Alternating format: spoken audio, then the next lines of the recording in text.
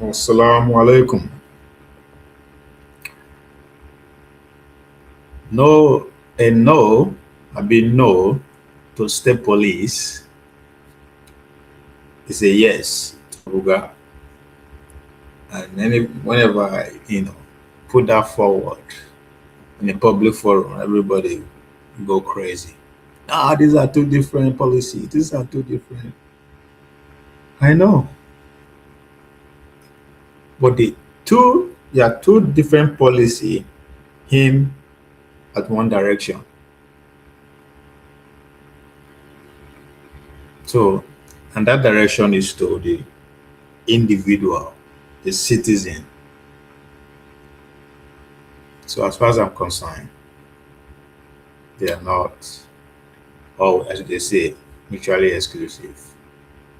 So a no to a state police is it's not neutral. It's not neutrality. If you are saying no to state police, you are saying yes to RUGA grazing. So it is an active surrender as far as I'm concerned. It's an active surrender. It is a loud, unmistakable yes to federal imposition, because that is just pretty much an open door to every other impunity to come from the top. And if the goal is to restructure Nigeria, there's no better way to start it. So we are saying yes to every federal imposition, every agenda that treats your ancestral soil, your land, as a conquered territory. That's exactly what you are saying yes to. And the Tom Dick Harry can just bust into your bush, bust into your forest, bust into your town, just as it's happening right now, and start misbehaving. And there's nothing you can do about it. Even the man that you collectively give your power to in the name of governor and the state house of assembly are powerless. So when you deny the local man the instruments to secure his own border, you strip him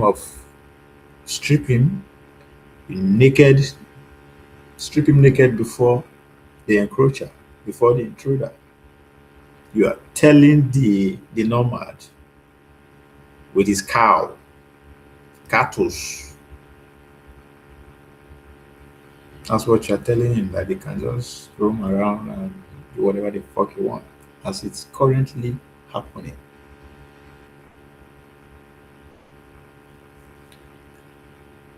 But to the man in Abuja with his red cap, Abuja can cap Tinubu the wear now self. Calling him out because he's the commander in chief. With his heart and his red pen, with every interest that sees your farmland as empty space. So the man, you are telling Tinubu that, or anybody else that take that position, with his pen and every interest that sees our farmland as empty space. And the first step to a genocide is to start seeing or regarding that particular territory that you are targeting as an empty space, as nobody occupies it. As I did Australia, the Aboriginal people, they see that land as empty and they make sure they left it empty. The same thing with the Americans. And the same rhetoric is being pushed towards Gaza. So once the people at the top begin to see your space, your land, as an empty space, they will treat it as such.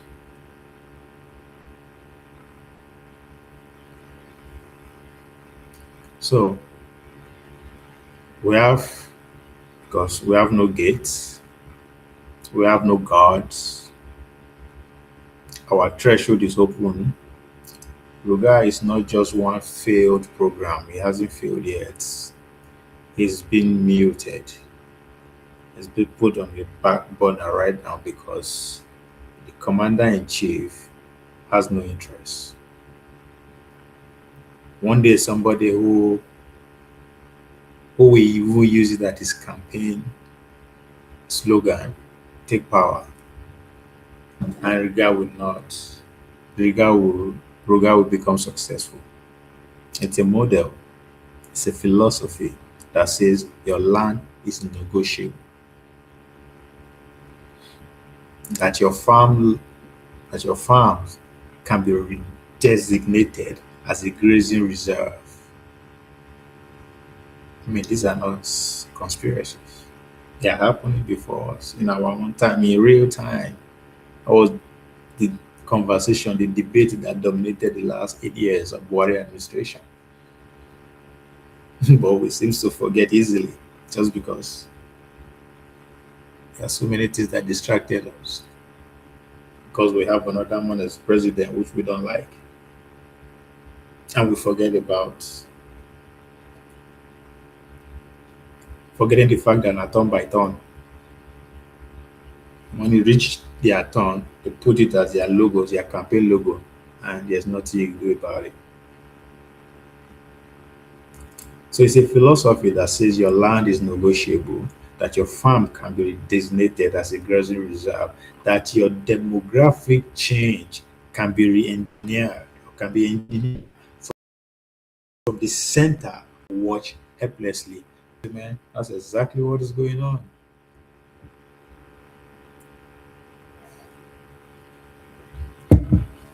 People are being kidnapped, being killed, people are being driven away from their farm, mineral are being illegally exploited.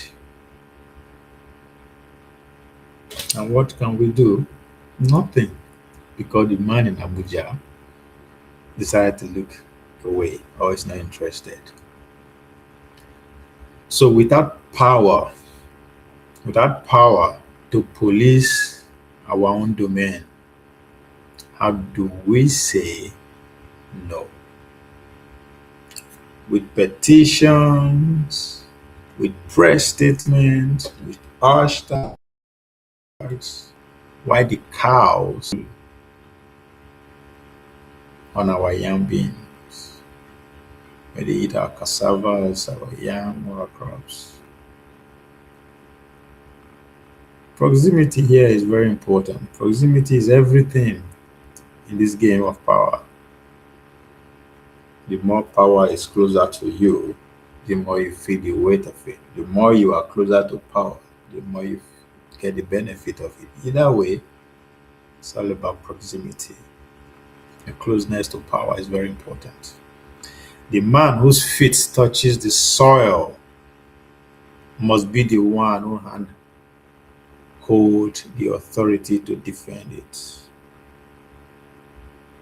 If you are standing on that soil, it is your responsibility to have authority over it, to defend it, because you will be the first casualty.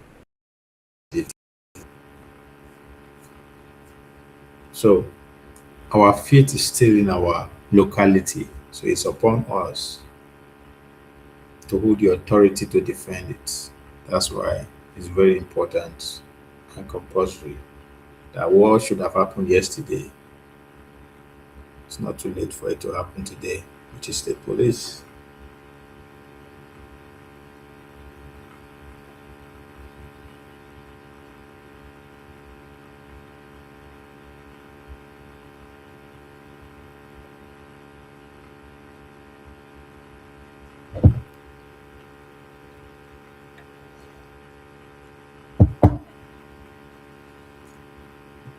So the governor, the community, the local constable who knows the terrain, the faces, the patterns of institution, these are the true stewards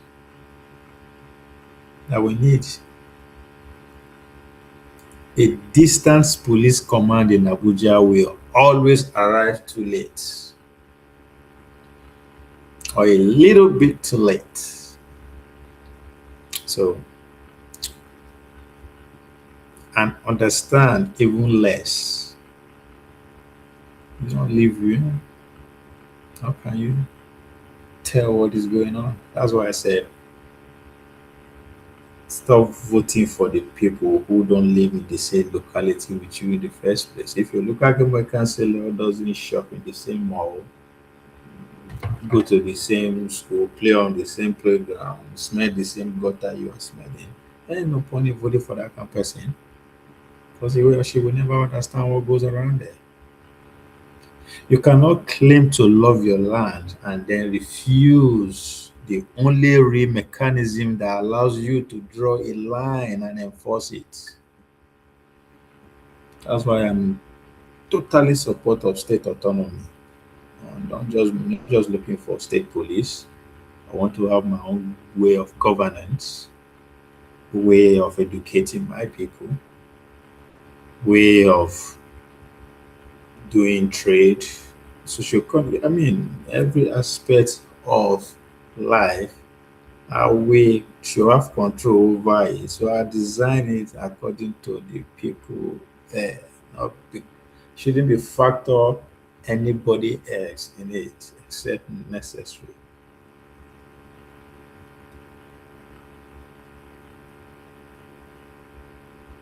So you cannot claim to love your land and then refuse the real mechanism that allows you to draw a line and enforce it.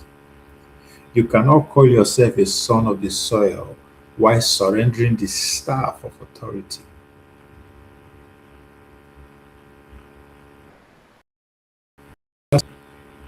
That is self inflicted conquest. Easy.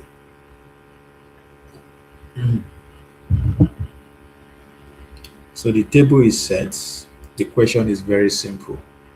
Who decide who sits at the table? Insecurity are ravaging every community. So who decide who to police it?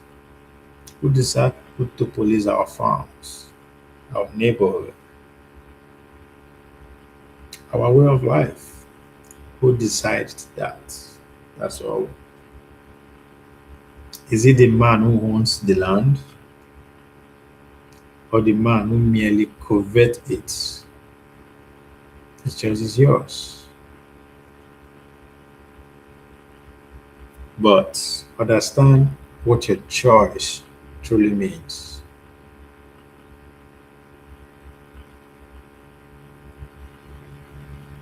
Once you understand what your choice really means, you understand that a no to state police is a yes to RUGA.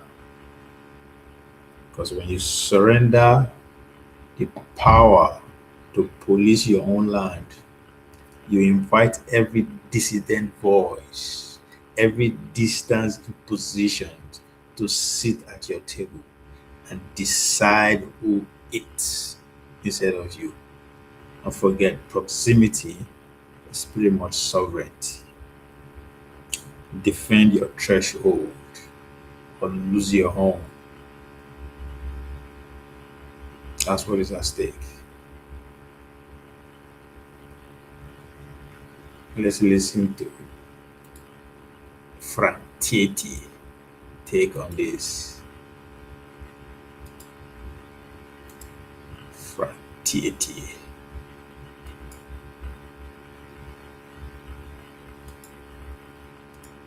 No offense, you've been misled into thinking only authors can sell thousands of books on Amazon every.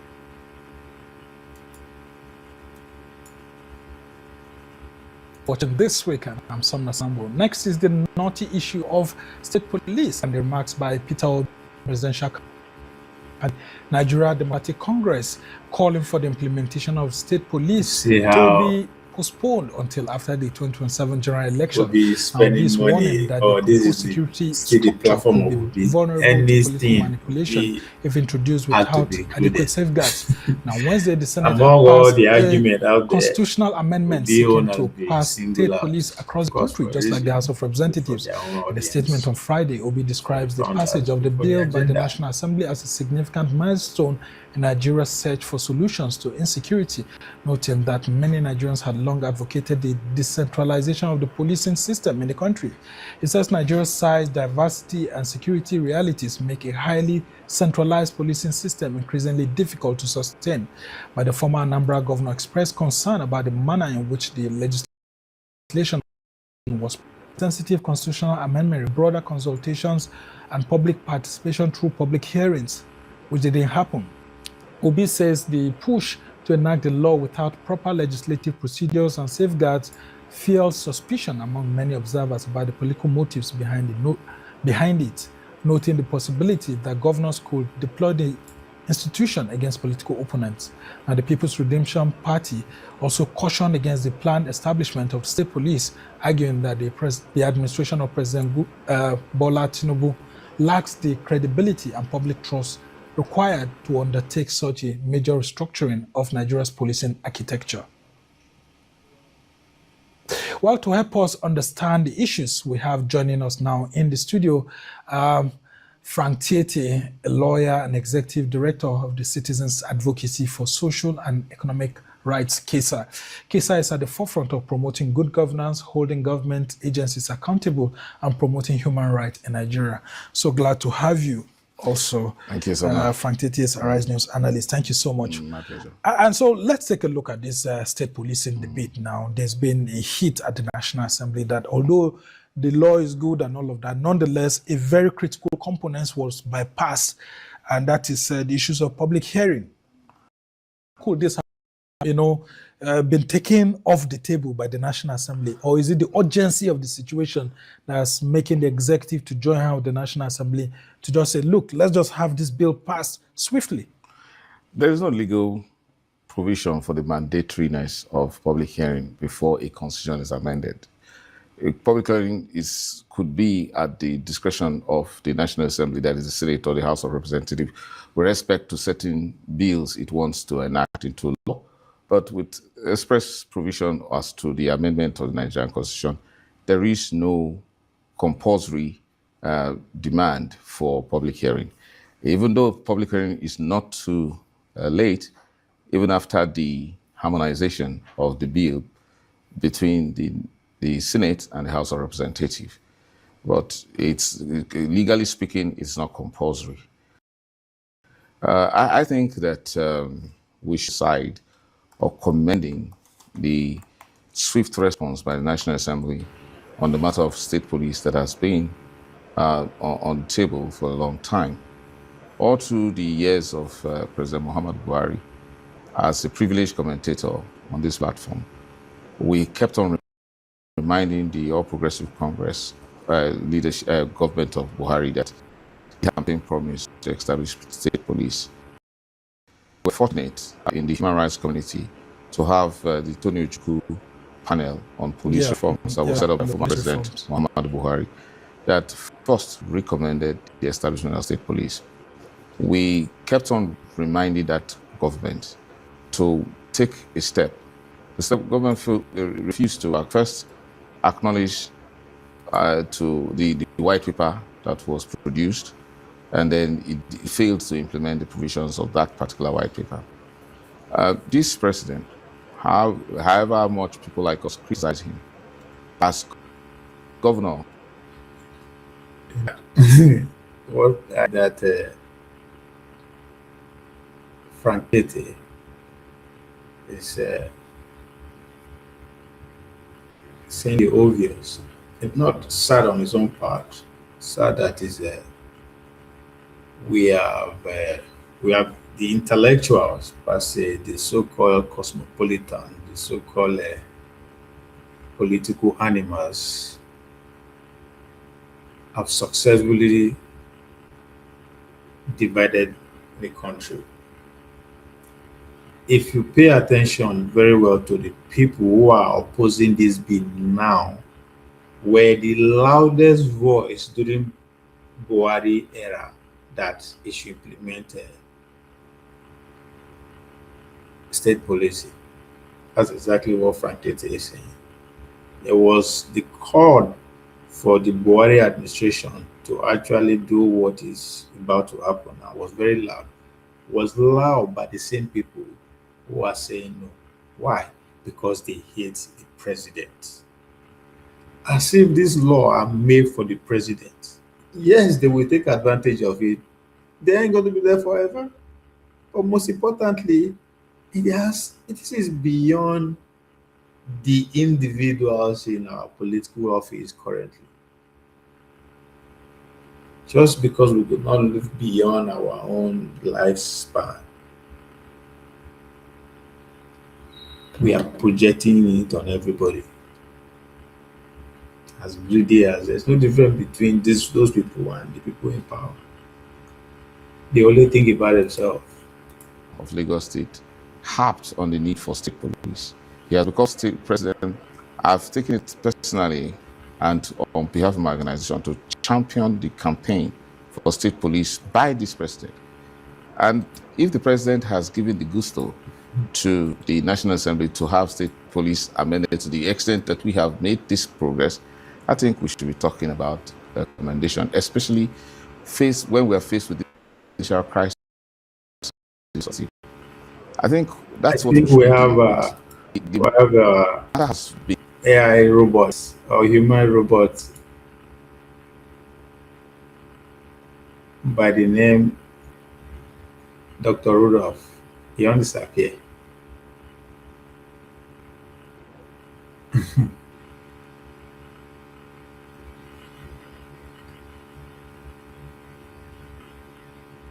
Also, I see the socialism and the communism don't they affect it now for the effect of Mandani is taking place. Then don't they affect your network so as the Republican. I'm good. Morning. Um, on my side, I saw that you came on to hear what you had said, but you were just playing videos. Oh yeah, it's got you came a bit late. I've been on for 22 minutes, so I think the first 15 minutes, if I'm not mistaken, I was just running my mouth.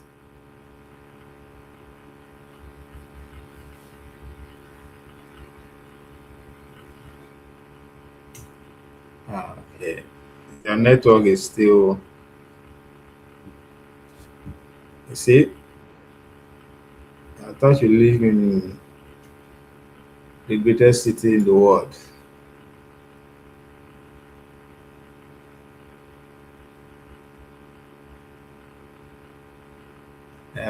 It's as if that city is it's not that great anymore.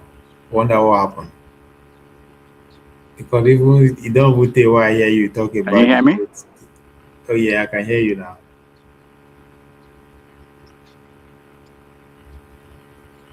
Hello? Okay, can you hear me? Yes, I can hear you now. All right, I'll Go call you ahead. when I get back inside.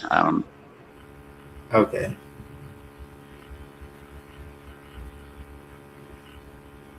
Okay. So in case you dey hear me, um, my opinion on state policing is pretty much the subheading of it. A no to state policy is a yes to RUGA, and I am against RUGA from the get go. Not just because cows are roaming around, but to me there is a bigger agenda to RUGA than it is. It just be like the Silk Road of ancient China and the road and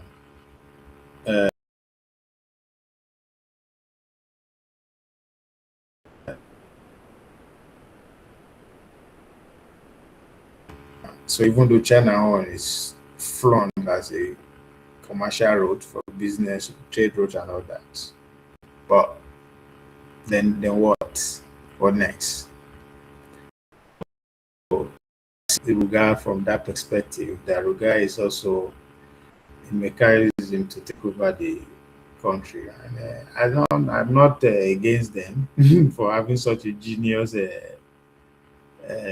idea.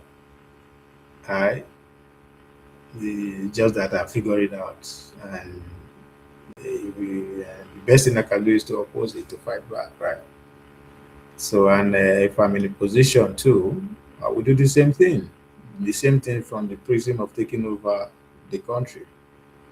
Just like that, because that's the only way I will survive. When I mean, how we survive. That's why that's the only way my immediate family, my community, my tribe will survive, or whatever my ideology will be or is, will survive.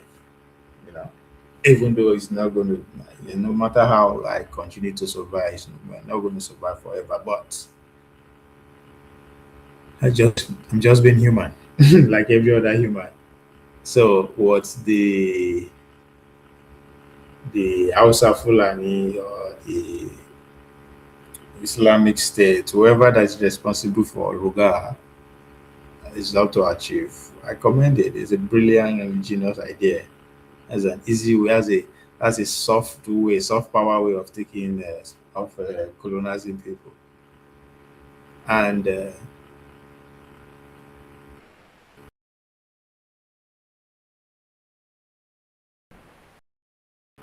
easiest way to destroy out is by having power to defend your land in the first place. And it never makes sense for me. So I don't even know why would they even debate am, or it's even subject to debate. If the Nigerian constitution in power give the lands to the state, and the state owner saying the easiest way or the best way for me to have that land, for me to have men with harm, uh, why should anyone oppose that?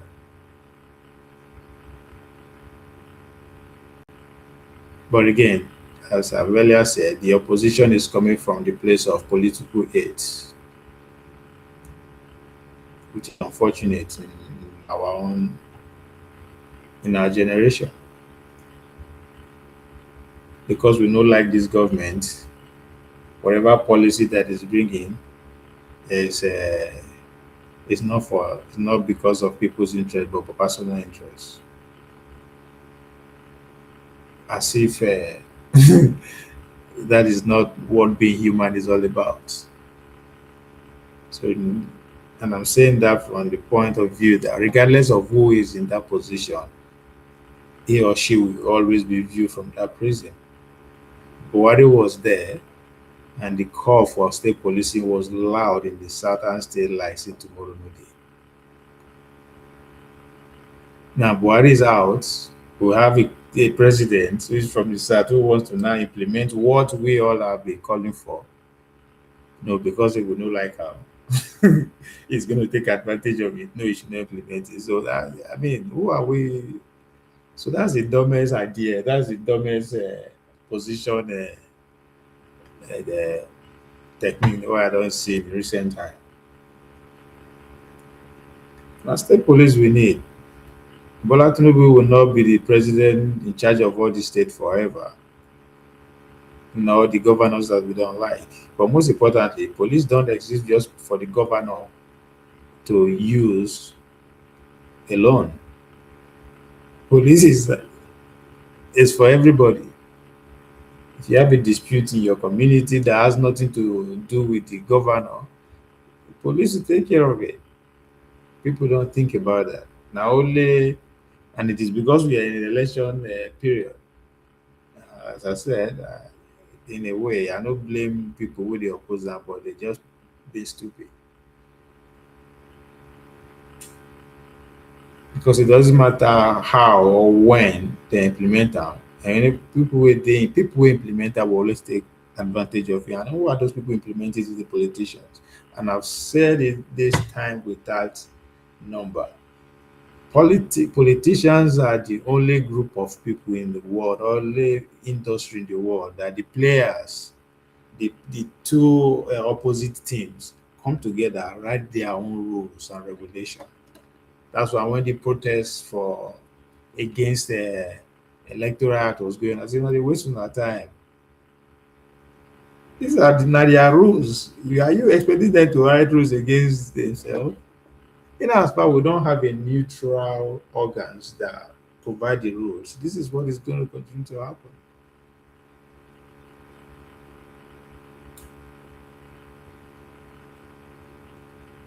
So let's say the bill go through and Tinubu lost election and the people's president make a mixed group of people happy who becomes it. What do you think is going to happen? And if you want to implement it, is everybody's yeah no. So it's that time we who are spectators, no matter our political allegiance, yeah, when it comes to policy that affect everybody or that we live outlive us, or we should be able to take a back seat and look it from a neutral angle. Don't be the tail, the head, but be the edge and just look. Because we say, come, this thing, yes, people who are bringing it to bear are corrupt. They will take advantage of it, they will use it, and all that. It's fine. Oh, we are not getting it right, that's fine. If we don't have confidence in ourselves that we can give a perfect bill, that should still not stop us. That should not be the reason for us not to implement it.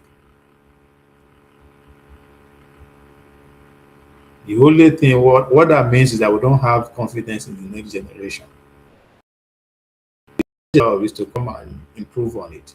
Regardless of how perfect we make it out today, as time goes on, the population, the demography, every as it changes, so as the effect of the laws and rules that we are setting today. So they were bound to alter it one way or the other. I would say, oh, we'll leave them for them just because we seen ourselves incompetent enough or we lack the capacity to actually rally around the people that will do it. Say, oh, let's leave it for the future generation.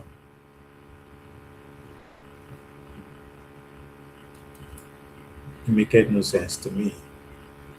In the public domain for so long, to the extent that the naughty issues, as you refer to it, and the issues of significance regarding state police have been dealt with and are common knowledge to every person in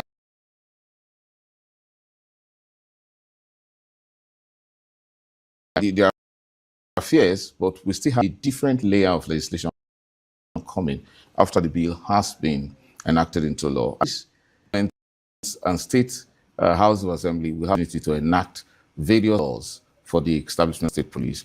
At that point, I think we can address some of those issues. And let's take a look at some of the major issues that's leading to all of this. People are beginning to wonder if indeed we have taken a look at what happened when we had a decentralized policing system in the past, especially in the north, where we had a native authority.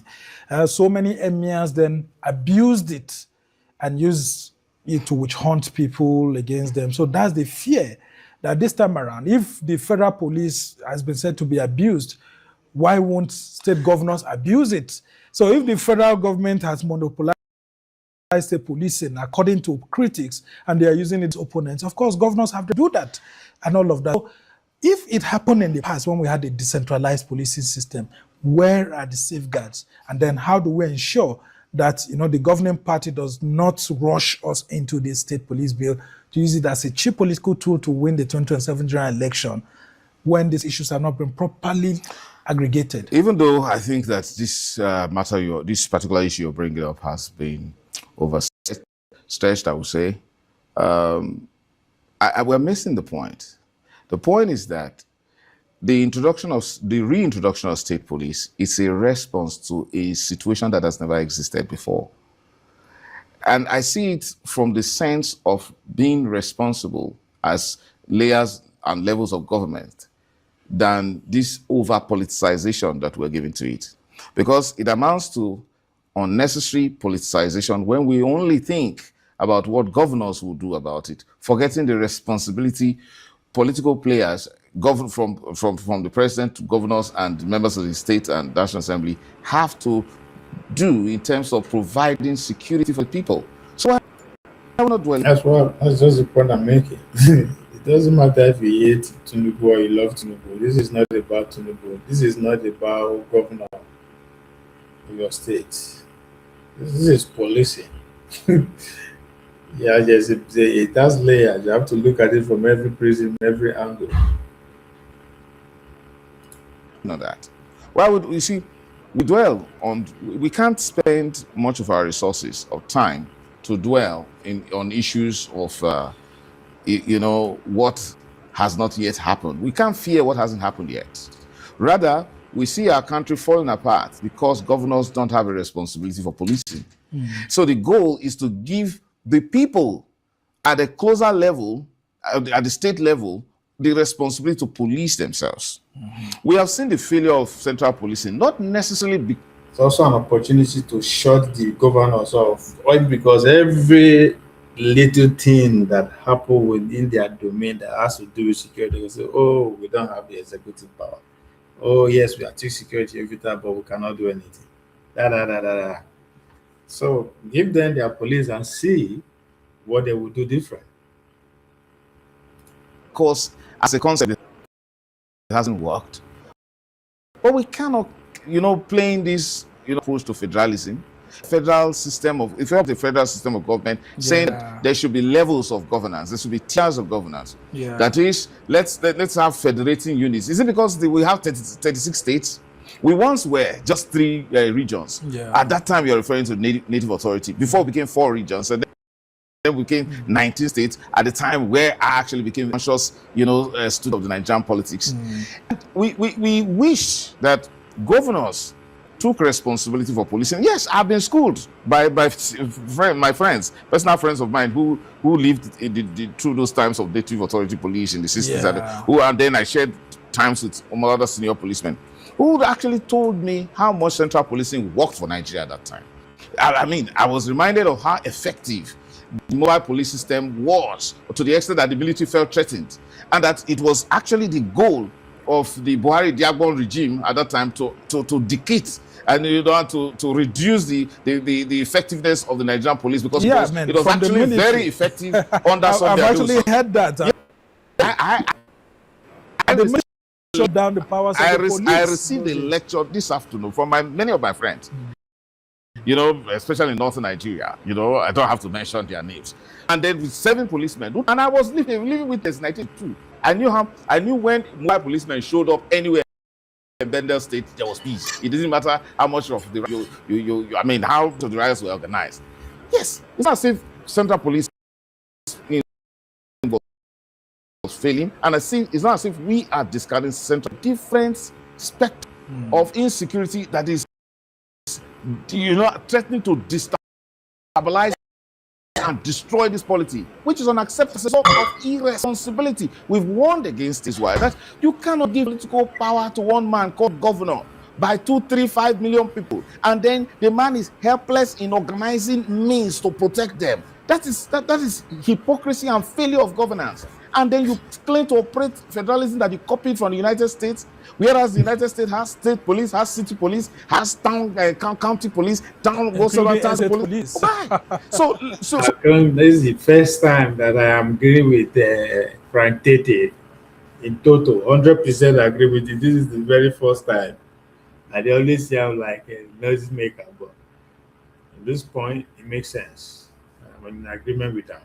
Okay, now maybe now when they play, when they do politics, when it's been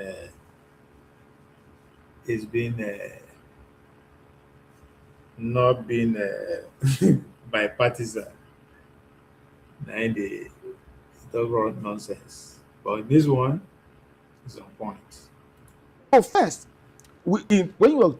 abuse is as a result of, it's a human problem. The Central Police was not meant to be abused. It has been abused even more by state governors and other lower, officials of government because of failure of accountability. So those of us in the community worked assiduously hard to promote the principles of state police. We haven't been consulted much in order to present some of the safeguards that we have recommended. I have always touted, I have always mentioned and promoted the Tony Ojukwu report. And I hope the government, because it's been difficult now to get the copies of this bill, they've not been officially published, but I hope in sincerity that both houses of the National Assembly indeed incorporated some of those things we talked about. For example, why would he be afraid that state police would threaten the national unity of this country? How do you think you can police it, Nigerians? No, let me tell you, if you see, what this game changer that this state police principle will be is that, take for example, in northern Nigeria, because until youth service brought me to Nigeria, I didn't know it has so much potential. Now in northern Nigeria, where my life is actually better, you understand, lived until before I was born. It has the potential of attracting a lot more Nigerians, because as it did for my parents, who far away in Bender State, in Midwest and Nigeria, preferred to migrate from Midwest Nigeria to North Central and to the further part of the North, because they felt a sense of safety, greater sense of safety to do business, whether it is in tin mining or whatever, than they felt while they were living in Bender State. I mean, you have now led me to one of the major debates. And the debate here is that people are advocating for this bill to allow only indigents of a particular state to be recruited into state police. In the and Lagos, report, for example, yes, people are beginning to converse. And in Lagos, only the Yorubas who are indigents of the state should be recruited. It cannot be. You see, how can the bill ensure that all of this not even though from the reports I've read, the copies of the versions of both of the House of Representatives and the Senate indeed contain provisions that address that. For example, there will be a certain national standard that must be adhered to in terms of percentages as to the recruitment structure. But you see, can someone from Delta State be recruited in?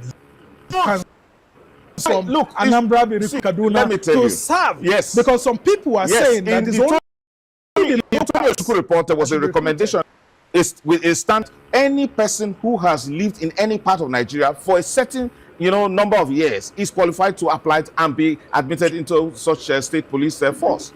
I mean, it is at the the risk and the state to sound as if it is secessionist. It is for itself, like the way Lagos State attempted to do at the time. Lagos State was the bastion and was the finest example of integration in this country. We had people, and I see that happening in those states now, with a fantastic example of how you see non-indigenous people appointed as commissioners. I mean, it shows you that it gives you, a fine sense of Nigerians. Kudos to His Excellency Monday Paolo leading the way how a federation should look like. By first of all suspending the nonsense in also parading themselves as a king without power and privilege. Example, he's showing a good example by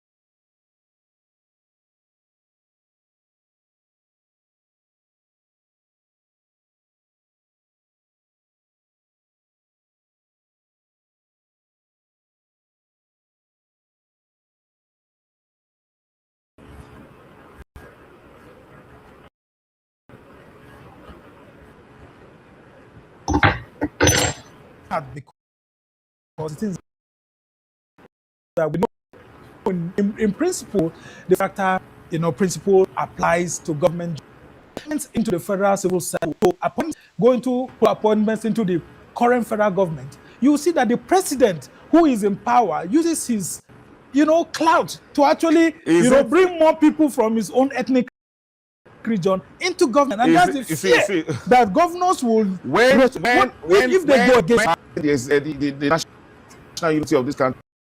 How do you think you can police a store by excluding other Nigerians? No, let me tell you. If you see, what this game changer that this state police principle will be is that whereas the United States has state police, has city police, has county police, police. So first, when abuse is as a result of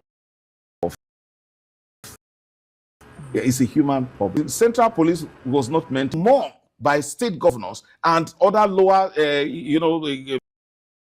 officials of government because of failure of accountability. So those of assiduously hard to promote the principles of state police, we haven't been consulted much in order to present, some of the safeguards that we have recommended. I have always touted, I have always mentioned and promoted the Tony Ojukwu report. And I hope the government, because it's been difficult now to get the copies of this bill, they've not been officially published, but I hope in sincerity that both houses of the National Assembly indeed incorporated some of those things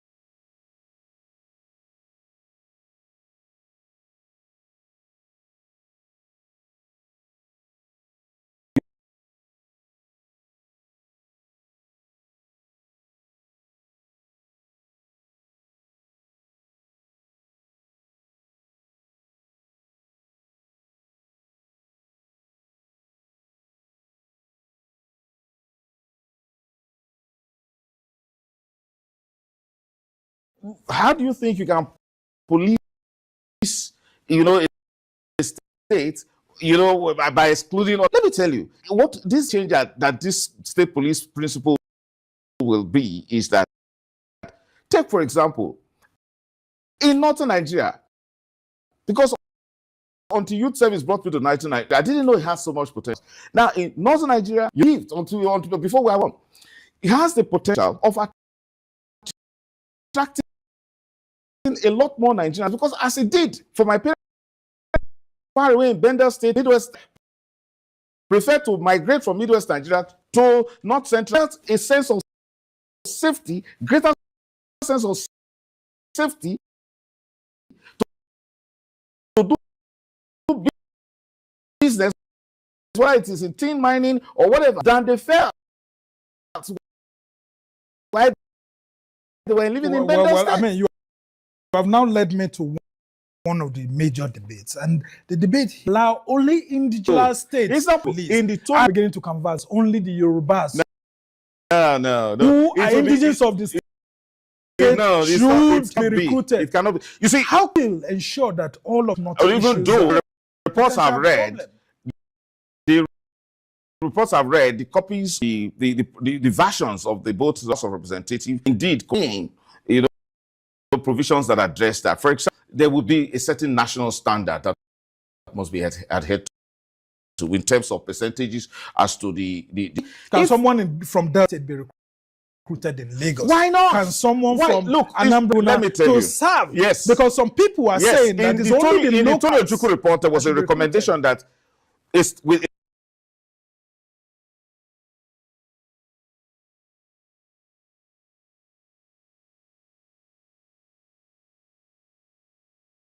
a standard that any who has lived in any part of Nigeria are qualified to apply to be admitted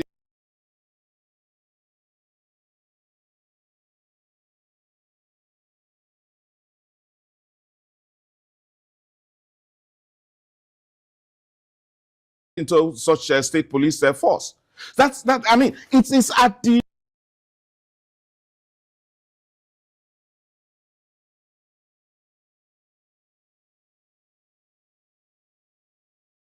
the rejection of, like the Lagos State attempted to do at the time. Lagos State was the bastion and was the finest example of integration in this country. And we had people, and I see that happening with a fantastic example of how you see non-indigenous being appointed commissioners. I mean, it shows you that it gives you, a fine sense of Nigerianness. Yes. And then Lagos State used to do that until we had some backward elements who are pushing this, ethnocentric politics, which is, barbaric. It doesn't help. You see, progressive states will be known at that time, and that is where the federal intervene. If a state wants to be, want to be ethnically inclined and then play that kind of of its own, who told you it's yours? Where you collecting money from Nigeria? Is it the law that you can only recruit all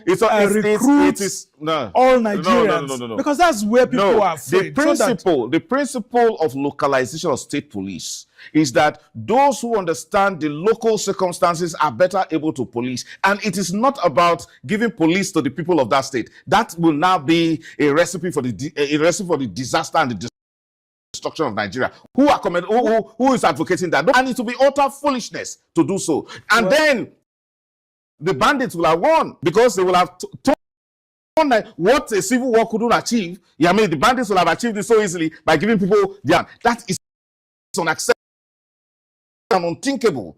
Whatever it is, think that it will enhance accountability, it will enhance integration of this country. Now people will feel safe. How were my parents able to feel very safe? My grandmother was saying, your Google, that is hot. She was importing from the Delta to Jos to sell. And then she had the protection, despite whatever. To ask you that, because we know in principle, the federal character, principle applies to government jobs here and there. But if you go to appointments into the federal civil service, go into political appointments into the current federal government, you will see that the president who is in power uses his clout to actually, bring more people from his own ethnic region into government. And that's the fear that governors will restrict. If they go against what will happen. Buhari took nepotism to steroidal levels. Now President Tinubu has come and taken it to on an unprecedented, and that's where the fear level. Is. Now the point is that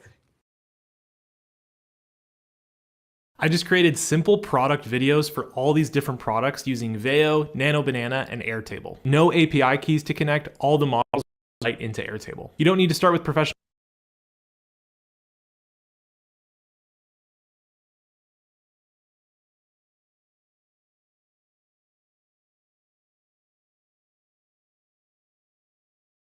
Took pictures of random stuff around my office on my phone, added those straight to Airtable. And that kicks off the AI workflow across this entire table. Basically, in every column, there's a prompt.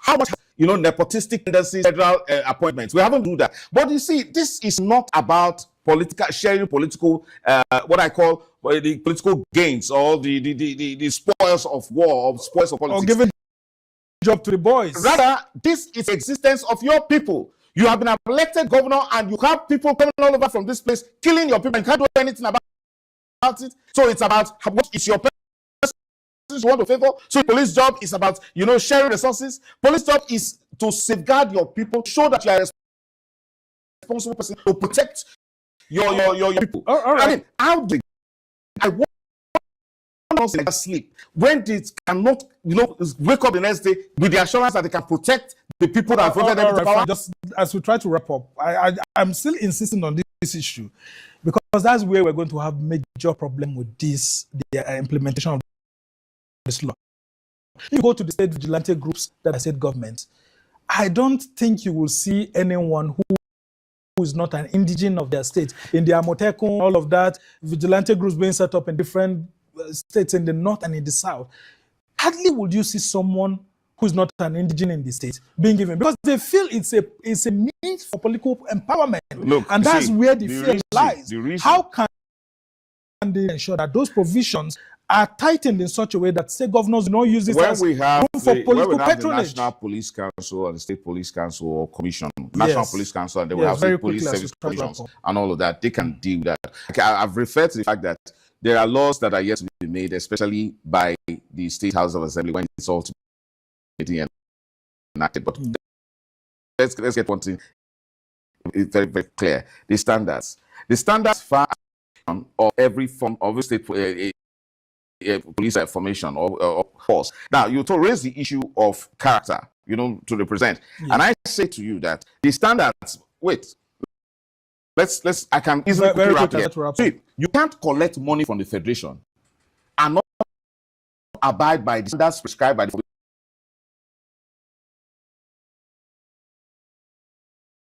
studio.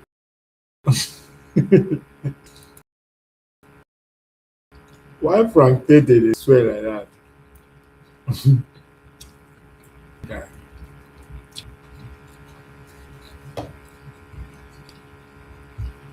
I want to know why it's sweating. This is crazy. They don't get AC for the studio.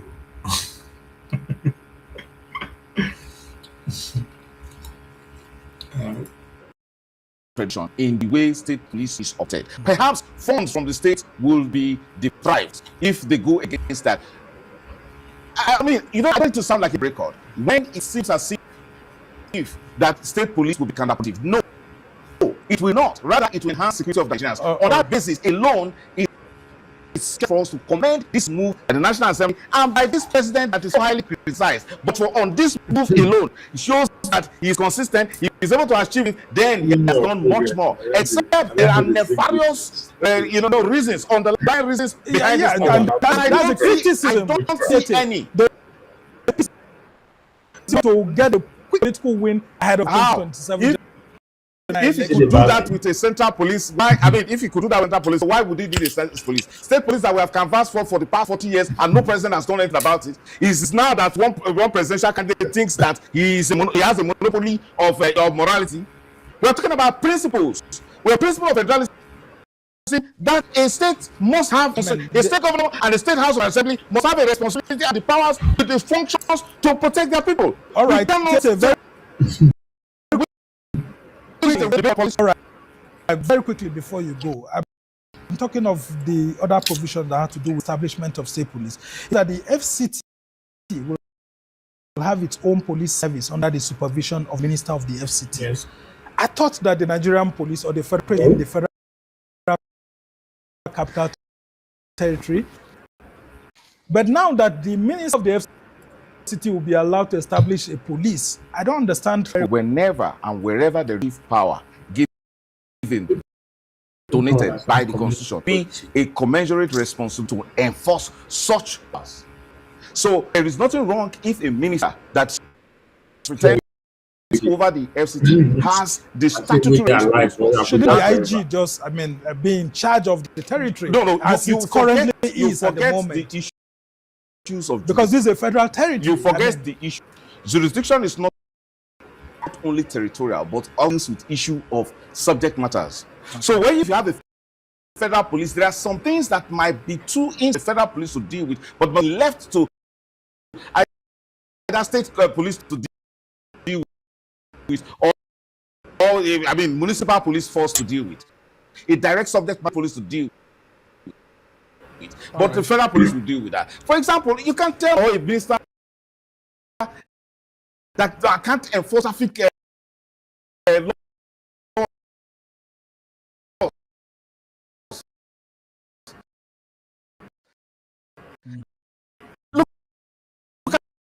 at look at the FCT, for example. It's a big disgrace and a shame that only in the federal capital territory of Nigeria, that is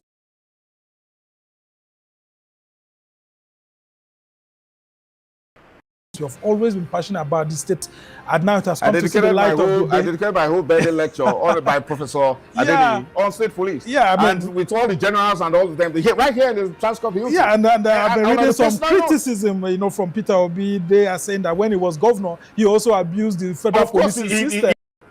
He did indeed. When you Yes, because those killings in South Okuzu and with bodies floating in the certain rivers under Peter Obi as governor, did he do anything about that? Well, so but did anybody? Could he have prevented that if there was things including the issues of funding and all of that? But we must thank you so much. Laws. Look at the FCT, for example. It's a big disgrace and a shame that only in the federal capital territory of Nigeria, that is where you have traffic disobedience of traffic laws the most, and no enforcement of traffic standards. All right, Frank. And you tell me that you are a minister, you can't enforce that because the IG is busy chasing terrorists in the northeastern part of Nigeria. All right. I mean, interesting perspective ahead, and we just hope that this legislation, this will force people to get involved in local politics. Politics is local. If you are scared that your governor will take advantage of the state police, get involved. Get involved in the affairs of your state. Some people will tell you more about what happened at the federal level than in the immediate environment. Just like some people would give you the rules and regulations of the United States of America, but ask them about where they come from. Nigeria, they have no clue. That's why Oyibo man will come, they tell you about the story in terms of the security with the prison. I mean, it's ridiculous. So if you feel that your governor is a tyrant and by so doing, he will use the state police against you, get involved. That's why I said politics is local. There's no way you can exercise power where you don't live, regardless of how you think your position of power. Even if you're president, there's much you can do to control some certain area. If you reach, you are not, even if you can, it's not going to be effective.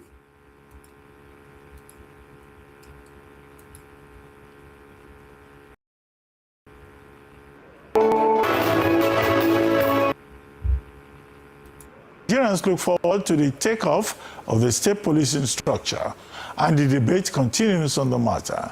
Former Akwa Ibom State Commissioner of Police, former Assistant Inspector General of Police, Zone 2 Lagos, and now a senior associate with GT Ogunye Chambers in Lagos. AIG Olatoye Durosimi, retired, joins me now on This Day Live for some expert analysis and insight. Well, AIG Durosimi, retired. You are also Dr. Olatoye Durosimi. You have a PhD. But our subject now is state police. The Senate has passed the bill. The House of Representatives did so before the Senate. And then, of course, the question to ask is that, do you think that this is a good development? And how do you think this will promote maybe national unity or maybe the efficiency of the police and address the challenge of insecurity that is so widespread in Nigeria today? Good evening, friends. Dr. Abati, thank you for having me. I want to congratulate Nigerians for this bill that has just been passed by the National Assembly and waiting presidential signature. The most important thing is Section 214 of the Constitution, 1999 Constitution, as amended, forbids any policing structure apart from the Nigerian police force, which says that there shall be a police force in Nigeria to be known as Nigerian Police Force, and there shall be no any police in any part thereof. So with this amendment, it means that Section 124 is reading another thing. As soon as the president signs it, it means we can have state police, we can even have local government police if the state desire to have so. But our primary concern is the state police. It's a desirable issue. It has been long that people have been advocating for it, and it's a welcome idea and a welcome development. But I want to say that passing the bill, amending the constitution is just one aspect of it. The Police Act 2020, as amended, stands strong where it is. We must actually work on that, do the necessary amendment so that we can know the function of the federal police and the function of the state police. So the Police Act will surely clarify issues, so many issues. So as far as I'm concerned, it is still work in progress. The fact that we have crossed a stage, it is a welcome development. The journey of 1,000 miles starts from the first step. Okay, yeah, you say it's a work in progress. Fine, yes. Because apart from the National Assembly endorsing it, you also need the concurrence of the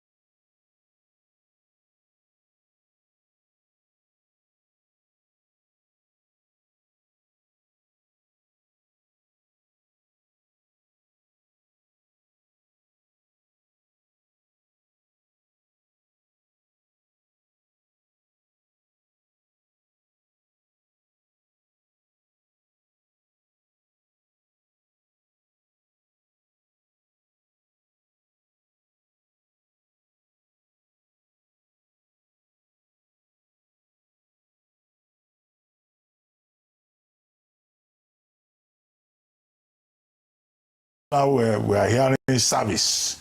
So there's a change even in terms of nomenclature. Interesting time. Since the year 1930, we've been having the Nigerian police force when the southern, northern police were merged together. That has been in operation.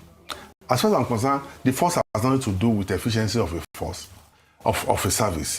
If you have a very, very good logistic and the right people at the helm of affairs, it has nothing to do with the force. Whether you use the force or you use service, I would have preferred we remain the force for the federal state, for the federal police, and then this can be to distinguish which of the police, is it the NPF, that the Nigerian Police Force, or the state police service? And if you are going to remove the force now, it's going to cost billions of naira to start changing those things. But it's the impression of mid-dispensation. After all, they say the police is your friend. And Nigerians say, these policemen in Nigeria today, they are not anybody's friend. So they have to be reminded that they are providing service, not an occupation army. I don't have a problem about the force.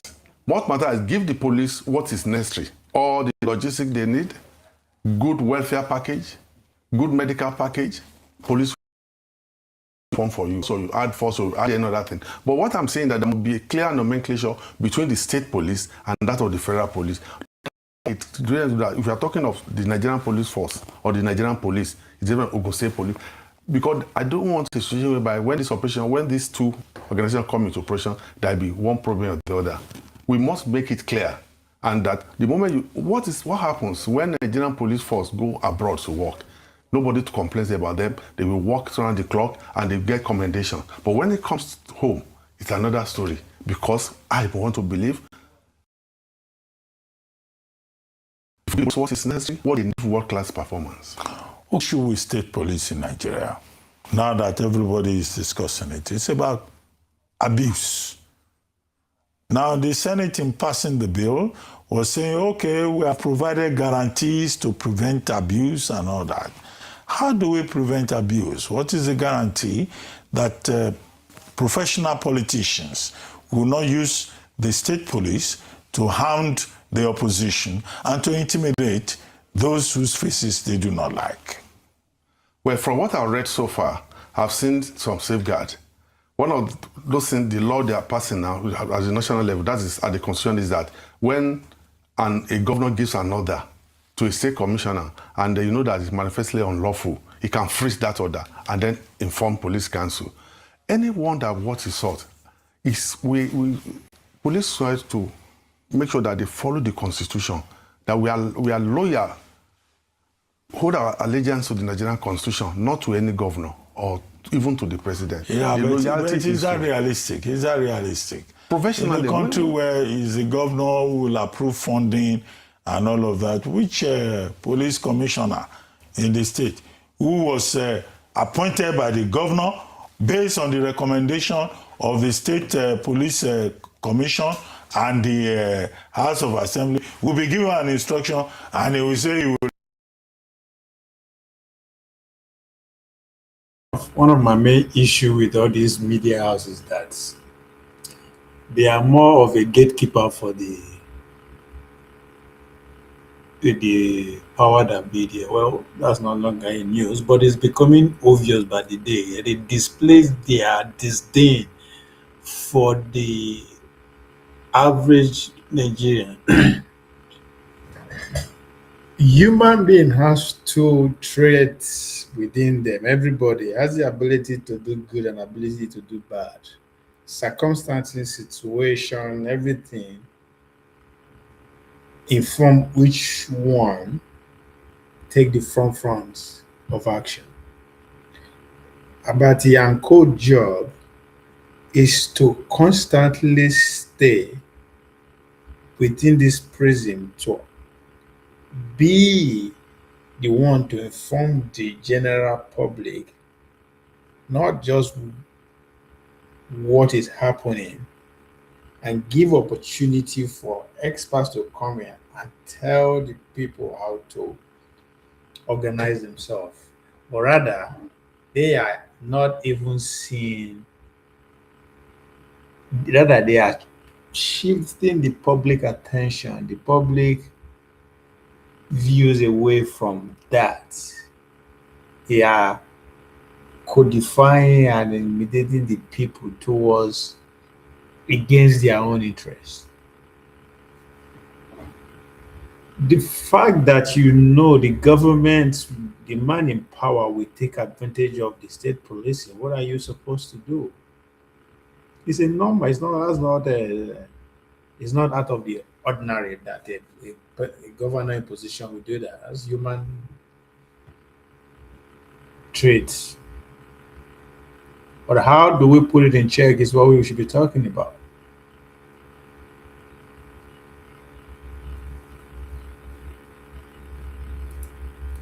Refer to the state police is unrealistic. For the fear of being removed, what matter is professionalism. You cannot be, it's not a chieftaincy title. If you're a commissioner of police. The same police that is not professional in Oshu State. Which professional is? No, individual matters. I was commissioner of police in Akwa Ibom State. I had the two governors that said they never gave me any order that I start thinking. Governor that was the assault will never give an order that cannot be carried out. And by the time you know that this order professionally cannot be carried out, you free the order and get information. You consult your boss, consult who sent you there, and consult the police council as what they are doing. What happened in the First Republic, that is the native police authority, is enough to teach us lessons. It's called that where the governor has is the same party with the one at the federal, there's no problem. The problem comes where the governor, it does not have the same, it's not in the same party with the one at the federal level. That's why. But the issue is that with all those things that have been put in place now, it will be very difficult for any governor to misuse the state police. And that if there's even any misuse, I am telling you, the federal police is still there. And when there's any conflict between the federal and the state police, the federal police take precedence. Okay, let's talk about funding, which many people are concerned about. Now, the Federal Police Service, is going to get its funding as a direct charge on the consolidated fund. That's good. As a first-line charge. Now, but the states will be the ones to provide funding for their own state police. Is that fair to the states? Where is the money going to come from? Security vote? Would that be sustainable? These are some of the questions about funding. Dr. Abati, I want to do That's the next that right now. point of agitation. Let's start advocating for police. I mean, state economy, police. state That are even the backed up by economy the to law of the state. Except for the control fear, over the their elephant resources. in the room. That's section so that they can 214. generate more money. Otherwise, we have Build it. Amotekun in the southwest states. We have Neighborhood Watch in Lagos and LASMA, and at the same time, the task force. All these are properly financed by the state. So it's not a new thing. Funds are coming for the use of. Although policing is expensive, federal government will still continue to sustain, at least add funds to the security. What happened in the Fourth Republic? The Northern Nigerian government was getting assistance from the federal government. The states cannot that fund the the police. Native Authority wing of the police college Kaduna is still the Why most not beautiful having build autonomy over building their that resources? you can find in any police college. So that is the next and that that federal should be the government next point supported. of call. Federal government will continue to support according Allow to the the state need. And I government will to advise be in charge that there of should be their a consolidated resources. fund that money We will have be more going than into, enough fund. whether anyone like it or not like it, secure the their first land. charge we are talking about, so that we not have this money coming. If the governor is not giving the right order or doing things and they want to have a problem for the commissioner of police or the police director in the state, it will not affect the funding. We don't want a situation where This is where when I'm it comes to having operation, issue with the governor will people not cut off the blood. who are And what against is the blood? state police That is money. So let's based have on the fact that money the governors from will take first charge. advantage of it. Money That's comes laziness. as a when due, It's so your that job at to make least sure the the government commissioner don't of take police advantage or of the it. director of police service in the state, If you cannot do will it, have get off the way and money stop complaining. without looking back. Okay, let me ask you So now, another how do we make question. sure, just like what we And did this was has trying to do make sure with the the taxes constitutional that the states are amendment. You collecting mentioned through section the state, 2 and 4. or the taxes Yeah, that the but states there's are also collecting, section federal 2 government and collect from the 6. 2 and state. 6. There is a third schedule. Yeah, the state's There is prerogative. the fifth schedule. There is amendments in some other sections, 17, 29, and others. The whole effect of which is to move policing from the exclusive legislative list to the concurrent legislative list. Yes. But do you think just the amendment of the Constitution will solve the problem? And do you think that all these 36 states who have been saying, I said the example of Lagos, the example of Kano, I think Ondo State is also saying we're excited. In Enugu, they say we are ready. We're told that there's going to be a 2-year transition. So all of these issues about getting the concurrence of the state houses of assembly under Section 9, and also, working within the framework of a 2-year transition, what effect will this have on the current state of insecurity, which is getting worse by the day? Well, Dr. Abati, like I said, that that's on my start with first step. Having got involved. That's a Chinese proverb. Yeah. We are in Nigeria. No, what I'm saying is a Nigerian proverb. Before getting here, at least I first of all enter my car. From that moment I enter my car, I'm already does it apply to you or not? Can you relate what to I'm it saying or is not? that Do you understand what it means? Done with 2 and 4, which is I mean, the elephant in the room. Correct? I mean, and I'm sure very, very soon, by the time we pass through this assemblies, we thought it will be signed. But the Nigerian proverbs say what is in 7 is beyond 6 is beyond 7. That men is all like getting married to a wife, maintaining the wife, making a good husband is another story entirely. What I'm saying that once we have agreed that this person of it's a continuous work. It's still work in progress. We amend the Constitution, we amend the Police Act, and any other law. We can still do some amendment. It's not what will happen in the next 3, 4, 5, 6 months. But that we are making the move shows that if you are talking about this 40 years ago, people will say, is it crazy? Do you want to take us back? But because of what is happening on ground now, every governor, every House of Assembly will surely support. You can imagine during this voting at the National Assembly, almost 99% say yes. I think there was only one dissent vote. That is in the House of Rep. Everyone wants it. So I'm sure the same will be carried out. But not amending the Constitution alone, how do we carry out? How do we maintain it? How do we run it? How do we run it? How do we maintain it? Should not be something that we cannot take care of. It's just that we are lazy or we don't understand our responsibility. If you are scared that there will not be enough money for the state governor to be able to effectively equip the police, the state police, then you start asking, why is that not possible? What is the income generation of the state, or what are his source of income? By the time you begin to analyze it like that, you find out that the chunk income of the state goes straight to the federal government, or come from the federal government. That's why they always go Abuja go collect money. That's why Paulo they praise Tinubu that is giving us money. So instead of us to be seeing it from a very narrow angle, a negative view, we should now start asking questions: what is the way out? And as far as I'm concerned, the next stage of restructuring is to force the federal government again, just like the way this state police is coming to fruition. Now, I know a lot of insecurity is involved in pushing this, but we should also put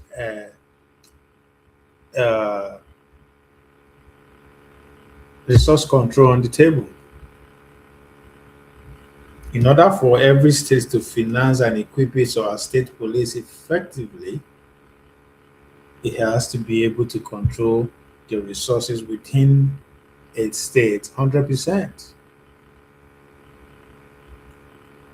Now, if that is, that way stop all this nonsense that the state will not have enough money to do this, cannot pay. No.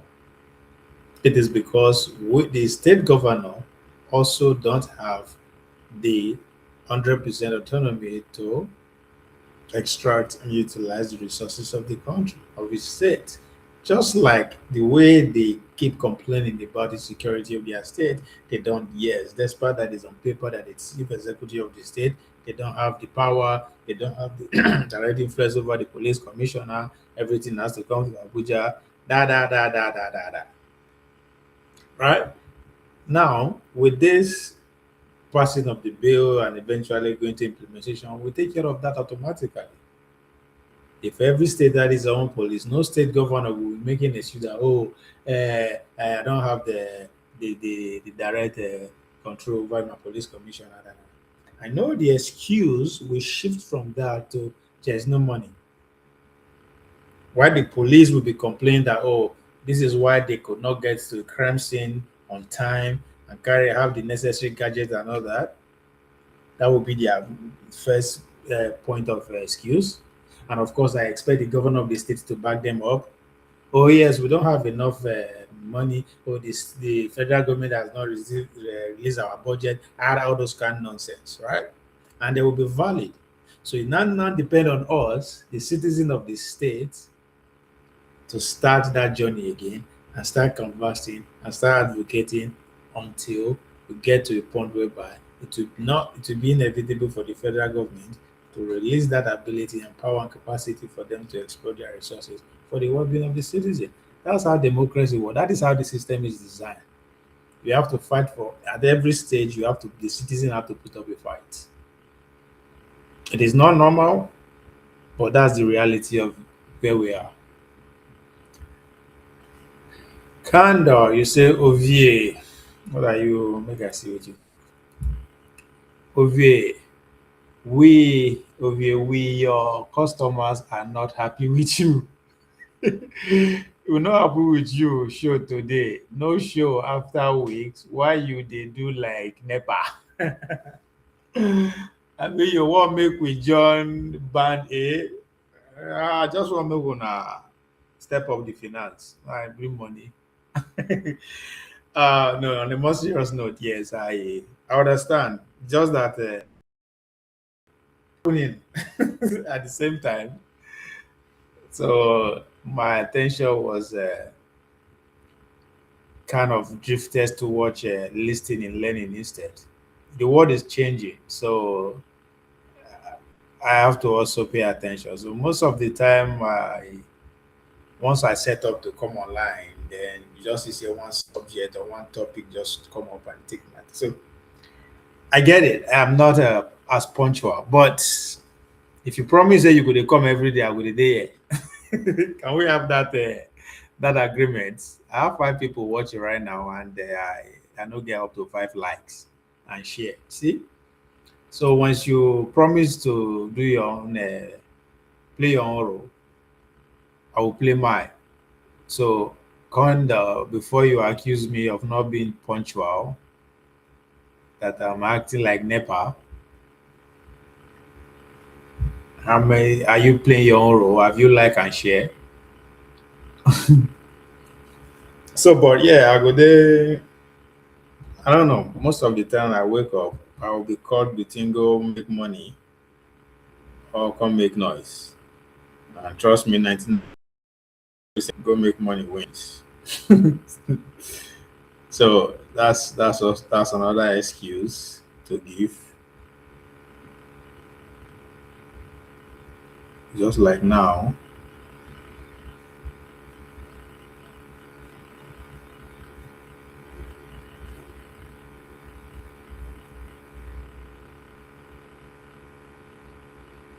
But we are here now. So we are talking about state policing, to which I said I am 100% in favor of it for so many reasons. With the recognition of those who are against it, I recognize their concern, but 99% of those concerned are hinged on their political affiliation, their understanding of politics, their view of individuals, and which is sad. We should understand that some things are beyond, it's not about us, but about generations to come. John, whenever I see you online, and I'm always like, thank you, sir. Thank you, man. I don't know where you be, sir, or my D1, but either way, I will come, I promise. The only issue is that, and okay, my main problem that I have not been able to totally defeat is time. Time. So make I fix specific time. Say, okay, oh, every so o'clock, every 10 o'clock, for instance, every 9 o'clock, I will be here every day.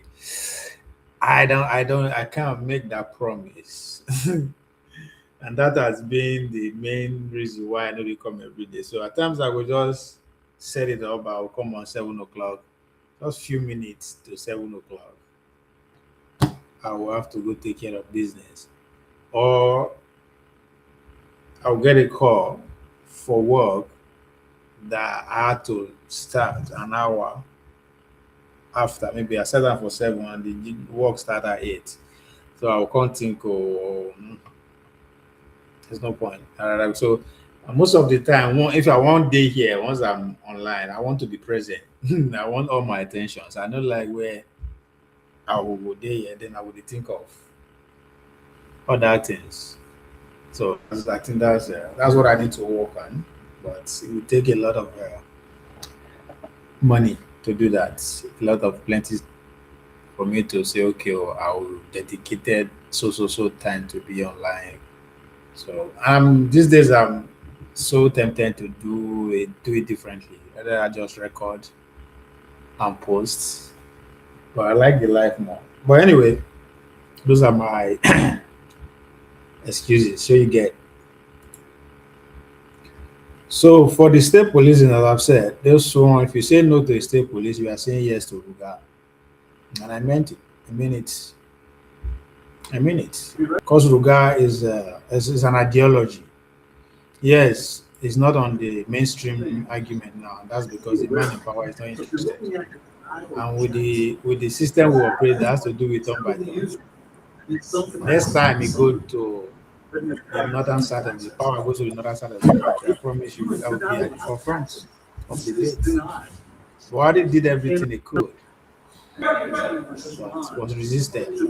So I'm very sure that as soon as we have another president coming from the north, because they are heavily influenced by those who are benefiting from the lifestyle. But most importantly, it is an inroad to dominate the country. It's an avenue to redefine the geography. Mr. James, good day. Yeah, well done. Yes, so I say,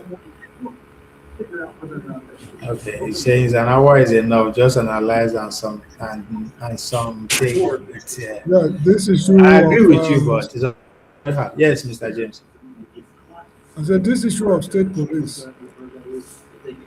I'm not in support of it, frankly speaking. In principle, I'm not in support of it. Can you hear me? Yes, yes.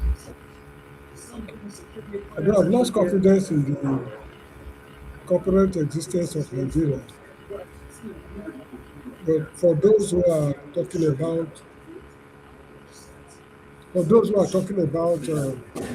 one Nigeria and those kind of stuff, I don't see how they are able to reconcile the existence of state police with the corporate existence of the country in light of the security challenges and other we are grappling with. Now, I remember when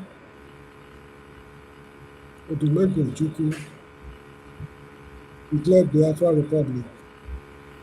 The nucleus of the Biafran army was the Nigerian police force under his command. Now, we are setting up state police.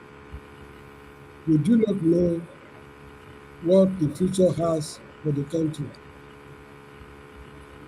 We don't want a situation whereby outlaws in government will be armed with the monopoly of violence to unleash terror on people.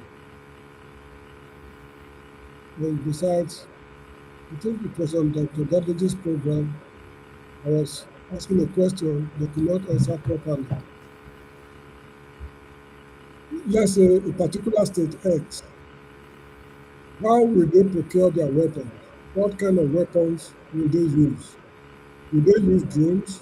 If they will use drones, what kind of drones will they use? Is it drones for surveillance only or drones that are capable of firing missiles and other things? And how do they procure the weapons? If, for example, they want to procure weapons from Pakistan or from Bosnia, will they have to seek the approval of the federal government to import those weapons to the country, or states can unilaterally go on their own to import the weapons? So these are issues that have not been cleared properly. And also, the security situation in Sokoto State or Rivers, for example, are not the same. So the equipment they will need in Sokoto might not be the same equipment they will need in Rivers State. So if, for example, the people of Rivers say we need drones to solve our problems, but this is the kind of drones we want. If it will not the federal government power for political reasons and also tribal reasons. So these are things I've not heard body commenting on. All these are, as far as I'm concerned, they are not serious issues. These are human issues. They can easily be taken care of. There's no way. I don't expect every state to have uniform gadgets. It's not going to happen. We are federation. There's no way those state police will use the same state gadget like a Delta State or Kano. So every state has the every state will finance and equip its police according to its capacity. That's how I work. In terms, again, it's a human problem. In terms of who will pay for it, how you pay for it. These are issues we. No, I'm not talking. No, the issue is not payment. The kind of weapons they will use. Yeah, excuse me. You cannot just say that it's AK-47 across board. No. No, that's not good. That's not how it works. Every state we are able to go for what he or she can afford. I'm not going to wait for if my state is in a position to buy AK-47 for its police and provide more gadgets, and I'm not saying because Borno State will not be able to do for their own, then I should not do it. No, that's not how it works. Okay, now you see the implication is this. The implication is this: a state that wants to succeed, a state that is losing the intention to succeed, not just Biafra. Maybe 20, 30 years from now, Northwest might like to form a country, and Northeast, North Central, or whatever it is. They might like to form countries of their own. Yeah. These are very having for importing weapons to resist whatever measures they want to take against them. Yeah, but what is wrong with that if they have the capacity to succeed? Those are the things that you can. It's not, if those states have the power to succeed Nigeria, I will go for it. But the question is that, will I succeed? That's what is stopping everybody. Everybody have the right to exist how you want, but can you do it? So that's not a problem at all. We are reasoning along the same line then. Because the issue is, if they have the right to succeed and you are arming them with weapons, the creation of state police signals the end of the country. The country is not supposed to live forever. Nothing live forever. The most important, it is easy to dream, but carry it out. Biafra wants to go, but maybe they try out. So as I said, if I have every state that has the capacity to succeed, it should. That's a human right there. Right. Everybody has but the question is that, can you do it? That's the point. If you can do it, go ahead and do it. If you have the power to do it. Mr. Obley, yes. We are dealing with crooks and things. There's more to this police. Mr. James. There's more to it than you and me are seeing. There's more to it. That is however we classify our politicians, that is us. Now we could replace them. It's up to us. I don't they see say because this person is bad, is in position now. He is there because we allow them to be there. So we are pointing out things that seems that we are making excuses for ourselves. They are not beyond us. They are human. They are part of us. They are not Americans. They are not Indians. They are our brothers and sisters. No, you see, they are deceiving It's an us. excuse. They are Sorry. deceiving us to believe that the country is indivisible. Yes, what I'm saying, the But fact that you because know they are deceiving, the fact that you know they are deceiving you, then it's your fault. That's your point I'm making. It's not a, I am no, not you see, oblivious to what they are doing, but the you solution know, can only come from us. We are not going to pray our way over it. We are not going to say no. Yeah, this is a challenge. If we believe that the state now has a police is not doing well, it's upon the citizen of that state to shape how the police will work. So we should stop giving excuse. But if we cannot do it, we should have faith for the next generation. Once they come, they will iron it the way they want it. Everything evolve. This is the best we can give ourselves. You always say that society, every society deserves the leadership it has, right? So this is the best we can give ourselves. This is the leadership we can produce. Now we produce them. So if they want to destroy us, so be it. So we are you not going see, I to started, deny some canteen just because my governor is wicked. He will take advantage of police. I will not say, oh, we should not go for state police. Police is not just for the governor alone. If me and my neighbor get problem that police need to take care of, I'm not going to. I'm not going to go call the governor. I will call police immediately. So there are so many angles to it. Saying we should not implement this because of the individuals that are playing now, then we are not going to implement anything because the next set of leader will come. Some group of people will oppose them. Even today, me and you dey in power. Some other people go come go and they oppose every policy we want to implement. That's human. That's who we are. That's why it's a nation. But that should not stop something to be done. If we cannot get it right, the next generation will come and say, okay, oh, this is the way to go. So the most important thing, we need state police. And that we will come you use them see, kill ourselves. Oh, it is our now you we. see, That's our this is not from anywhere else.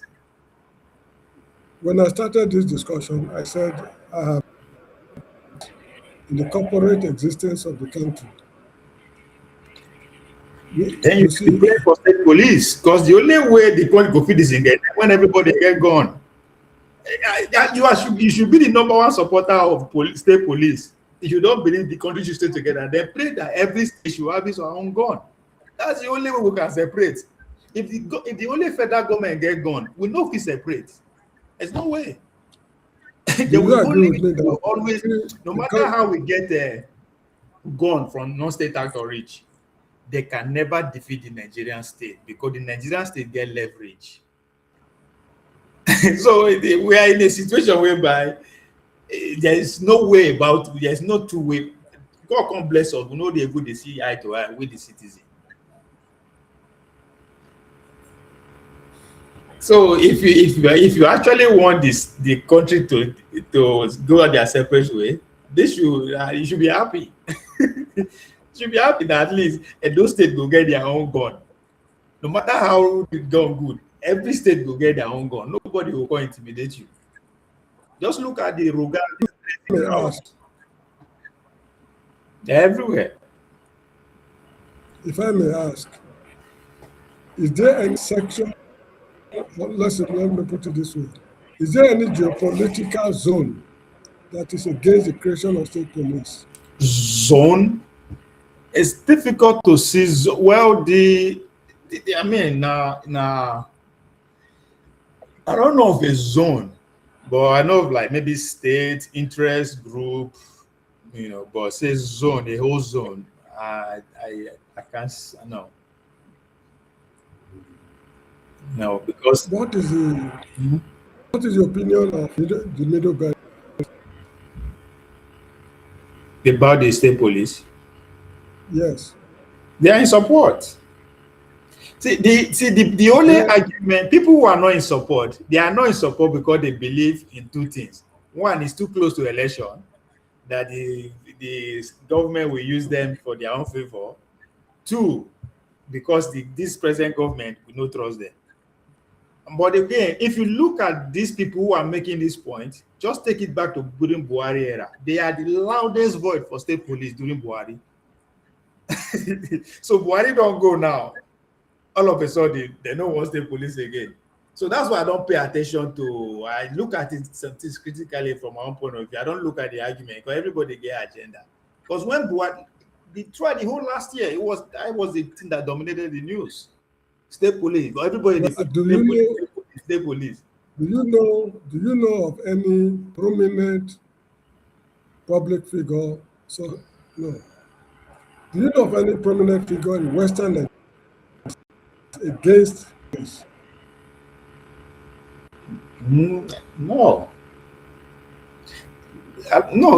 I don't think anybody. People, as I said, people are opposing it. Are opposing it based on this reason. Everybody see the need of state police. They are just expressing their disagreement based on the governor in power or based on the administration that is bringing the policy. That's the only disagreement people are having. Everybody know that we need state police. I mean, just vigilante don't increase more than before. I'm not take everything. So everybody know that we need state police. Now how? Nine people they angry. That's why I use the Buhari example. Everybody was up in now say we need state police when Buhari dey power. Now Buhari don't go now. No, so and again, that's why I put that side by side with Great RUGA. RUGA is everybody quiet about RUGA now because the president, no president from the north or the full administration that is in power. As soon as the south come on reach the north, RUGA will come back to the conversation. So it's and again, the federal government law give land ownership to the state. So how do I protect my land if I don't have the right to say, this is how I want to protect it? So this is the true federation raveling. It's just that we don't just like the people where they implement and how they implement that. But this is how federation work. Eventually, every local entity have their own government. That's what it's going to be. I am neither for nor against the people in power. I mean, you said? But what I do not understand is why is it journalists I've listened to so far, none has been thinking 50, 80 years from now, what are the implications of state police if the country will exist before then? All they are concerned with is the immediate. That's what that's the agenda they gave them. That's why. If you have a contrary opinion, they will carry you come studio. Just understand the Nigerian how they are compromised. If you have a contrary opinion towards the stand for, you will not be on the. You know, the speed with which the vigor with which they pursue this something accelerated when the children were kidnapped in the Bomo in Western Nigeria. That was when. Can you hear me?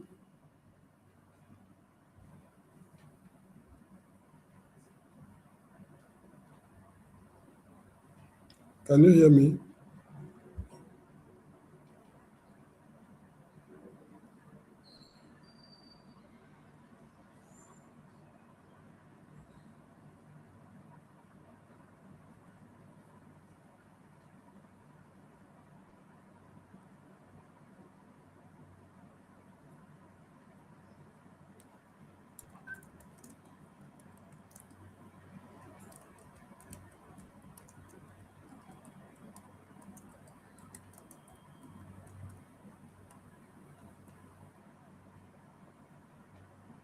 Guys, this next one again, Africa.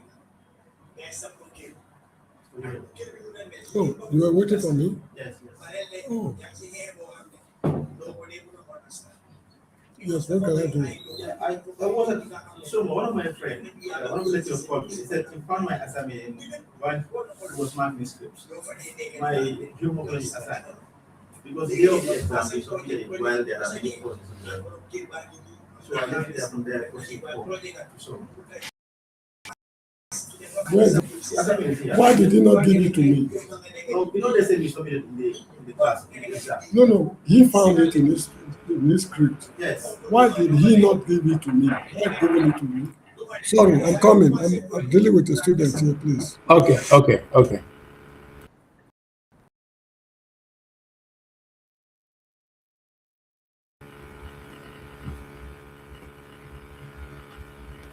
And again, this don't be surprised. Say today, then federal government announced that they are taking that exclusive right from federal government, giving says every state now go feel they extract their resources, use them as they want. People will come out against it because maybe the person will be governed.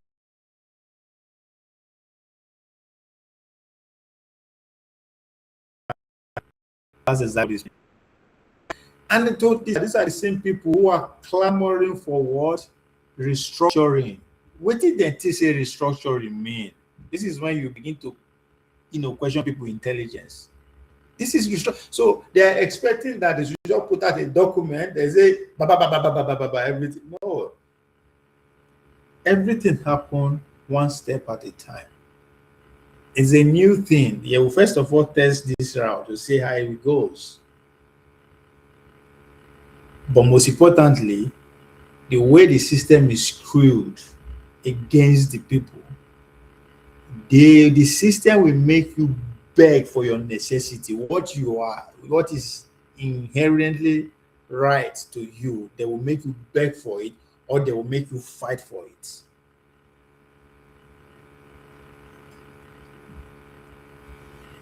And as far as I'm concerned, this is what sovereignty is about. This is a step to have that American political system of economy.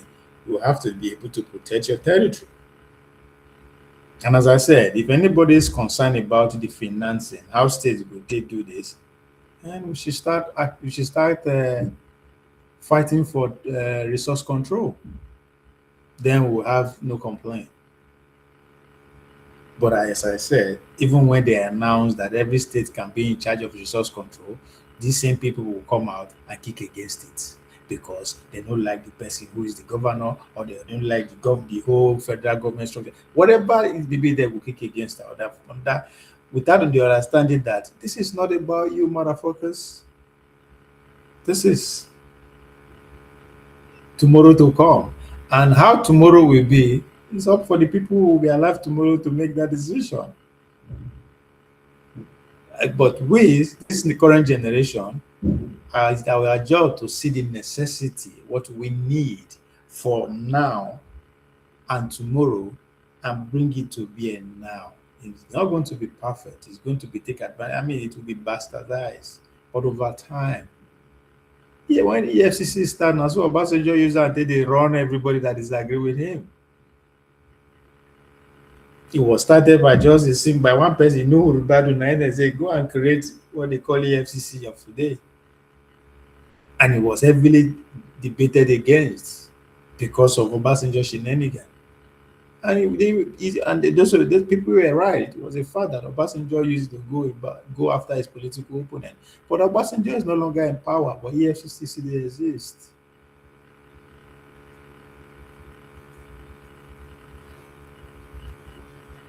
So arguing that the current handlers will take advantage of it, and for that reason, it should not be passed, that's the dumbest argument I've heard in a long time. Nigeria is a growing country, is a continuous evolving, and that is how it evolves. The country has doubled its population. The institution had to be doubled, not just in efficiency, but also in physical structure.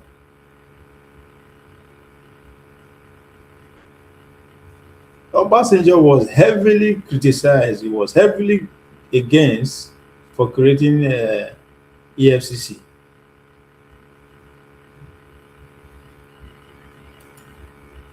Now, Homeland Security Office then created, nobody even know. When Obasanjo bring the issue of EFCC, now lie. And every criticism that was put forward then were right. He Obasanjo used them against his political opponent. He used them go after everybody that people who were against it foresee. But it's a different case. Obasanjo is gone. EFCC they exist. And he has become one of the most important institutions in our state, in our country. So people who are not comfortable with the fact that this current government and all that should look beyond Bola Tinubu go within a tickle of our eye. Bola Tinubu administration will be over.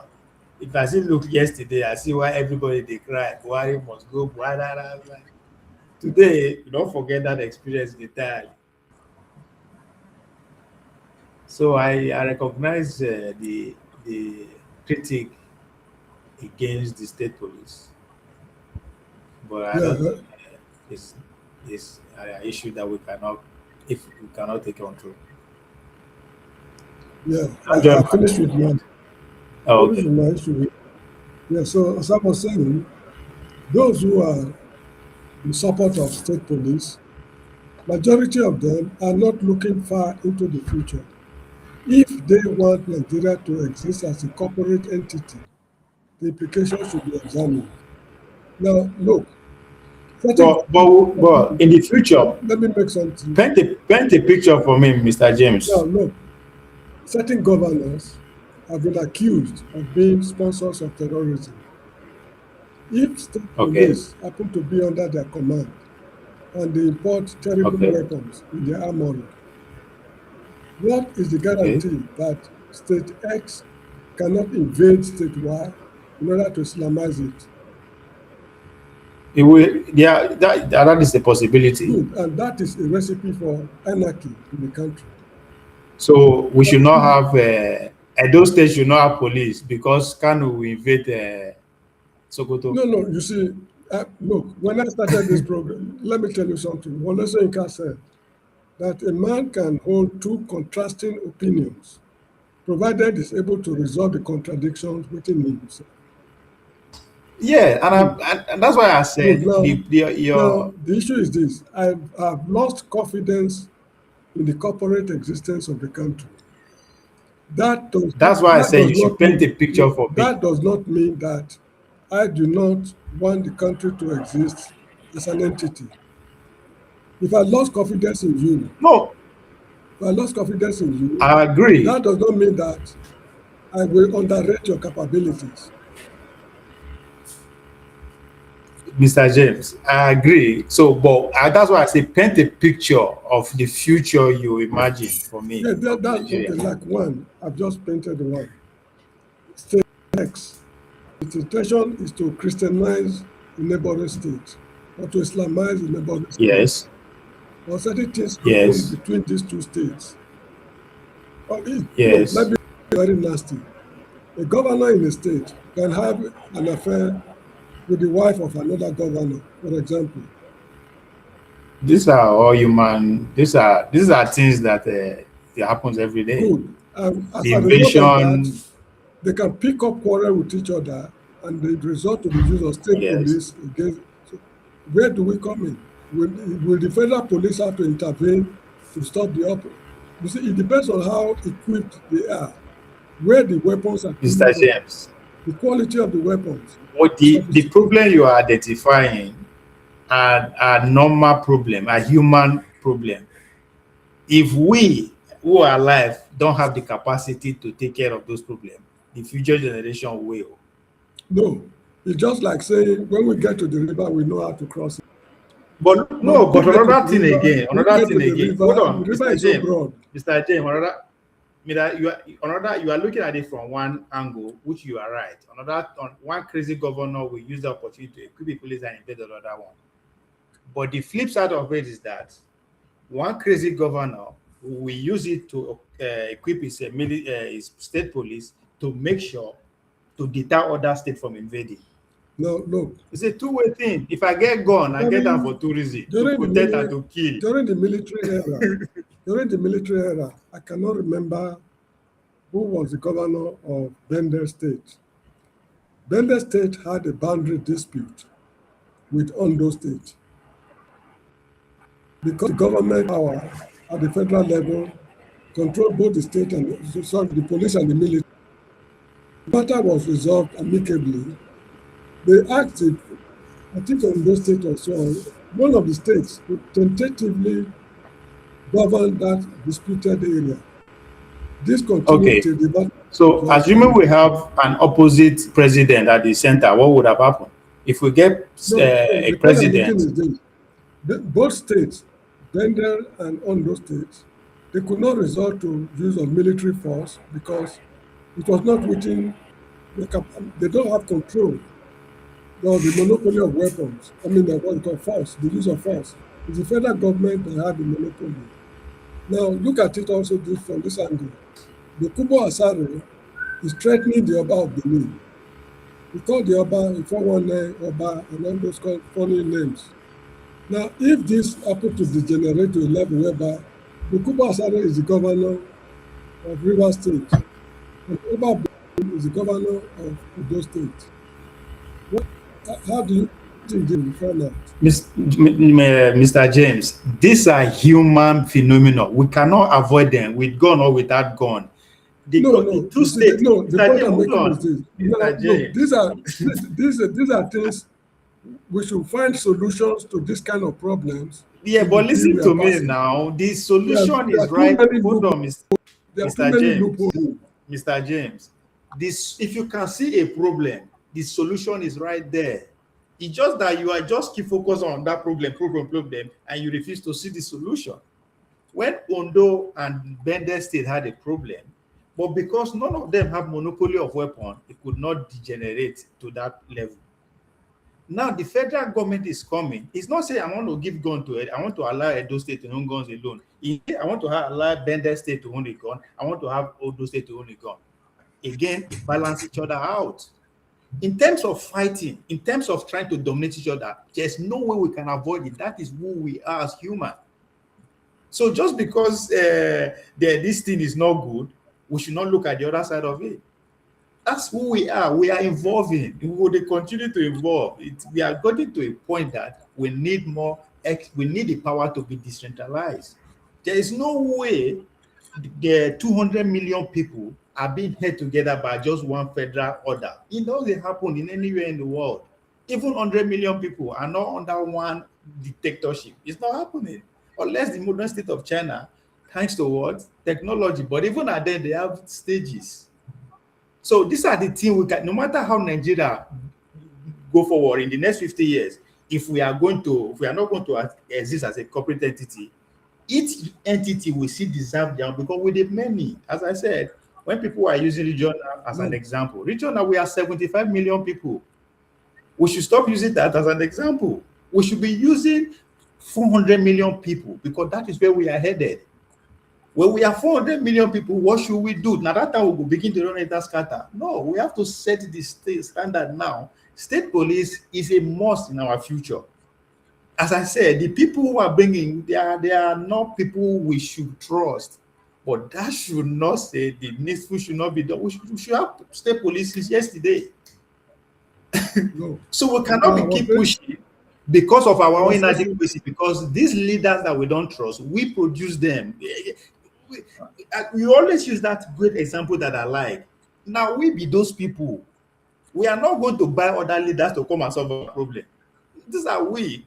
If we think these people are bad, expect the next set too, because now they produce them. But in the midst of all this wuru-wuru, things have to be done. Now we are a country. I keep using America as an example because now the same thing. They started from somewhere. When the document of the declaration document was produced, that said that every human beings are all equal. People will write and they deliver and they all have slaves. They all have slaves, but they have the vision that generation down the road will live up to that standard. They were all evil. These are people who colonize people, enslave, they do all manners of everything that they put in that document. None of them qualify.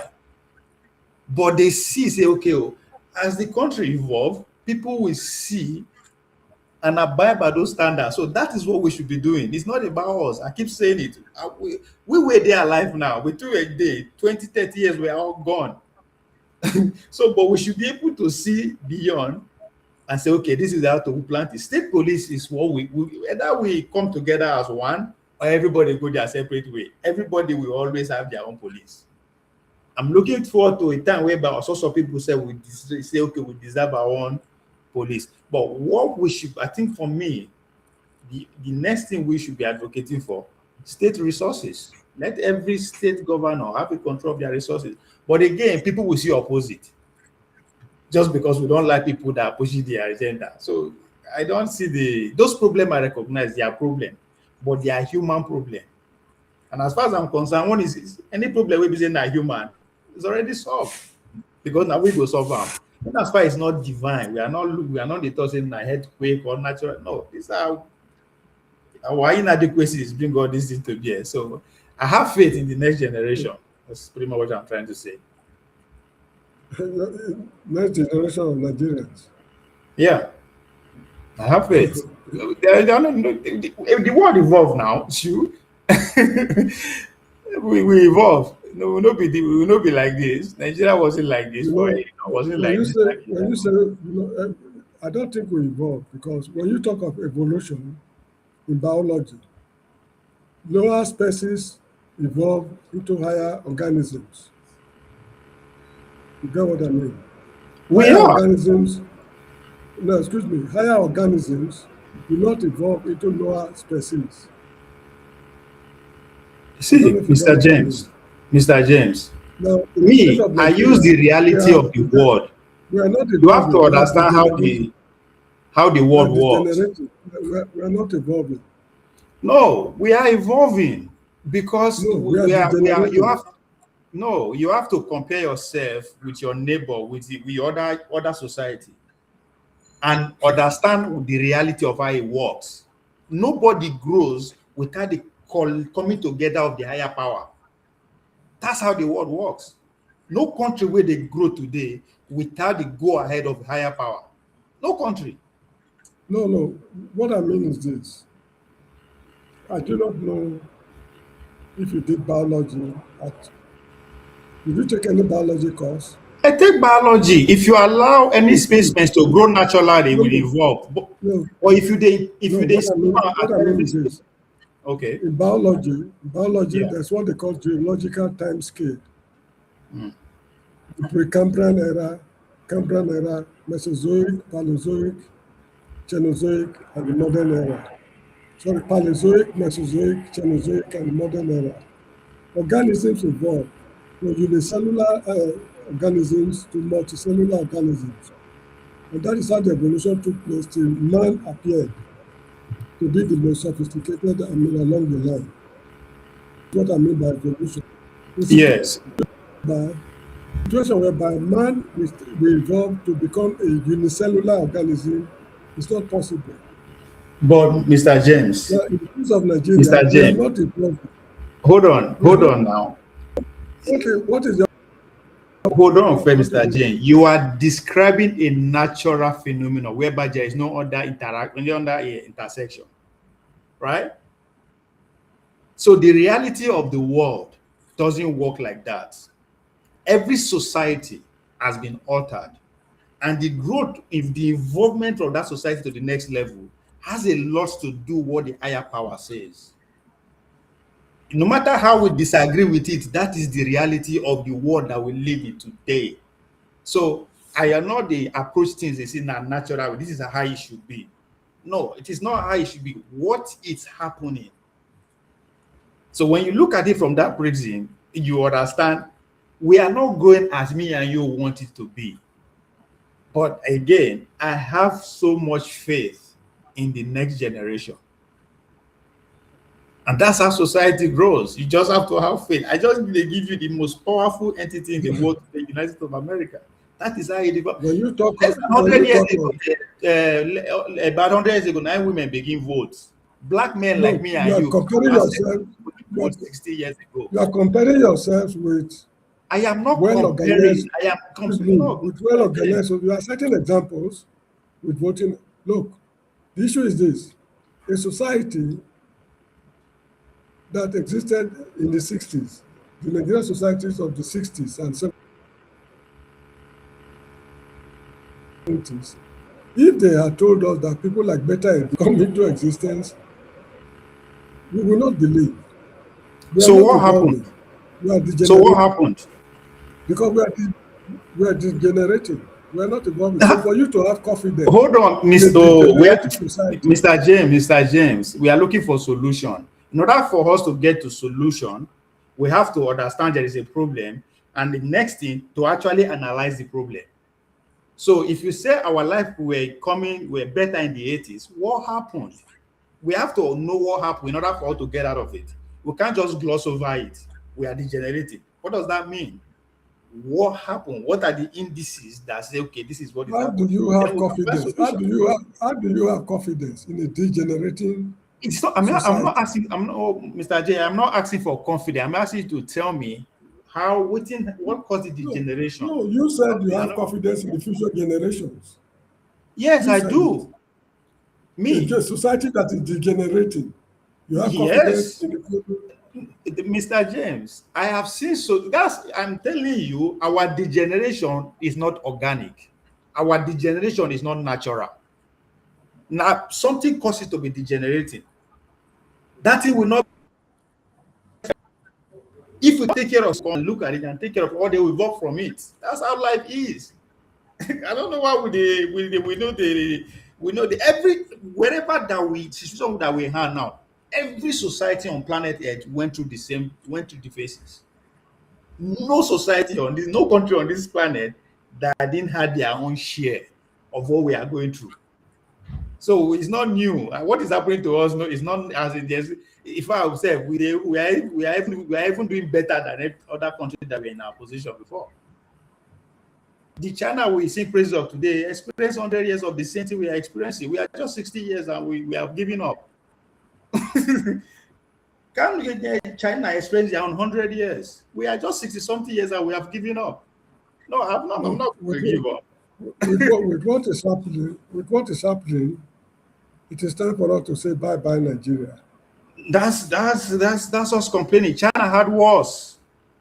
We are not special. Nothing that is happening to us that is new. That's what I'm saying. There's nothing. The killing, the kidnapping, what is not new. That's normal. That's how society. That's the world that we live in.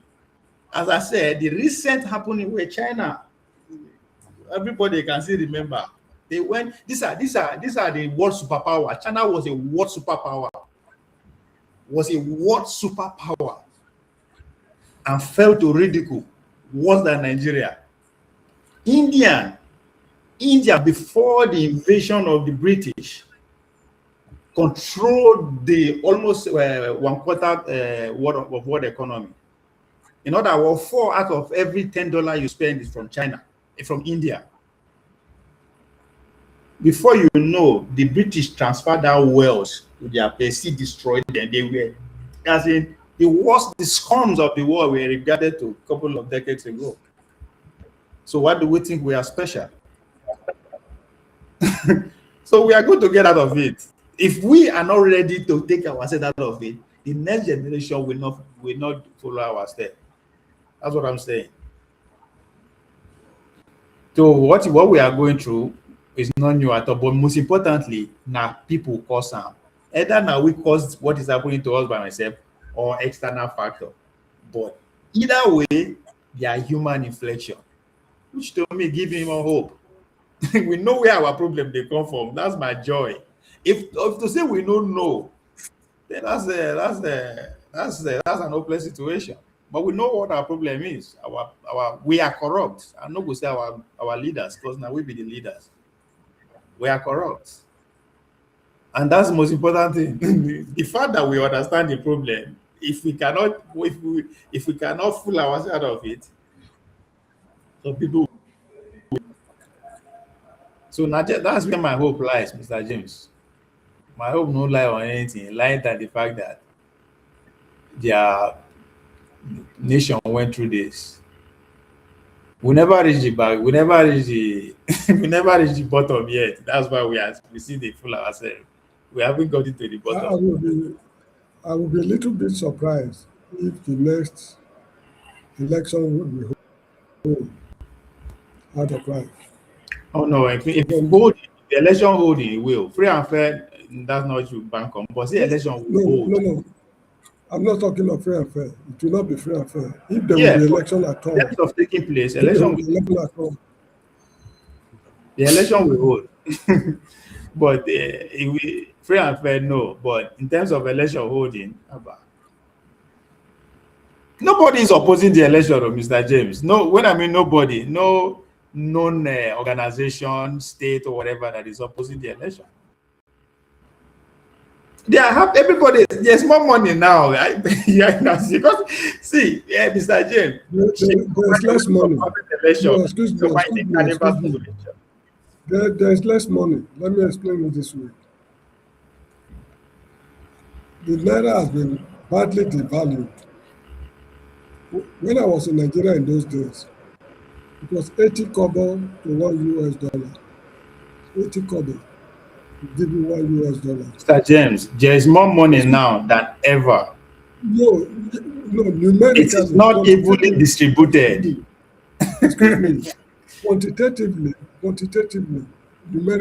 terms of figure, there is more money now than ever. But if you look at the value of the money, there is less money in circulation now than before. No, there's more money now. I mean, okay, what I was actually referring to that because of the election, this election period, there's more money for them to throw around. That's what I mean. Not say okay, yeah, but for the election, as the election season has commenced, just more money is invested because a lot of people have saved for this time. That's what I mean. So there's money to be made by all the state actors, all the power brokers, all the media, the journalists, the lawyer, the judges, the advocates, the activists. All of them are going to get paid this period. So that's why he's going to hold. Not for anything else, not for say you are going to have a better election, free and fair, better. No. The main objective that the election will hold is that everybody is going to get paid. Everybody, including the person where they sell food 2,000. And for that reason, it's going to take place. We are looking at a budget of 5 billion for the election cycle. That's a lot of money for Nigeria.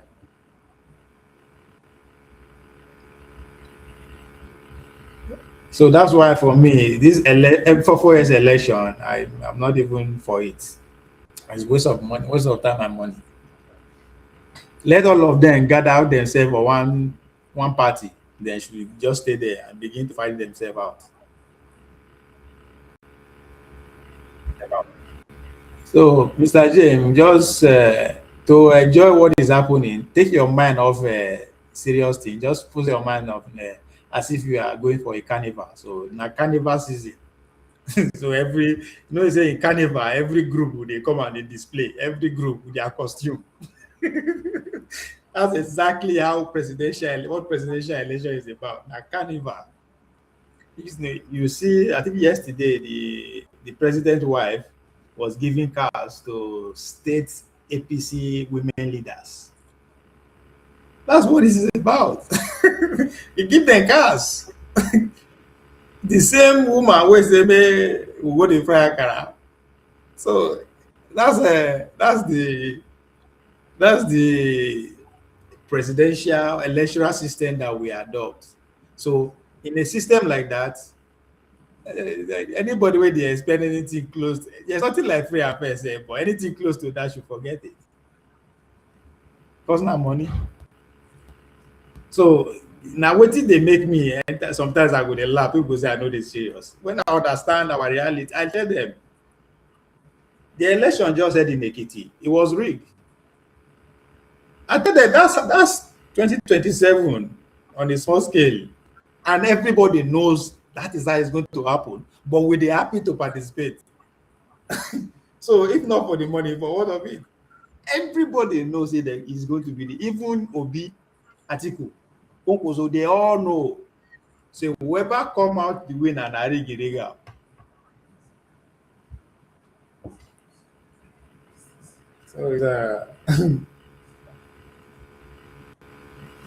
So I've started looking at Nigeria of say I talk am since I don't have those who are coming to power after these men are more dangerous.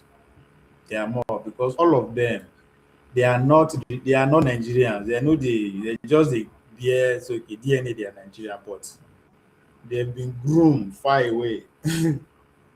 So I fear them more than these old guys. I'm more scared of all these guys that parade themselves. Once they get to power, eh,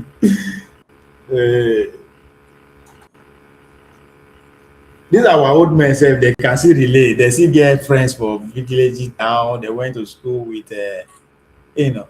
But most of the guys who are coming, all of them, they're in school for abroad. Their way of doing things, they cannot relate to our average Nigeria. And the goal is to take the country to that hybrid. So the more they come, the more they're going to forget the lower people. The more. Uh,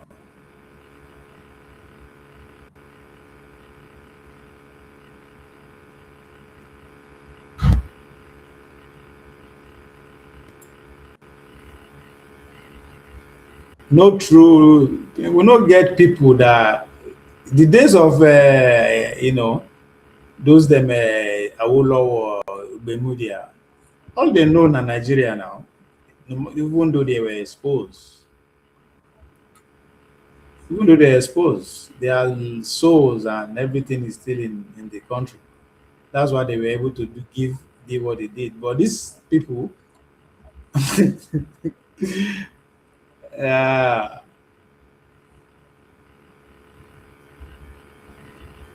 they know who they drive cars, they fly private jets. Most of them are private jets they fly.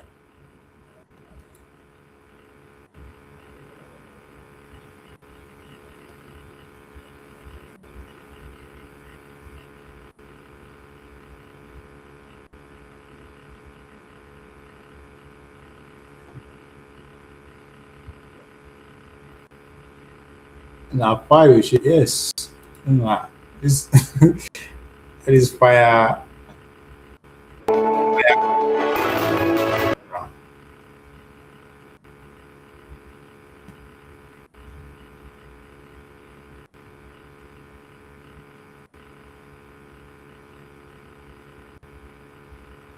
Not all wrong, bro.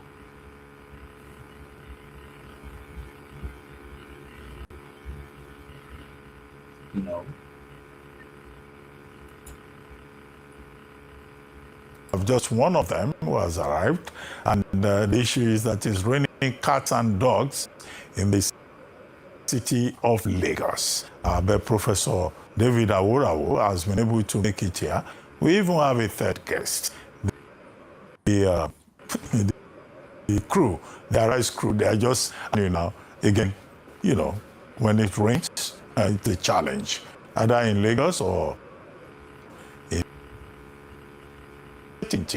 around the NDC status as the countdown to the 2027 general elections continues. All eyes now turn to the Court of Appeal for further development on the matter. There's also the issue of INEC funding and also, of course, Mr. James. Yeah. Are you there? So another thing you should be paying attention to, the question you should ask yourself, all these men, so without constantly running for election, what will be their job? How will they survive? You see, So they used to be professional politicians. that's There are a exactly. lot of opportunities for them. You get what I mean? Yes. Good. This So man they call Alai Muhammad. the point I'm trying to make, is that that's another reason why the election will hold. No, well, Because now no. it's a source of income for them, source of survival. All the people that are running, all these so-called every day we dey see them, without running around like this in the name of this, making all kind of noise, they will not survive. They will be useless. So they will continue like this till they die. That this is their job. So that's why they will make sure we keep doing the same rubbish in the name of election every 4 years. But there's more money for them to make. State police and also the challenge of insecurity in the country. And now, it's more of a state and a chieftain of the People's Democratic Party, PDP, Ayodele Fayose, for a conversation, court order, funding for the election management body, INEC, and then state police and other related issues. Chief Ayo Fayose, the Oshokomale of Ekiti State, thank you very much for joining us on This Day Live, this Sunday talk show. Hello? Okay, I understand that, there's an issue with the connection there, but I could see him on the screen. But, before the former governor of Ekiti State joins us, Prof, maybe you want to say one or two things about the deregistration of the C briefly. Well, we've said a whole lot about the judicial system and political stability in Nigeria, how much they have done, how much they are doing. We've also talked about the ruling party, the government, and we have said they should be careful. Politics of bitterness is not the way to go. In politics, you contest for power, yes, but it has to be within some reasonable limits so that if you don't have stability, even if you win election, you can't govern. We had the experience before in the First Republic, and we don't want to repeat it in the Fourth. Okay, I understand we now have connection with former governor of Ekiti State, Chief Ayo Fayose. Chief Fayose, thank you very much for joining us on This Day Live, the Sunday talk show. Well, let's start with security. Yes, let's start with security. Now, state police.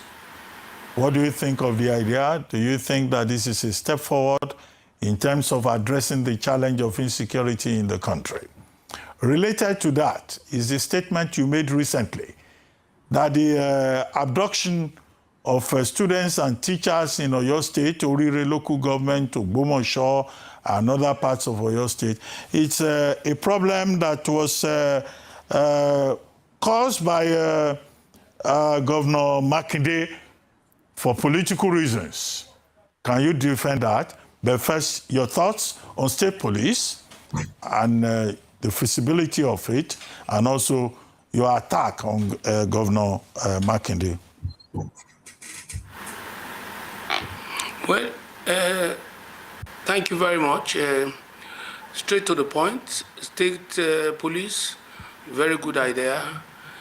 Already, before state police, you have Amotekun, you have different names, different formations of security at the state level by different regions, different states, like in the case of Kano, and so on and so forth. You have even in the traffic section where you have LASMA. We're running a government in the format of the American system, where you have the states which have reasonable level of independence to the federal government, the concurrence list, and otherwise. So state police is a very good idea, and I hope and believe it will help the states at their own level. But the downside, with all due respect to the governor, it's leadership or the office of the governor to individuals are transient. They are for a moment, at most a period of 8 years. But the downside of the state police is the abused by the state governors. so that they do not become political tools in the hands of a lot of people, a lot of governors. And there must be a defined role, even at that, for state police. It must be at the level where no governor will take advantage of that to run after their political enemies. So for me, as good as that will be, the downside is what I've said. The federal government, the state, must equally put the bottlenecks so that nobody takes advantage of a system and nobody uses it as a political tool. When I was governor of Ekiti State, I didn't have such powers of a state police, but I was able to deploy hunters, I was able to deploy forest guards, and we were able to achieve a lot. And the state police, as it were, will not do so much without commitments on the part of the governors to make them function. Otherwise, it will be a waste of time. Well, and on the other hand, you ask questions about Governor Makinde of Oyo State. Is there something personal between both of you? Yeah. Because you accused him of politicizing security, and the people of Ibadan have said they have responded, and they have said you should not set Ibadan on fire, because you are saying Makinde's ambition is to dethrone the Olubadan. Is there something personal here? Yes, let me explain to you. You know, today, let us leave Oyo State first. I'll come back to that. Many people form their own kidnapping. Many, even husband and wife, can form it for material gain. You see a situation where a council chairman forms our own kidnapping or arrange kidnapping of some people just for them to be in office. So there's no big deal. It is the thing, it is what they are doing today, which is regrettable. It has been monetized, even at the security levels. At different levels in families and colleagues, a lot is done. So what I'm saying, in effect, was an allegation. In my view, the incident surrounding what happened in Ogbomoso and the response of the state government. But let me tell you very quickly, it is equally the responsibilities of the state. The federal government is to complement efforts of the state. Yes, they are not chief security officers, but the necessary resources are in their hands to mobilize the police in their states, to mobilize relevant agencies of government for information that can prevent, that can act on the spot, and that can cause after incidents response. You see, no governor here will tell me that we don't have resources to manage our affairs. When there is a declaration of a state of emergency, in some states, it brings in the federal government's intervention. And I want to say to you, it was the responsibility, and it still is the responsibility of all state governors to manage the security network of their states. Again, when I was governor of Ekiti, I prevented, through due legislation, you cannot carry cows in my state. I mean, cows cannot roam in my states. Cows cannot move in my states during in the night. You have to actually have a dedicated place where cows should be. And when some flouted this authority, we pursued these cows, took custody of them, and we were killing it for the state's benefits. If your cows are very important to you, if there are certain things that are important to you, you must guide it jealously. You don't go in the night and destroy the livelihood of so many people. Those are at the state level. Don't bring the government, federal government into this. It is easy to blackmail anybody. It is easy to blackmail the federal government at all times because people are interested in the seat of the president.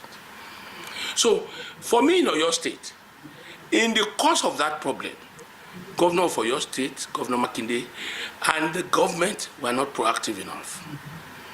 While you still have to do what you have to do, it took a while before the response. You understand? And there are things we must remember. Don't tell me anybody cannot do anything in Nigeria. Because so it is expected of a government, not only in your state, the local government and the state government, and have proactive measures. I don't care what anybody says in your state. Anybody is talking from your state is definitely on the other side. Recall I said that the Olubadan was to be removed. I stand by that at the time. I don't play to the gallery. But when you are caught and you are in the ring, you barely can do nothing. In Oyo State, the traditional rulers, the form, the Alaafin of Oyo was installed by Governor Makinde. The Shongo of Ogbomoso was installed. The Olubadan was installed. When you look at the controversies leading to their installation and the face-off today, you will not be surprised that Governor Makinde has capacity to do anything. How do you coronate a supposed traditional ruler without their presence? How do you spend so much resources when the people you want to coronate are not seated? It was Governor Makinde that brought the Alaafin for you. They are back to back now. If I'm not making this mistake, the situation is still the same in Ogbomoso. So something is fundamentally wrong. If anybody is timid, I am not timid to say my mind. I'm a former governor. If you are governor today, you met us on the job. It's only governors that doesn't know what is, former governor that doesn't know what's up. That a sitting governor can be doing the wrong thing, you can't tell him. So I say it again, everything I've said before now, I stand by them. I don't shy away from them. And I want to say to you, there's still a lot to be desired of the government for your state, led by Governor Makinde. Just one more question on Oyo State politics and Governor Makinde. You said that you will work against Governor Makinde because he disrespected you. And that's why I asked the question, is there something personal between the two of you, or is it the issue that he has gone to another party while you are still in the People's Democratic Party? But let me say to you, Dr. Abati, I was sitting on that same seat and then as the only governor of the West. And I stand to be corrected. Anybody can say whatever they like. Mr. James, Yeah. what do you think about this accusation? Because from the look of things, the kidnapping that happened in Ibadan is an in-house thing. In-house in the sense that from the way it's saying, either the federal government orchestrated it to blackmail the state governor, or the state governor orchestrated it to blackmail the federal government. Either way, they know what is happening, what is in charge. What do you say to that? I mean, this is a former governor, so he still have intelligence. They know each other in and out. This is why I have the belief that the corporate existence of the country is on the line. The Westerners, as far as terrorism is concerned, the way they are handling it, they have an agenda, which I will not be able to discuss in public, but this is my personal thought. They have an agenda, which they are not disclosing to people. They cannot convince me that those people, those children were captured at Ogbomoso and one or two other places, they don't know where they are. They don't know what to do to rescue them. It's not possible. I was listening to Femi Falana some time ago. Falana said, he made reference to what happened in the Chibok girls case. Falana said that wherever they are, they can be gassed. They gas the whole area, the whole of them will fall asleep. They rescue the children, then they handle the hoodlums the way they should be handled legally. The Americans have given them the formula at Chibok, which they refuse to use. Why can't they use it now? This guy, they know exactly what they are doing. The people of Western Nigeria, When they are quarreling in public, you will think that X is against Y is against W. This look like fake quarrels they are having among themselves. They have a plan. What that plan is, I don't want to mention it because I have no concrete proof. But the way I'm thinking is that they have a plan.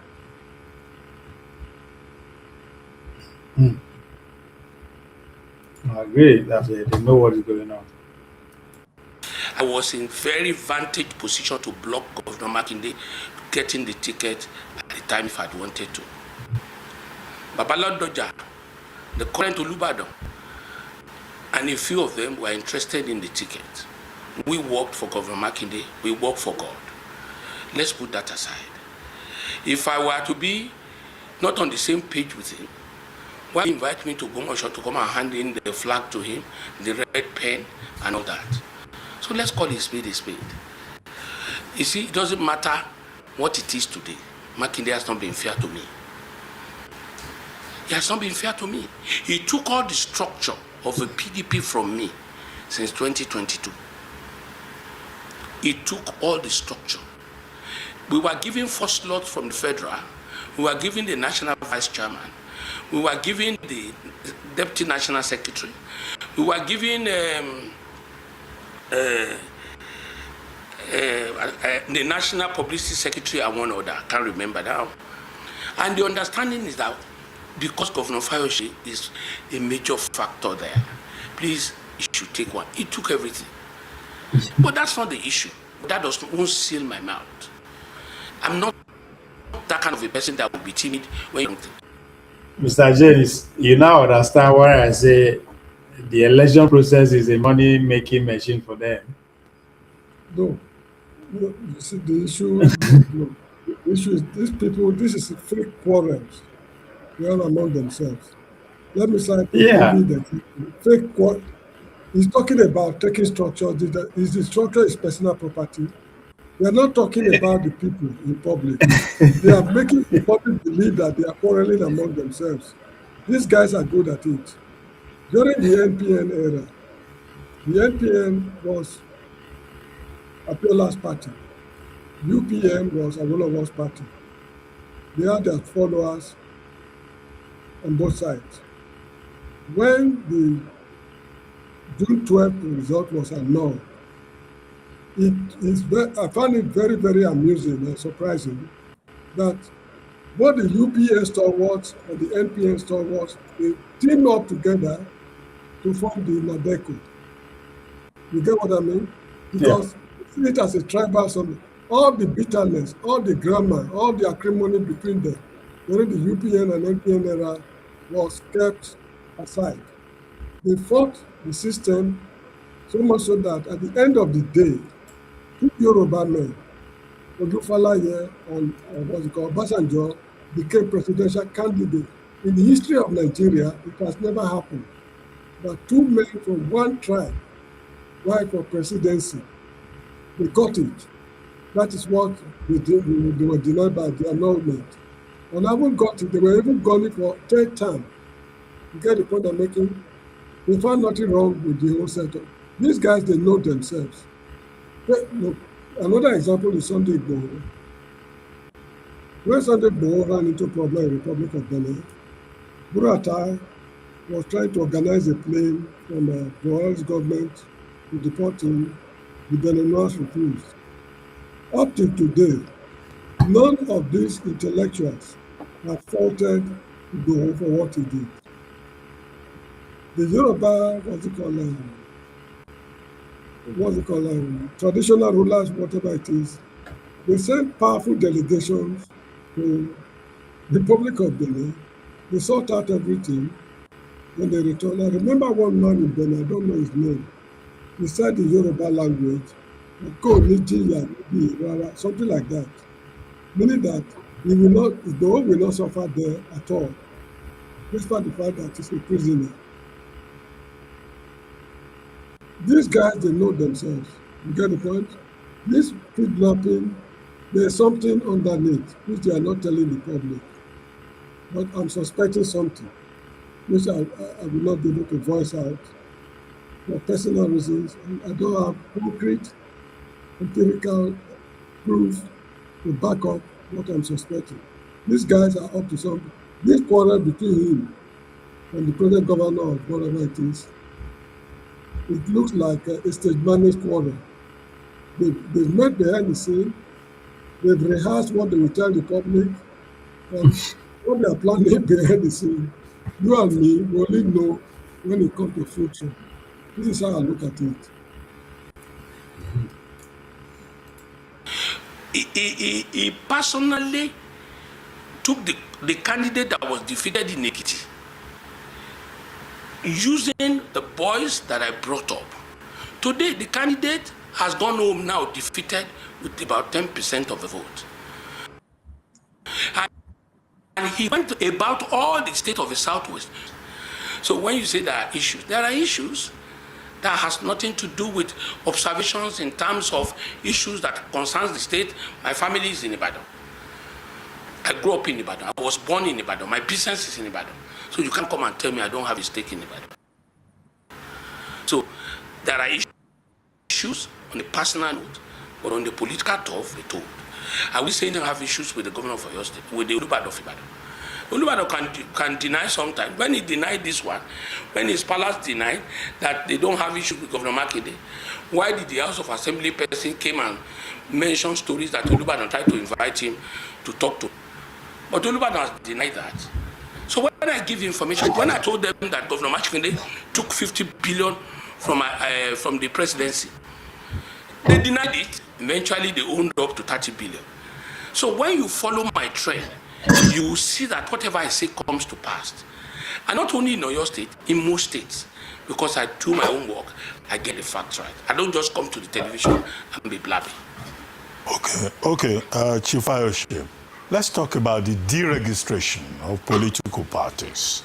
At first, it was 5 political parties that the court said will be deregistered. And then, of course, that was suspended when the Court of Appeal intervened and sanctioned more or less the lower court. Now, another court, Federal Court sitting in Lokoja, made a mistake with the order that INEC should recognize the Nigerian Democratic Congress. Now, that party, by the court, has been told that, well, it should not be registered. Atiku Abubakar says that's the presidential candidate of the ADC, that this is what the opposition has been saying about one-party state. Mr. Peter Obi says, well, it's an attempt to stop him. Other people say the Tinubu government is trying to stifle the opposition. INEC says we will look at the city. Should any political party be deregistered? Because the critics are saying this is an attempt to create one-party state and stifle and restrict and constrict the democratic space.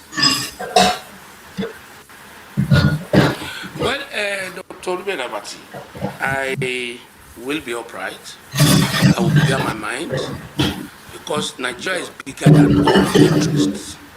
Number one, and I want you to take note. Anybody taking note should take note because I'll put it in 2 stages. When you contravene the regulations and the laid down procedures, you are bound to face the consequences. The consequences of the registration is that when you do not comply with the edicts, with the rules, as long as they don't conflict with the Constitution, then you have to pay for it. That is why any political party should do everything possible to follow due process.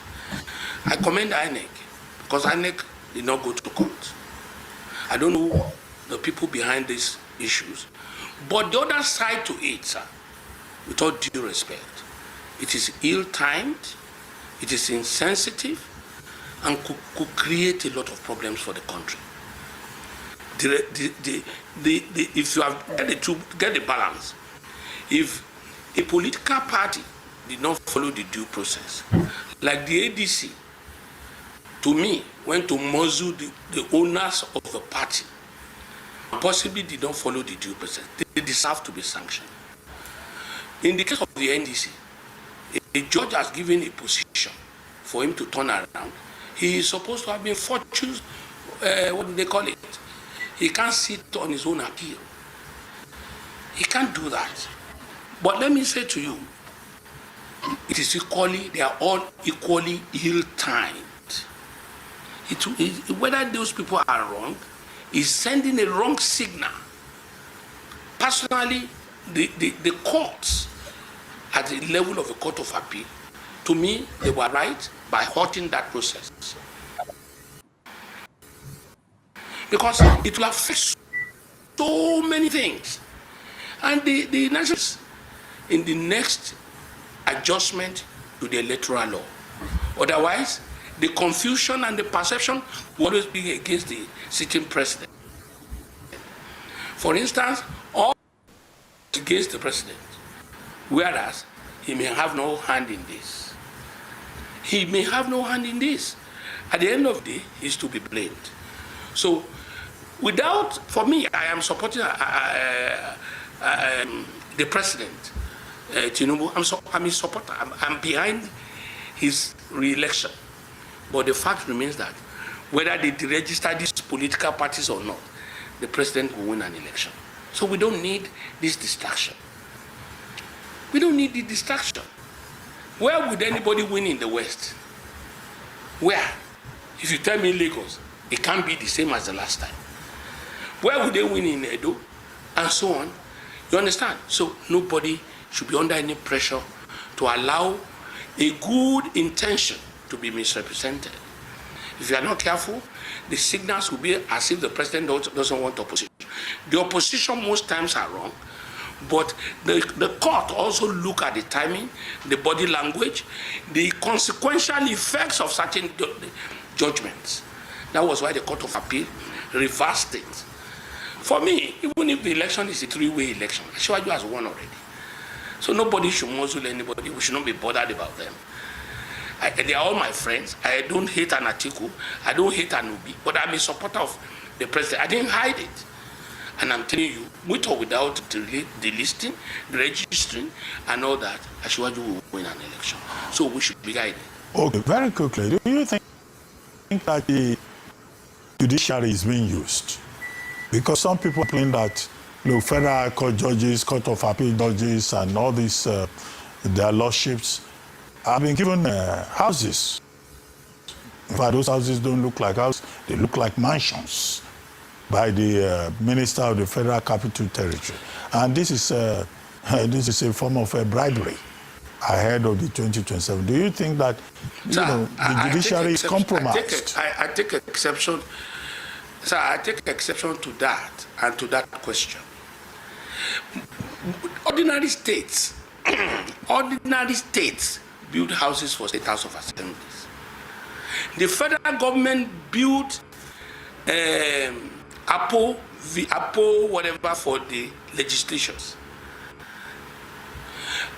Are we saying they are bribing the legislators? When the governor puts a mansion for the office of for the house of the governor, is he bribing himself?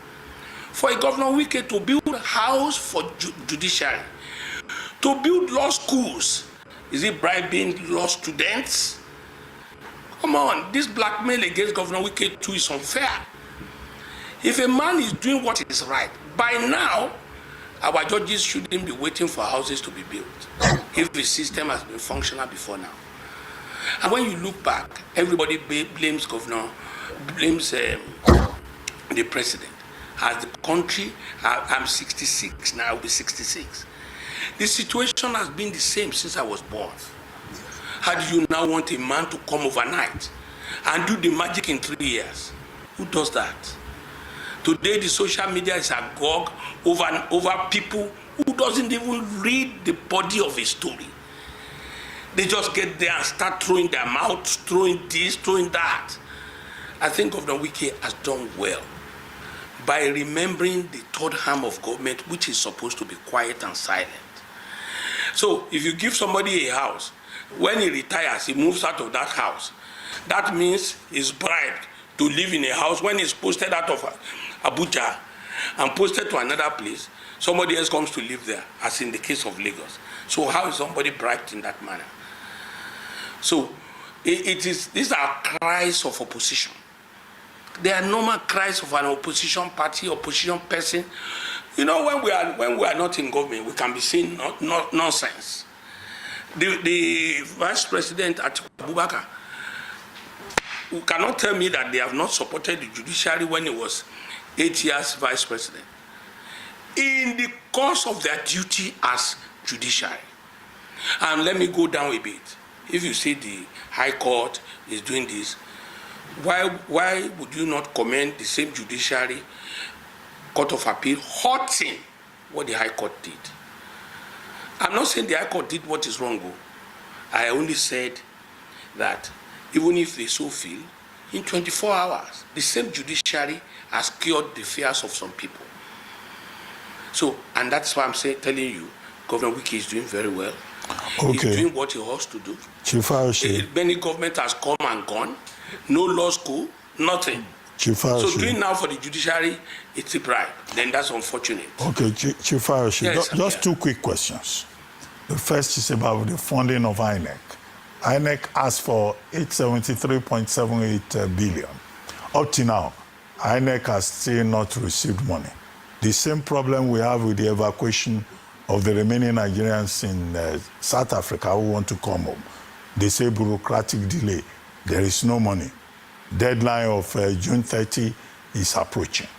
So how do we run an election with an INEC that has no funds or enough funds? And then in Ekiti State, you have been accused of supporting the governor, who is the first man, Governor Yebanji, to get a second term back-to-back. Even your own brother, who is very active on social media, says that you misled your supporters by supporting the governor. Just very briefly, because I want Professor Awurawo, who is with me here in the studio, to ask you at least one or two questions before we wrap it up. Right. I think your first question is... funding of INEC. Remember? Funding of INEC. Funding of INEC. That is just a phase. INEC could be funded. We had a similar case in the days of Jega. It's not a big deal. Sometimes you have delays, but delays are not denials. So you don't blame the president, you don't blame everybody. You have to arrange 800 and something billion naira is a lot of money. And let me assure Nigerians, I'm not the one doing the processing, but the president that I know will not cause a delay for the raising that money. And don't forget, Nigeria is not a country that is totally legal. You dey hear the amount where they don't budget? These guys, I don't know what to say. I was gonna say everybody get paid. Anyway, I would not like to. People will see me as a pessimist. If I happen to voice the kind of things running through my mind. And also, I don't believe in this. Let's wait and see attitude. I don't believe in it. But however, let's just remember that the English people have a saying that whatever goes up will surely come down. Yep, right.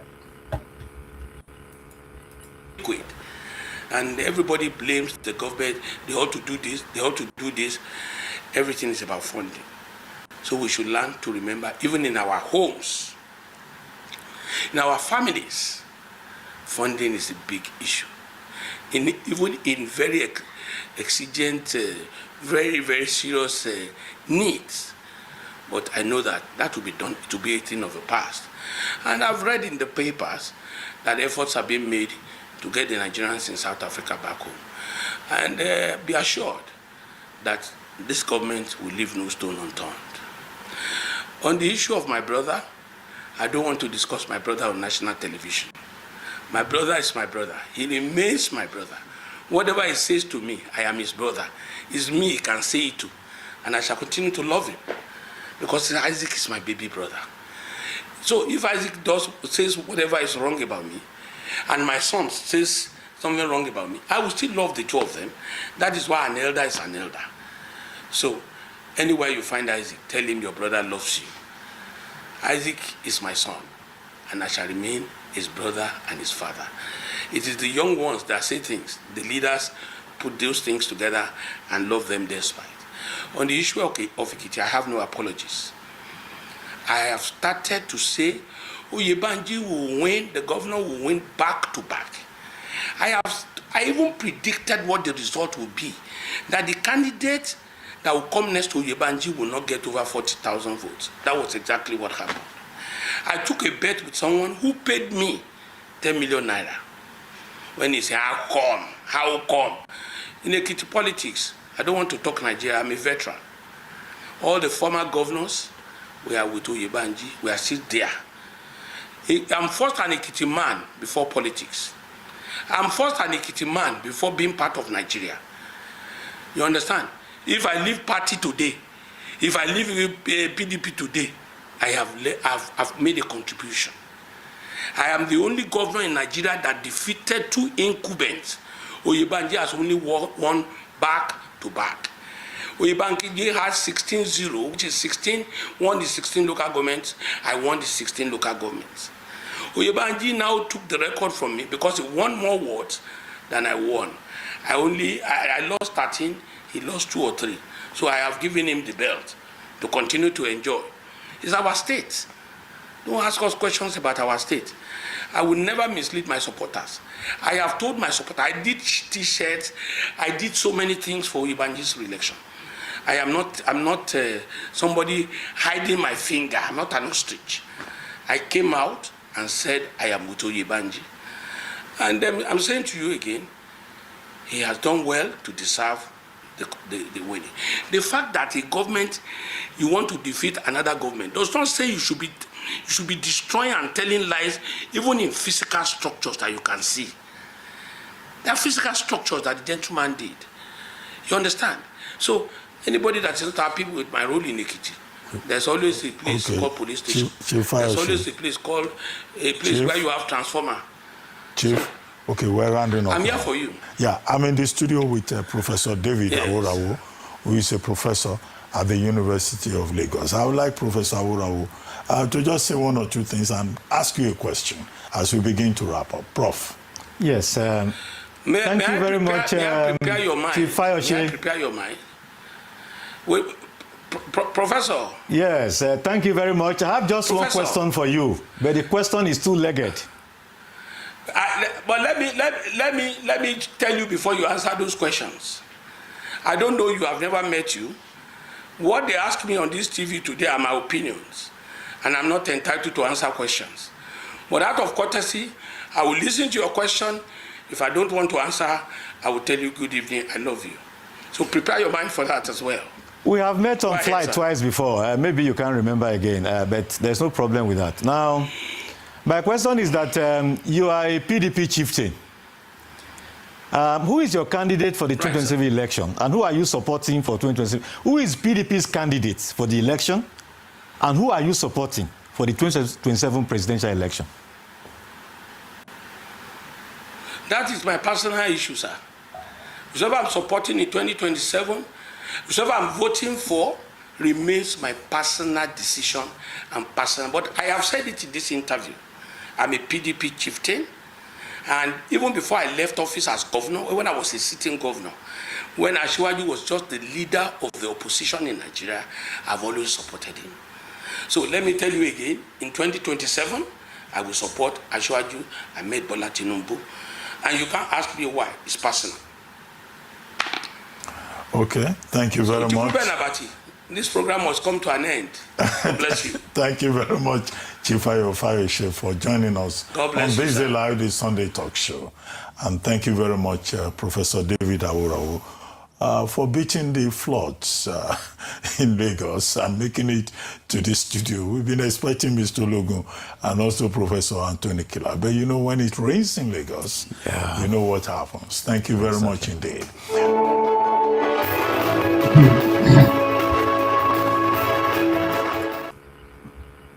Mr. J, that's our political update. You see, these guys, they are just nuisance. Take it or leave it. You see, you live in America, I believe. Yes. Good. During your presidential elections, the kind of things they discuss, are they personal or national in outlook? It depends. But of course, because it's a binary, it's just two parties, so they are forced to discuss more of national issue. But the goal of the guy in power is to discuss other issues that they feel that they have more leverage. But of course, because it's a two-way street, You the see, other all person the can things focus on national issue. the man said, all the things he said, they were all dealing with personal issues.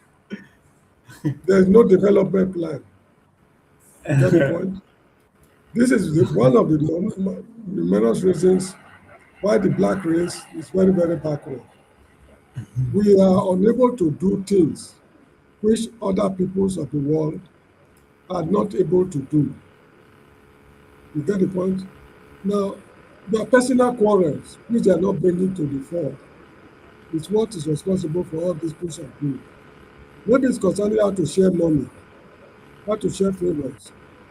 It could be quarrel over women, alcohol and women, you name it. This is how I see it. We are all a bunch of losers, all the political parties. We are not taking this country anywhere. And this is also the reason why we have been talking about the dawn of a new political dispensation. The present crop of leaders we have, they are like, I think you were the one I was telling. Can you hear me? Yes. Yes, they are like what are called warrant chiefs. When the white men came to Africa, they could not work with certain ethnic groups like the Igbos because there's no recognized political structure. They had their own system. So in order for them to be able to work with them, they appointed some warrant chiefs through which they wanted to enforce their indirect rule system. All the politicians in Africa, particularly the presidential candidates, they are all warrant officers, warrant chiefs, working for their ex-colonial masters. This is how I see it. So I don't want to. Anyway, that's just how I see it. That's exactly what it is. They are all middlemen hustling for. The word middleman is too glorifying. They are warrant chiefs. All of them are warrant chiefs. You see, look at something. The way the colonialists governed Africa is the same pattern these people are following. Yeah. The same pattern they are following. They've not come up with a new system of governing a post-colonial territory. Because the colonial government was interested in revenue generation, exploitation of minerals, agricultural produce, and what have you. And at the end of the day, they give the people the exact kind of education that will make them clerks and messengers. That was the system they left behind. And that is the same system they are putting up to today. This explains the reason why we have faculties of engineering all over Africa, but we cannot harness the powers of the sun. We have productive farmlands all over Africa. People are hungry to the point of death. There's abundant water supply, both groundwater and surface water, all over Africa, but the people don't have pipe-borne water to drink. This is the colonial system They are still operating up to now. So there is need for us to come up with a new political dispensation. I think we are in that process. How soon we will complete it is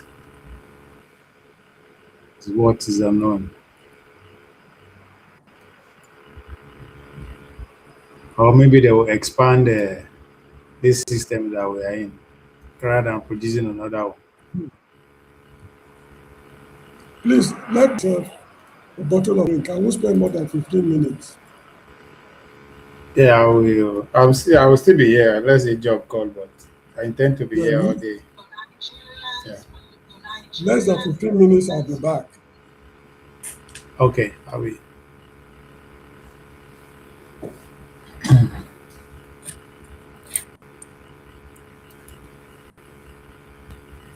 Um,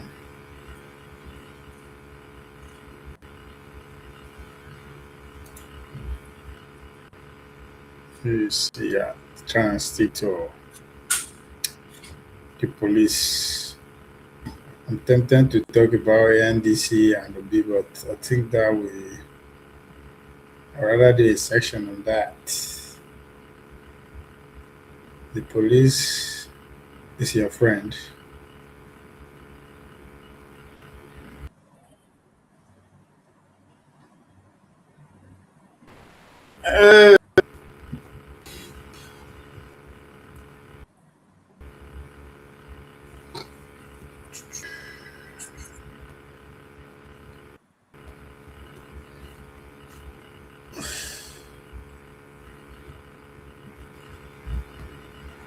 When the other argument for against,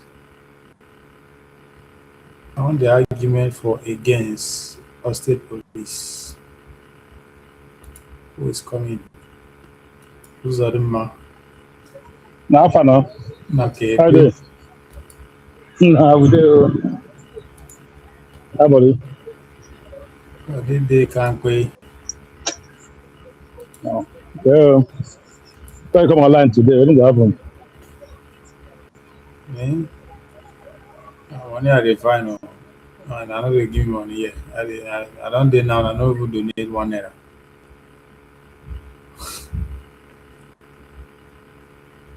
You dey hear me? Oh, yeah. Network don perfect.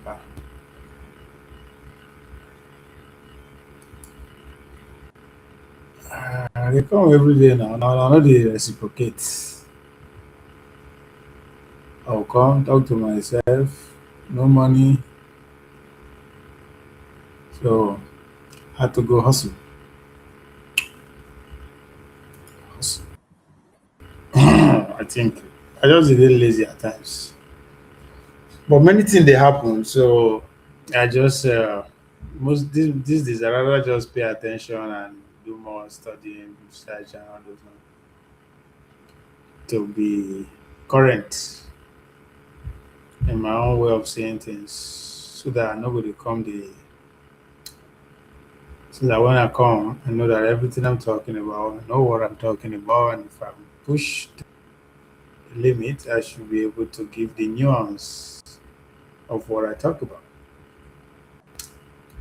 But again, to keep on timing, I think my time now they keep me. Yes, these days, once you don't pass morning, no show up, they hard. I am more inclined to speak to my attention never did too much divided in the morning. But as soon as the day don't they enter midday, they are begin to tell on me because I wake up early most of the time, 2 o'clock, 3 o'clock, I'm awake. So, and once you don't pass that money, I no make come here, I just dey discourage. I just move. Just say, but this is I dey try to appear for other platform. I think within the last 2 weeks, also I've been on pressures like 2, 3 times.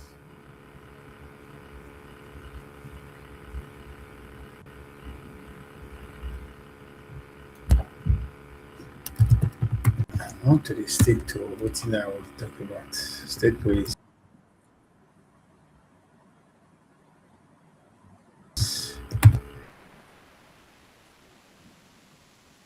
South is an economic encroach to the south, but it also affects our demography. And to talk about our economic well-being, like farming. Who's isn't doing your so I am in support of state police. Every complaint, every pushback, every negative notation about the state police is noted. We cannot say they are not what they are, but as I've always said, they are all human problems. And when anything has to do with human problem, that means it's This is an solvable. urgent warning. I'm only Do you worried have about investments? when they are divine, with their natural cause, or I cannot figure out where it's coming from. But once it's obvious to me that is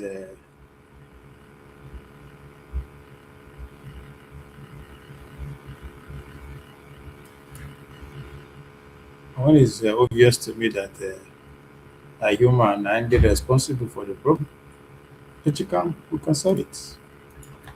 I'm Terry Ikumi. On Tuesday, senators reconvened for an emergency plenary session about 2 weeks after the bill on state police was read for a second time. The Senate President presented a amendment to the bill as received from the President. I am delighted to send to the Senate consideration the Constitution of the Federal Republic of Nigeria, Alteration State Police Bill 2026.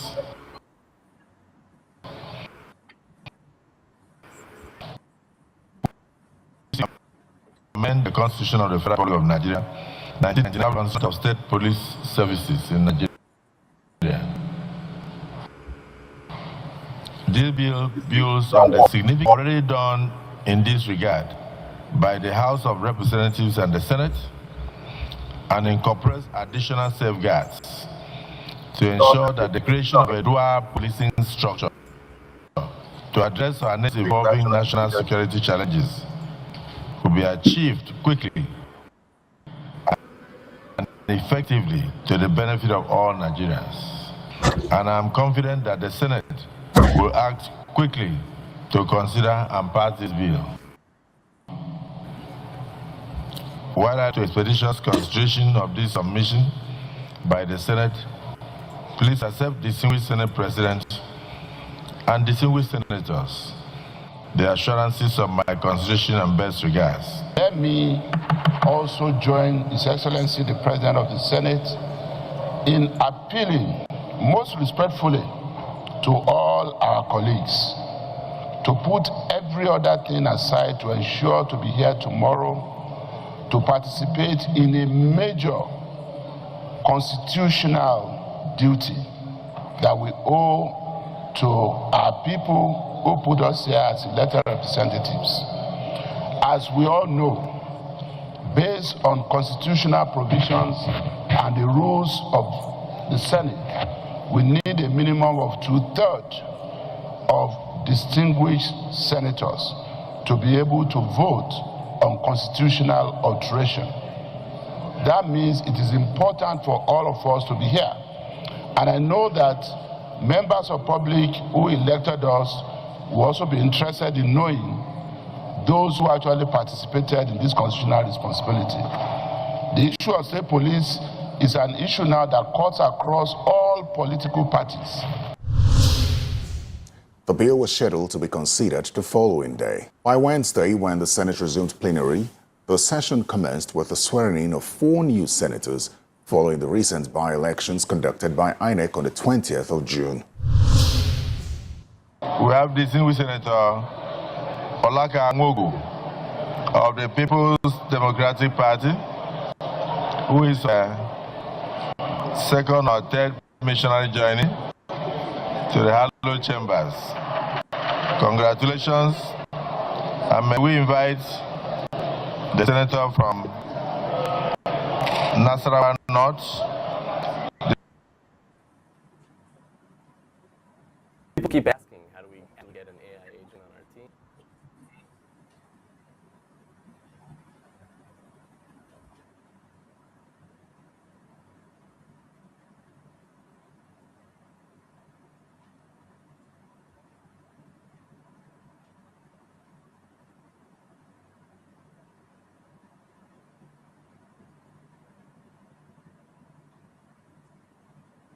Well, it's easy. Watch how I do it in 60 seconds on Monday. First, tell them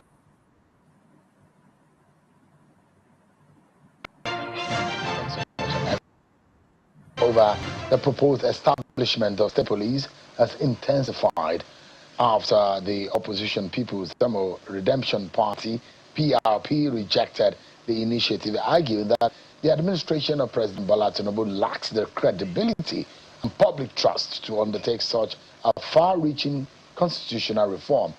A statement signed by the party's national chairman, Dr. Hakim Baba Ahmed, the party acknowledged the urgent need to overhaul Nigeria's security architecture, but says that the government's record on tackling insecurity undermines its moral authority to restructure the country's policing system. The PRP has urged the federal government to focus on restoring security and public confidence before pursuing constitutional changes, while describing the move to create state police as suspicious.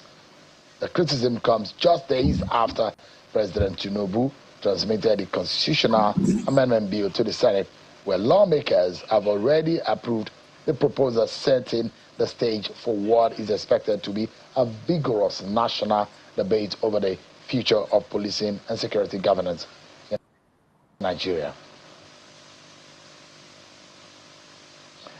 A lot of people say that was Sadana's party. PRP is a party, and the national chairman, Dr. Hakim Baba Ahmed, is live for us here in our studio.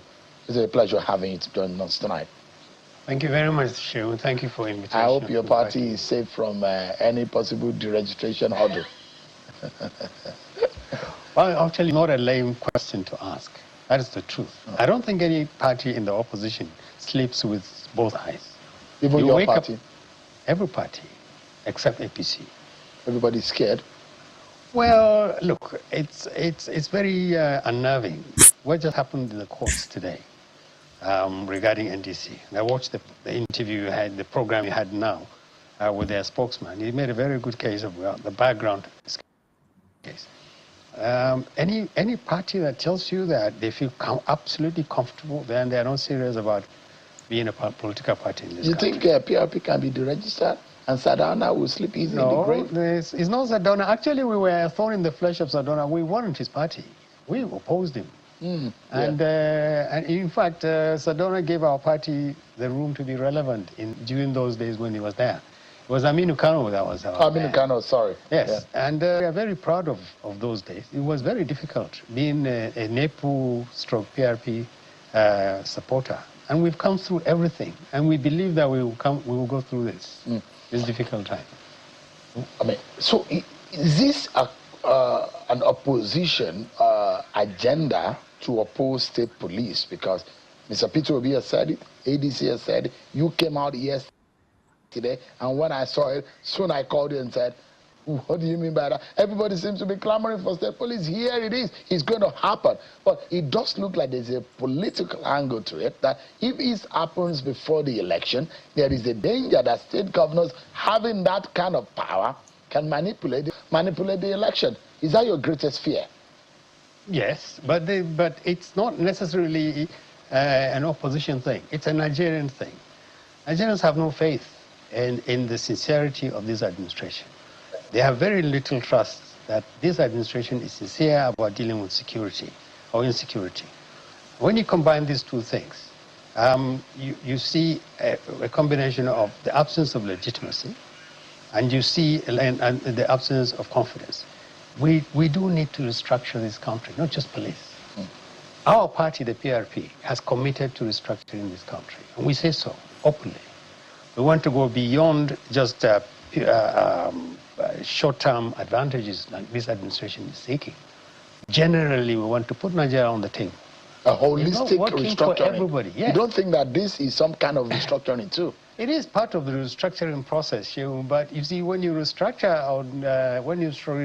a country, you first ask what's wrong with the country. Why is it not working?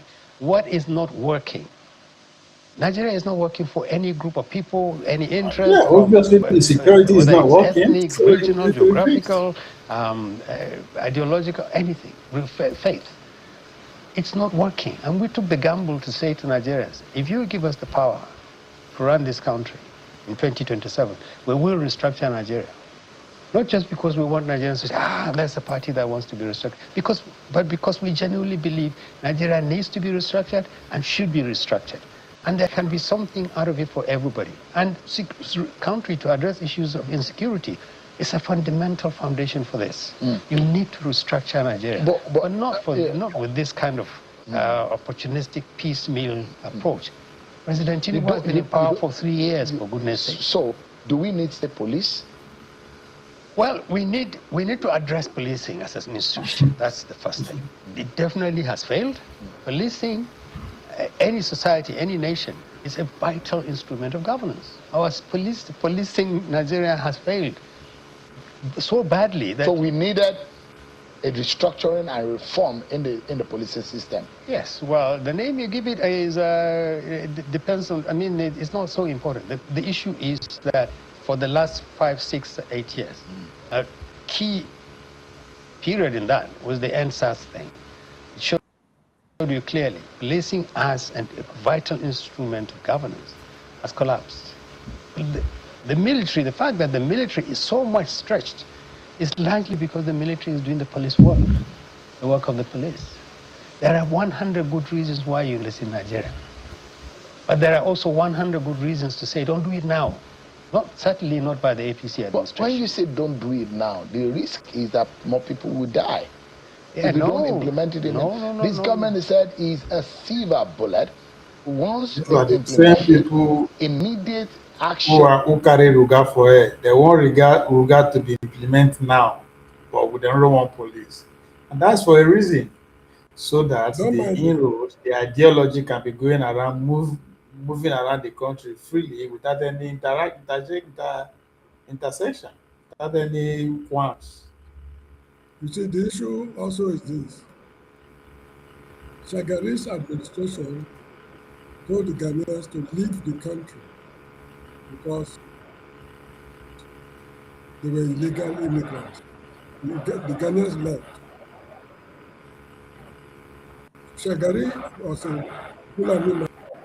Then come to Muhammadu Buhari, I think it was 18 or thereabouts. He repeated it again. And the Ghanaians, they left the second time. Now, the Fulanis were in power during Buhari's time. They opened the borders for all Fulanis to come in. You get the point? To Fulanize the country. They came up with the idea of inland waterways, that all the rivers to belong to the federal government. Yeah. They did not succeed. They came up with cattle settlements, RUGA. They did not succeed. Now, when Buhari was in office, where was this man? Where were they? All this Bola Tinubu is doing right now is a continuation of Buhari's administration. Yes. So why are they feeling so bitter about what Bola Tinubu is doing? The Yorubas playing politics. They're not playing politics. They're just being tribal. Yeah, they're just being tribal. I use the word politics because not turn by turn. So this one they are doing is just a show of say, they are actually criticizing the government process. In the recent, they are buying their waiting time. I look at them as a people who are frightened.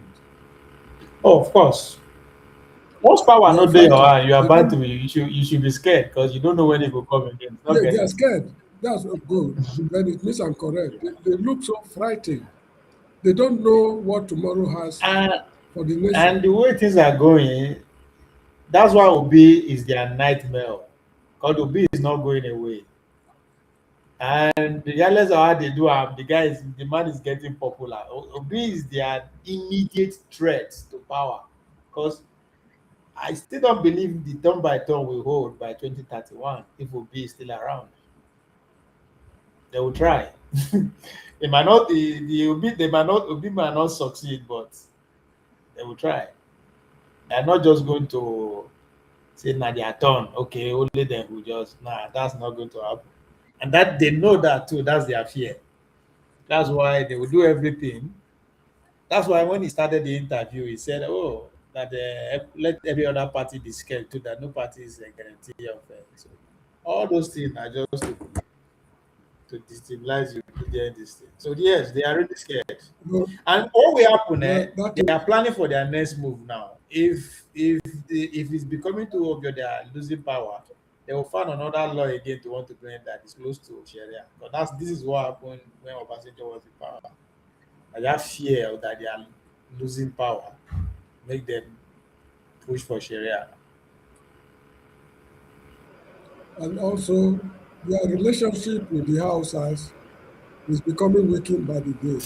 Yeah, but I don't think that one will not. That just I think that's too much distraction. The people Okay. need to study the the relationship there. This Hausa Fulani is not Hausa Fulani as a phrase. It wasn't a mistake. It's a political. It's politically it benefits them as they did there. Because if you cannot separate the Hausa from the Fulani at this point, everybody that is making us that Fulani, there's a problem. Don't understand the history of the North. Cannot separate them. Yes, it's not possible. Sir. Yeah, you can't even identify this now Hausa, this now this now Fulani.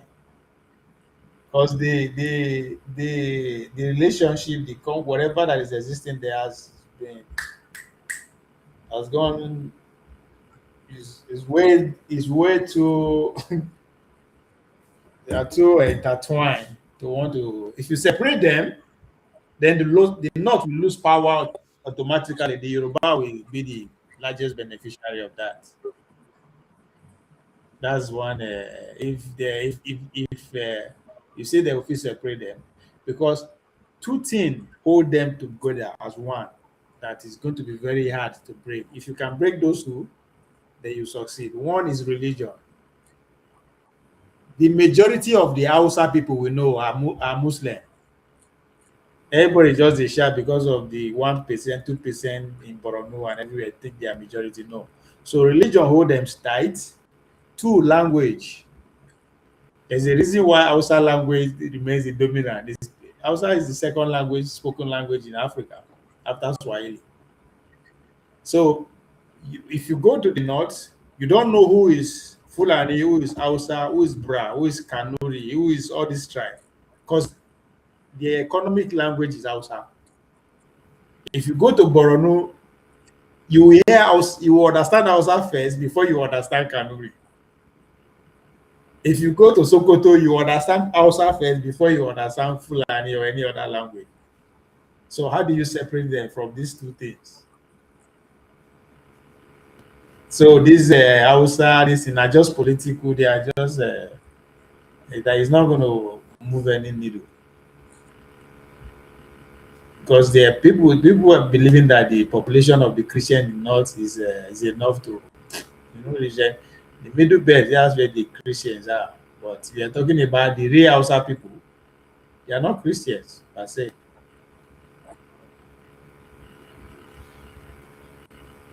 So, but there's nothing wrong with trying, but no go succeed. There's nothing there to even try for. Because the real Hausa, the Hausa Bokwes, you would think they are the Fulanis, they are the Katsina, the Goro, and the rest of them. And that's the Fulani states. So it's a very tricky situation. That's why they politically they claim to have the majority. It's just that Hausa Fulani. So it's a political move. And again, why people who are streaming Fulani are strangers, they should go. actually don't understand the history even of Nigeria itself. Yes, the Fulanis are few, they're not many. But when the British people came early before the amalgamation, the people they rely on to navigate the nooks and crannies of the continent are the Fulanis. Because now they know everywhere. Now then they carry cow, they walk out, they enter terrain, the bush. So the Edo people are just traders. They trade all the way to Asia, everywhere. The Hausa people too are the traders. They know the trade routes. But they would literally know the terrain, the thick forest, are the Fulanis. So when they came, the Fulanis pretty much serve as a GPS for the Western people. They take them around everywhere, both in and out of the south, everywhere, because they know everywhere. And the next thing they do, they give them the police job. Because when they capture Lagos first as a colony, now Fulani people with the police. Now then they give police. So they understand the terrain of the country. That's why they were able to map out this the grazing route, the RUGA route. We're able to take advantage of so many things. They know everywhere. So to want to go after that house of Fulani, I no go eat anything. Because now because of power, they come together. It's out of convenience. And if you will strip them away from there, then you take power away from the north totally. And the people that will benefit is the west because I don't see the south joining force with the southeast. They rather go with the Yorubas. So I see it as a political noise. Will be seen and results will start coming up. Yes. So you saying don't implement it now, you are saying, invariably saying, let people continue to die. No, but that is, you are exaggerating. Your summation exaggerates what they want to do. There are a lot of things they can do between now and March 2027. A huge amount. He's still the president and commander-in-chief of the armed forces. The police, federal police is still there. The military is still there. Intelligence cycle communities are there. There are 101 things he can do, he hasn't done, and he has no intention to do. So what they are trying to do is to pick one issue, put it on the table, not necessarily to improve. So this is not priority as far as the security architecture, reforms, and tackling insecurity is concerned. No, it's not a priority if it is going to play into the hands of an administration that may use it for political reasons. You don't think that the opposition is playing the ostrich here? Anybody that is in power will be said to do the same. So the argument, watch what is going on. They're creating the impression that they are solving a major security problem, but actually they want to achieve a political end. And we don't want this. So this is not a security measure, it's a political measure? No, absolutely. That's what you see it as? It's a political measure, and it speaks largely to what is going to happen in the elections of 2027. When the PRP described the government's plan as suspicious, do you have evidence? Are you relying on evidence or just political distrust? Can you identify specific provisions in this bill that could facilitate an abuse? Let me remind you, President Tinubu's administration has been in power for more than 3 years. The issue of our state police has been on the table for longer than Tinubu's government. If it's such a crucial element for improving our security, you would think a serious government, a serious president would have said, let's do state police. It's been there all along. People have said, address the issue of policing.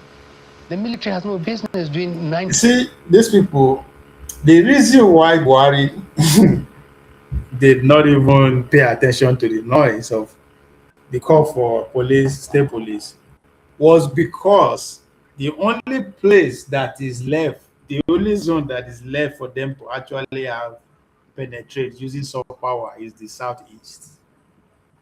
And the Buhari government tried. They tried to dominate the forest of the southeast. They no succeed. So, in the question you were asking before, Mr. James, that if any region come against it, and I said that I don't see any region. But another thing you did not ask that, which region is more happy about the state police part? It's the Southeast, and rightly so. No, you see the point. And that's why these people are not happy that they should delay Good. it. You see the south. You see the point I'm driving at. Why are Yeah. the southeast happy over state Because police? they can protect their forest from the Fulani invaders. No, not only that. During the Civil War, you remember the first action was police action. You remember? Yes. Good. And the Nigerian police force in the east was converted into the Biafra National Army. Yeah, that's normal. You do the point? This is, Yeah. you see the questions I've been asking you. Where No, will but they it's get but it's their good. Where If will you they say get their weapons? Where will they get their weapons? no, When they no, excuse me, when they import the weapons, is it through the federal government or the state has a right to go out to buy weapons? I think for at this point, it doesn't matter where you get your weapon. No, Yeah, so you it see, doesn't matter. you are perfectly correct. The southeast are the happiest Of as far course, as state police is they concerned. lost a war, maybe largely because they are not well equipped. They don't get men. Now they have the legitimacy to do that. See, that's what I'm saying. There's going to be balance of power. It might not happen immediately. We might not see it, but everybody go to fear. You cannot just come and misbehave in the name of saying you be federal troop, federal government. They come. No, we say we get our own local gun or whatever gun we have legitimately. So if you study the Buhari era, they did everything to dominate the Southeast forest. They tried. They did everything. War, they didn't achieve their success, and now they are not going to empower their own citizens with guns. So it's a blow on the Islamic State. Another problem again is this. The bill was passed in the National House of Assembly, Yes. the two houses, not so? Yes. Why is it that No. legislators from the north did not vote against it? No, they don't have see Buhari. I like Tinubu. People always look at the what Tinubu will achieve in terms of rigging election, but they did not see what Tinubu is doing to make sure the bill pass. They don't get choice. They will lose election. Tinubu can engineer that. That's one thing I like about Tinubu. He can use his power legally or illegally, unlike good Lord Jonathan. Just like Buhari, they do everything when he want now. And the only shock and my praise for Buhari administration is that he was just getting away with everything he want, easy. And I just dey look and say, So if Tinubu no do now, those northern legislative officers they fit misbehave. But now, as of today, Bola Tinubu is not just in control of power, he's in control of the political party. So that's why you see they cannot come out in group, they cannot come out, but they can come out like a party. They will say party chairman to come and be talking. Nobody, they nothing. One thing again is that once the state police is able to take off, to reverse it will be impossible. No, it's not reversible. Because you need two-thirds majority or so in the houses. The whole of Western senators and representatives certainly will not go for it. It is not good. It's irreversible once they're able to take off. So this is one of the reasons why these guys we will still go to the next level, sir. The next level of police is local government policing. It will still get to that. Actually, So that's the next during the colonial period, there's what they call the native authority police. So this is not going to be there. I think for me, the country is growing, the population is exploding, the institution have to grow. Yes, we are worried about how effective they are, but the two things, if it cannot happen at the same time, one should happen. It's very sad that the country is being run along tribal lines. Yes, yes. This is what is really pulling the country down. This is running along tribal lines. And that's why we're able to create a nation out of the country. Yes, that's why again I see 2021 as a very critical one, because the third tribe has been sidelined for too long. And as far as I'm concerned, they are having allegiance from outside that support their presidency. So we're in a very interesting time. But anyway, I still believe that certain things will happen between Yeah. now and 2027. Certain things will happen. 99% They of said the the work best of the time is police. now to do The best state time police. is not now. In fact, this is the worst possible time. This doesn't say, and this is important, you've asked this question, let me repeat again.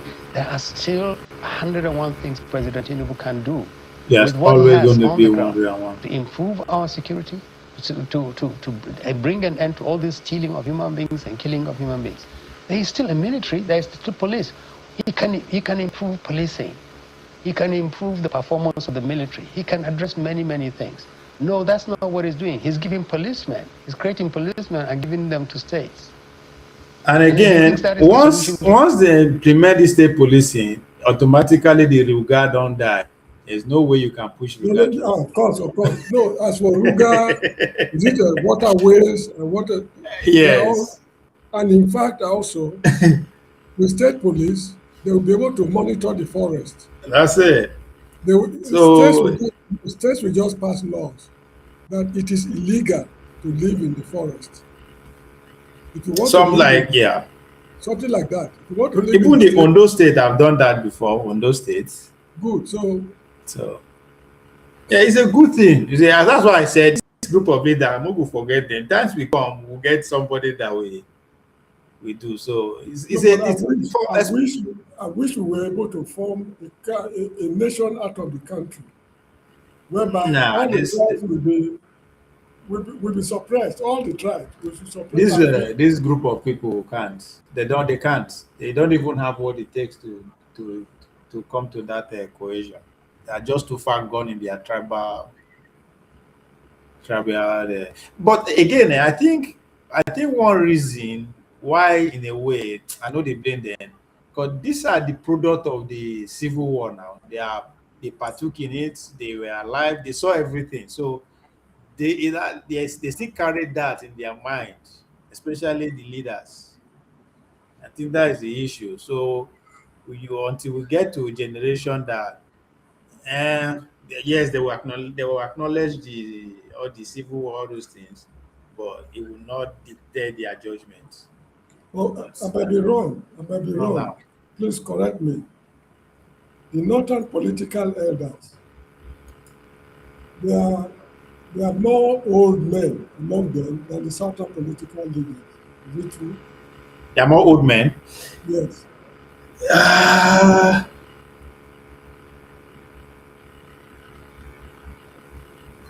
ma, no, I don't know. I don't think so because if I have to, all they need to do is to look at the governors. They are pretty much the same.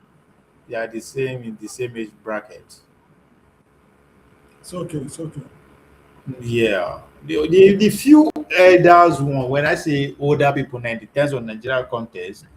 I me say what 80 years above, which is crazy. Now them I Let me will see. consider.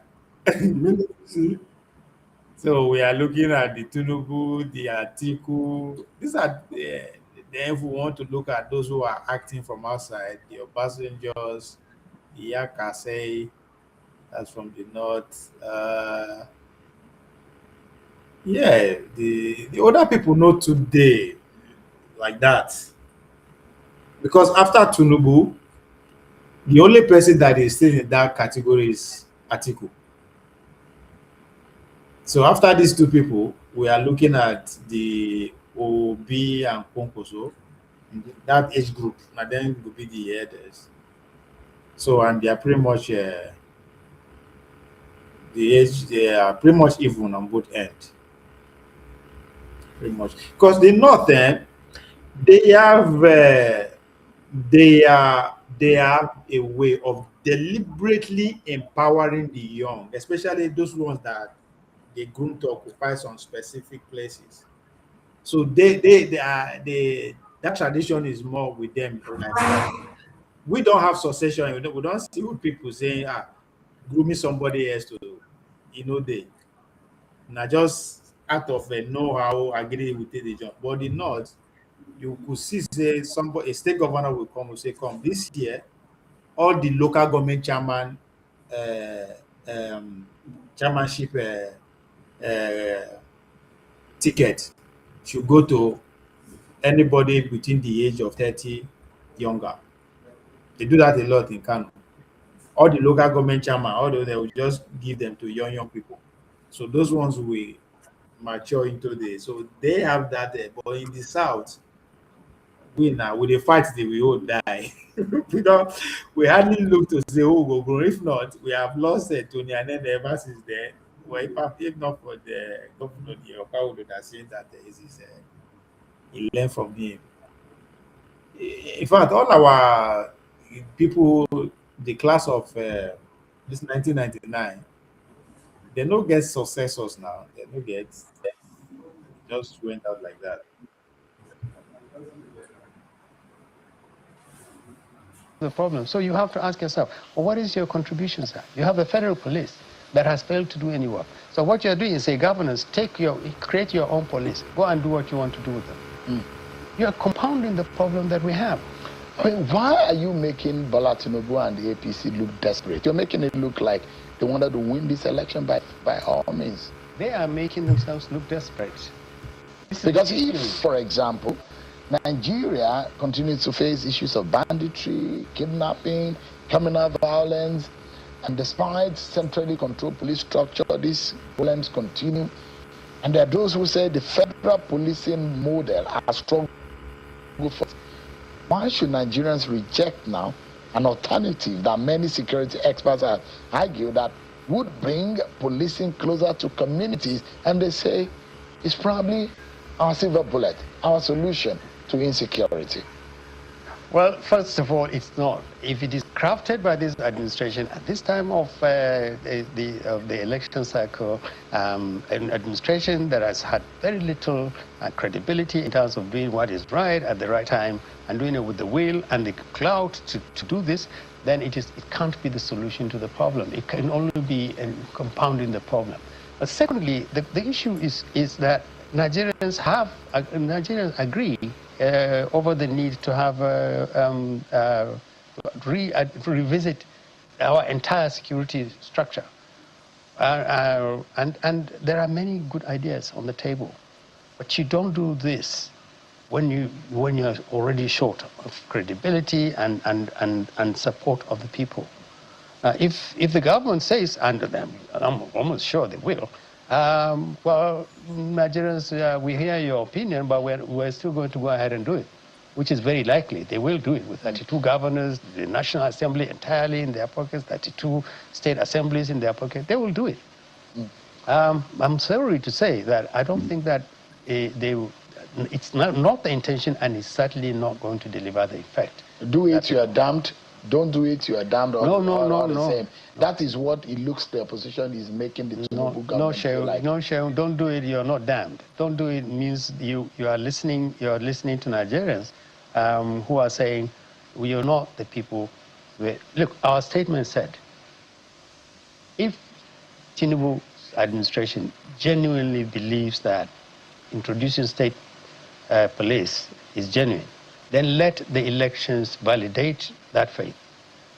Go to the elections, get Nigerians to vote you back. Then come back, sir, and do your state policing. That's our statement said so. Because it's a legitimate thing. If we're not questioning his legality. What would you have done differently? If I was in power, people were being killed and you thought that you needed a reform, so you would have waited. No. If we were in power, we would have done this 2-3 years ago. I'm telling you.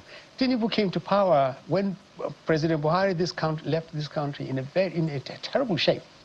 Tinubu came to power. He had 3 years to look at policing system as part of the security structure. He did nothing.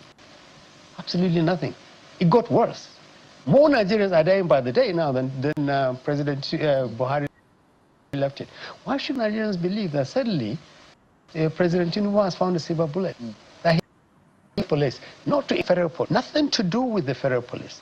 He's not touching, he's not giving them a couple more, he's not recruiting them any more policemen, he's not funding them better, he's not improving their morale better, he's not improving their efficiency by any, he's just creating state police. He's going to give his governors their own police so they can do what they want to do with them. That is not helping security. Let me ask you, sir. Dr. Ahmed, you were a political advisor to this government. And I assume that, I mean, as an academic, you would have done your SWOT analysis for you to be able to advise this government properly, politically speaking. And as a prominent voice from northern Nigeria, you probably would have done your prognosis about the issues, the problems, the 2027 elections would have been inside of any political advisor to say, what are we doing right policy, and what are the political minds ahead that we need to jump to be able to be successful. What was the biggest weakness of this government, politically speaking, that you identified? Information alone will never move people. If this is what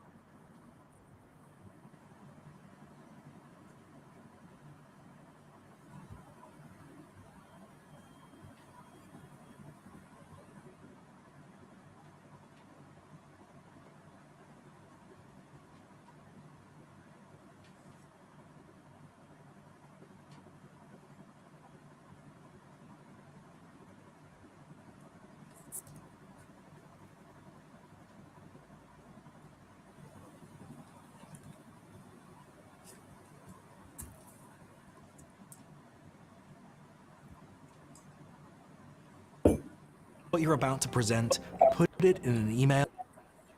They never did SWOT analysis for anything. You don't embark on policies without SWOT analysis. And I'm very happy you brought this up. The very day President Tinubu was sworn in fact, by his own admission, the issue about removing the subsidy thing was not even in his speech. We don't undertake a measure of this magnitude without putting through the most basic elements about SWOT. He said the subsidy is gone. And Nigerians went, what does that mean? Months later, we realized what he meant is that life is going to be a lot more difficult. Okay, fine. If we have to pay a price for it, what is it? That's why you do SWOT analysis.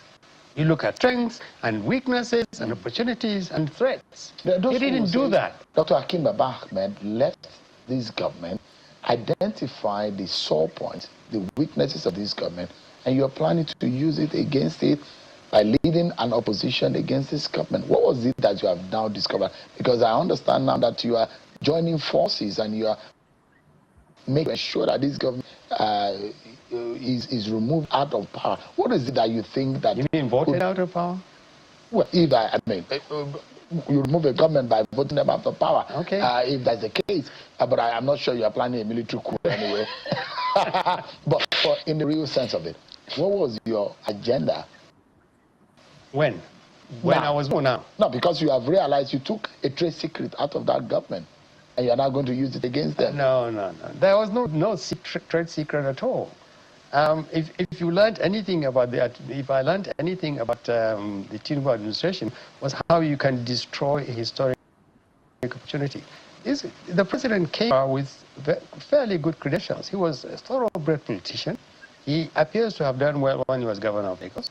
He had been part of a lot of what had happened since 1999. Maybe even before then. You would think a man who is so ambitious, who says, it's my turn, had the guts to say, hey, Nigerians, 250 million of you, all move aside, it's my turn. You would think he would come to power and actually tackle some of the most fundamental problems of this country. Insecurity, cost of living, corruption. He did none of those things. Now we hear Nigeria is making so much money we don't even know what to do with it. And yet, poverty levels are rising, insecurity is rising, corruption is rising. Now, how do you rate President Tinubu other than the fact that the man has just simply failed to deliver anything other than a personal ambition? But there are some political indices that has disputed your claim. Like what? They have had 31 governors join them now in the party. That's not an achievement. But I'm saying there are political indices to that effect. Yeah, but like what? So Don't count their governors. It's a political. If you have a governor today, is he a plus or minus for your party? No, that means that is not a political. Well, it's a political. If you are saying, okay, I didn't understand you. Yeah. If you want to say that he's got a room full of governors, and that is an indication of his ability to attract people who want to win elections, that's not necessarily a good thing.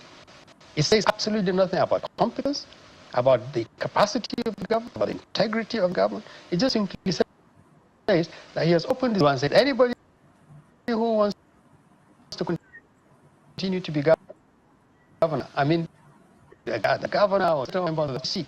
If you're worried about being maybe hauled before a judge, you've done some terrible things, come in here, we will look after you. Well, again, part of the political industry I'm talking about is the fact that the last 3 or so elections, when opposition has stood up against this party, APC and Bola Tinubu, they've been winning election. FCT swept it. Yeah. Ekiti election, they've won it. Yeah. By-elections, they won largely all the by-elections. And these are indication that going into the 27th, it does look at the APC is being underestimated, yet is performing and beating the opposition. Yes, but you also haven't looked at the other side. The other side is not just that parties are contesting elections as parties. The opposition undergoes tremendous assault. A combination of what the APC and the judiciary and everybody else is doing to them. This is not the same opposition. Just today or yesterday, whether it is the truth or not, and I'll be fair to APC, but they deserve this kind of stigma. People think it is behind every single ill that befalls political parties in this country. Nigerians believe that APC is being used, is using the judiciary, is using INEC, is using everybody. And you have to ask yourself a question, how did this party, this APC, come to deserve such ignominy? You have to ask yourself. Despite all of this, they still think that they will win massively. Landslide, yes. moonslide. Yes. That's the APC thing. APC has won the gold in terms of self-delusion. They don't believe. Let me tell you. Is there anyone on this ballot that can defeat the APC? Yes, we can. Donald Duke. Yes, absolutely. Okay. I think the Nigerians, people say this like Donald Duke. People, don't be surprised at how desperate Nigerians are for good leadership. A Nigerian who can actually lead without necessarily stealing or allow money to be stolen. A Nigerian who can actually think outside the box. What can we do about insecurity? What can we do about young people who have no hope in this country? What can we do about the hate we have for each other? And Nigerians genuinely want this. APC doesn't bother to ask what they're doing right or wrong. They think that winning elections, bringing out huge amounts of money. What happened in Ekiti? If ask a lot of the people who went to vote there, this open display of money, giving people money for votes, this is not how you run a country. Dr. Akim Baba Ahmed is the national chairman of the PRP. Many thanks for coming tonight. I appreciate it, sir. Thank you very much. That's our show for tonight, everyone. That's where we are. He's Baba Ahmed, he work for the system, so all these things are just normal. As soon as APC win back now, he will reset himself to be in the next government. This one is working for the system. He's working for Tinubu.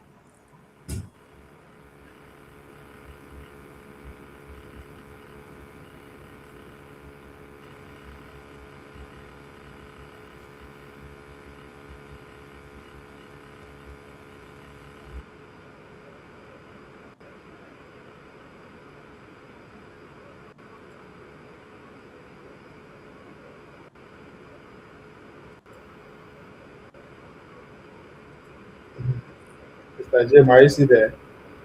Yes, I'm here. I'm here. Oh.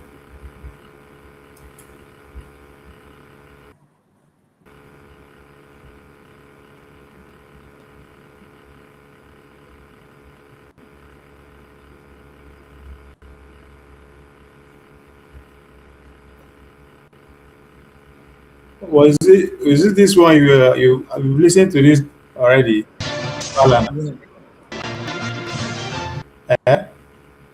Which one? Let's get some legal insights into these, especially one of those who have severally stood in to defend Nigerians in court over issues related to policing in Nigeria.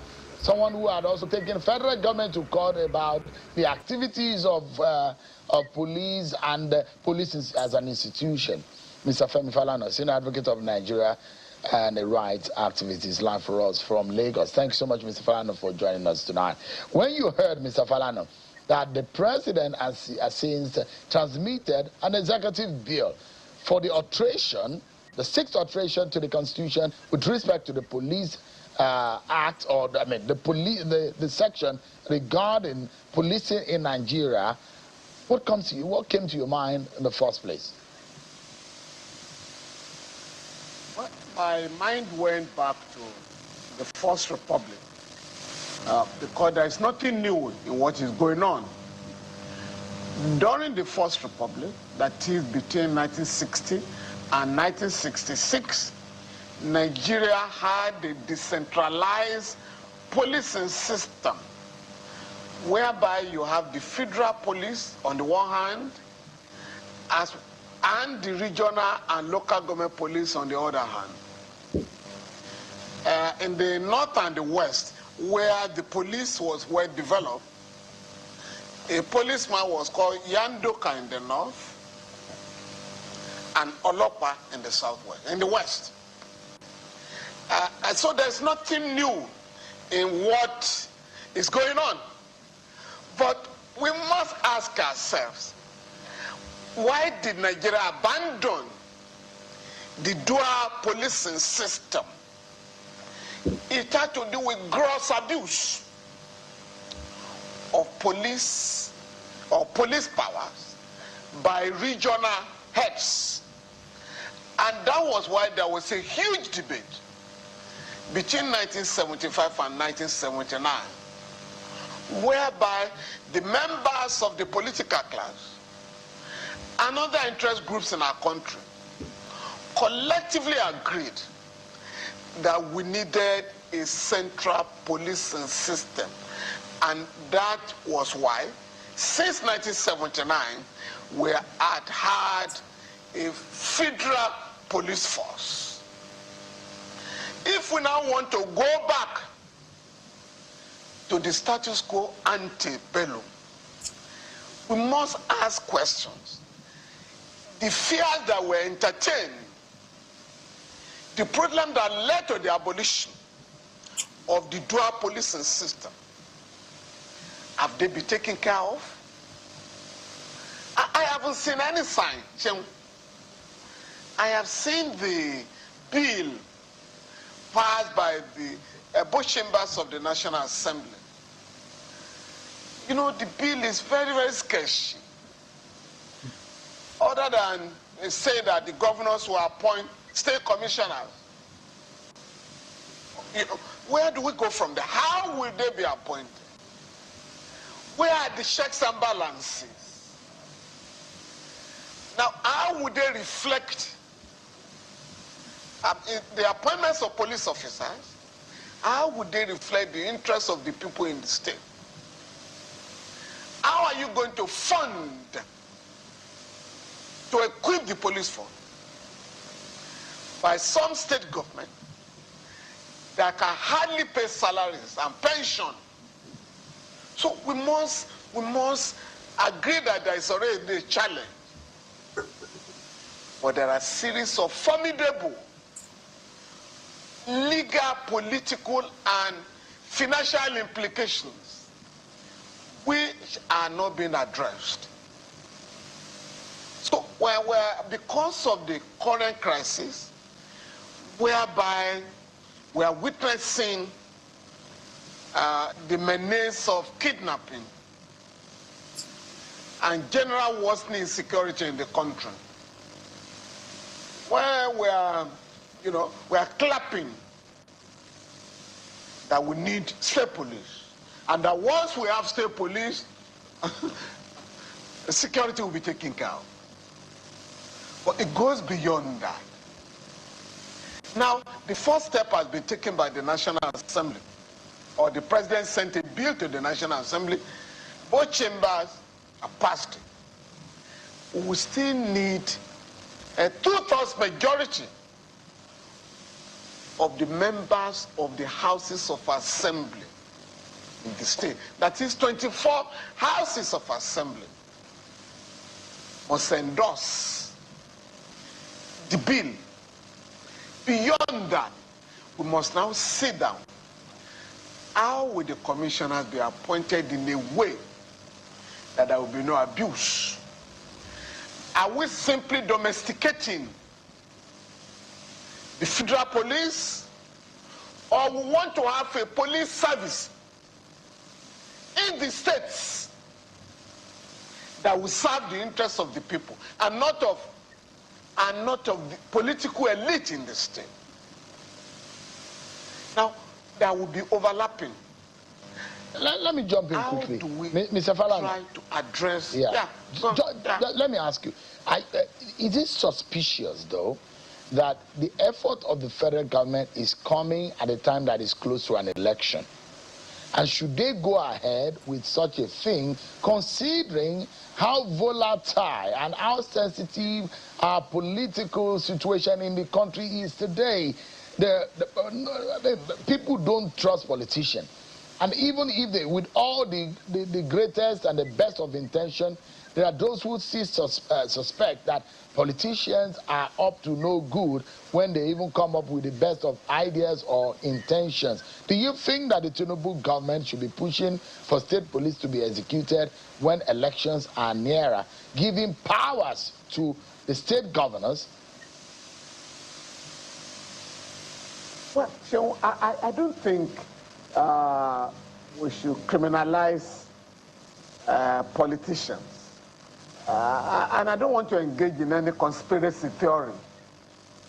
The debate has been on since we started the campaign for restructuring in the country.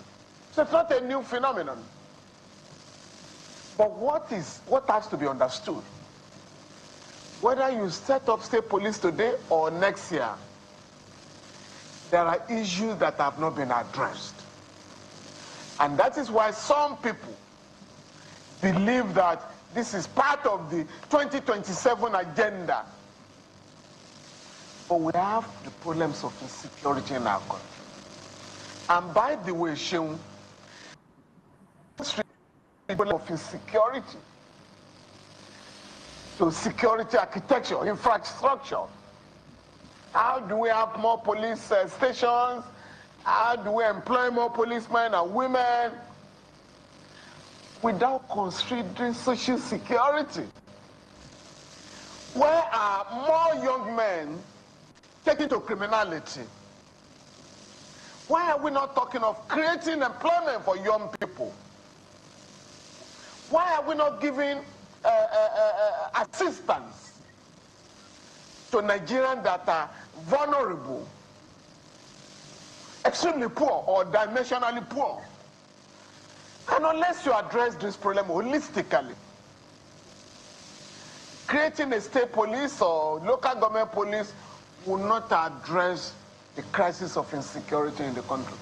What about what the PLP and Dr. Hakim Baba Ahmed has highlighted? To say, look, don't go ahead in the jamboree of wanting to create another set of institutions. Why don't you tackle the problem first? I mean, don't complicate things.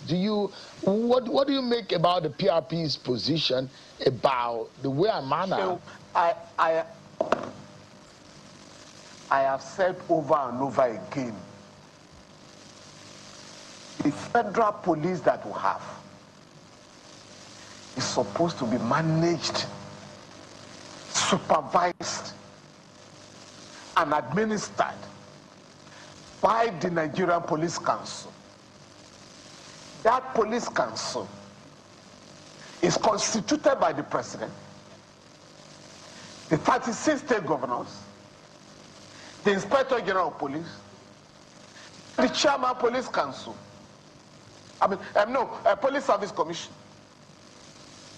So out of the 39-member council, 36 of them are chief executive of the states. But that body does not meet. So the president since 1999 has been allowed to exercise police powers exclusively, whereas police powers shall be exercised by the federal government and the state government. Now, nobody is talking of amending that section yet of the Constitution. So, yes, the fear that have expressed cannot be dismissed to the extent that this problem that have been highlighted are not being addressed. We're just assuming that once you have state police, everybody will be secured in the country. Whereas shown today, we have state security agencies. We're just talking of nomenclature. In Borno State, you have civilian JTF. In Lagos, you have neighborhood watch. In other parts of the West, you have Amatekun. In Kano State, you have Eastbar Police or Eastbar Corps. So on and so forth. When you are talking of state police now, except that you simply want to convert the name of Amatekun in Oyo State to Oyo State Police, ditto for Ondo State, ditto for Ekiti State. So whenever you look at it, we need to go back to the drawing table and really define what we want. You have state police now. The major problem is that they are not empowered to bear AK-47 pistols. Like the criminals that are being chased all over the place. So what I'm saying therefore is that what has changed? We have state police already. We now want to find out how do we equip the state police? How do you fund the state police adequately? How do you turn the police to serve the people? Nobody is talking of how are we going to stop the massive violations of the rights of our people by the policemen and women that will be deployed to the states. Are they going to operate under the same political system? Mr. Falano, let's practically speaking. Mr. Falano, practically speaking, you know one of the most painful part of criminality, terrorism that has gone on in this country is the fact that terrorists will go into a particular community with motorcycles, 40, 50 motorcycles. They will climb on motorcycles. They will invade a particular community, a particular school, and they will ferry people out on foot, on motorcycles, and they will do all of this for 1 hour, unstopped, unchecked. Yeah. Now, the question at that moment is not that you don't have police. That's not the problem. The problem is that even in any part of the world where police, yeah, I agree. I'm saying that we don't have enough. No, understand me, Mr. Falano. The point I'm making is that it is not the absence of police at that point. Because don't forget, Mr. Falano, there are moments in northern Nigeria where they will say military had got an intelligence that these people were going to attack a particular community. They will go there a few minutes before those terrorists come. They will turn them back and they will carry out that criminality. The question about intelligence gathering, the question about the boot on the ground, the question about solving the present challenges in other crimes, Mr. Falano, it takes 5-10 minutes for response when any criminality, no matter how much police you have, you cannot cover the ground 100%. In response time, the ability to move intelligence and technology, all of these are very critical. Are we able to solve those problems? If we create another police and you still have those problems, we will still have the same challenges. Don't you think, Mr. Farano? So if you can police the entire country. And it's not about increasing the number of police stations or men and women. It's about equipping the current police force, about training the cadres and getting security gadgets that can monitor and supervise the activities of criminals. And we're not just talking of terrorists alone or bandits alone. All criminal elements in the society, you must have a policing system that can go ahead of them and be able to track all criminal activities in the country. For sure, it's not about whether you have state police or local government police, but acquiring the necessary guidance. Some of the meetings that are tracked by the criminals has to do with the fact that they operate at a higher level technology-wise. While we are monitoring them with telephones, they have moved to satellite level, the criminals. And I know a time that somebody was complaining, oh, the money approved by the president to acquire satellite, you have not been released. So we have all these problems.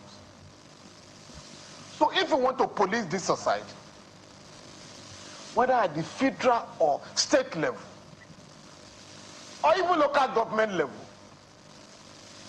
we must be prepared to fund, to equip, and motivate the personnel that will be engaged in policing the country. But that is not part of the debate now. So that's why we can't clap for the initiative here. Farano, give us and let me show our viewers those 5 critical areas that this bill seeks to cover. And there are areas that Nigerians are not very comfortable with, and it's especially the governors and what could become their overbearing nature on the police structure in their state, as we have seen in local government election, where one party takes it all. Part of the highlight is that the governors will appoint state police commissioners, and there are implications on what it means. It means that each state will now have its own commissioner of police as appointed or as pushed forward by the governors of the state and being approved by lawmakers.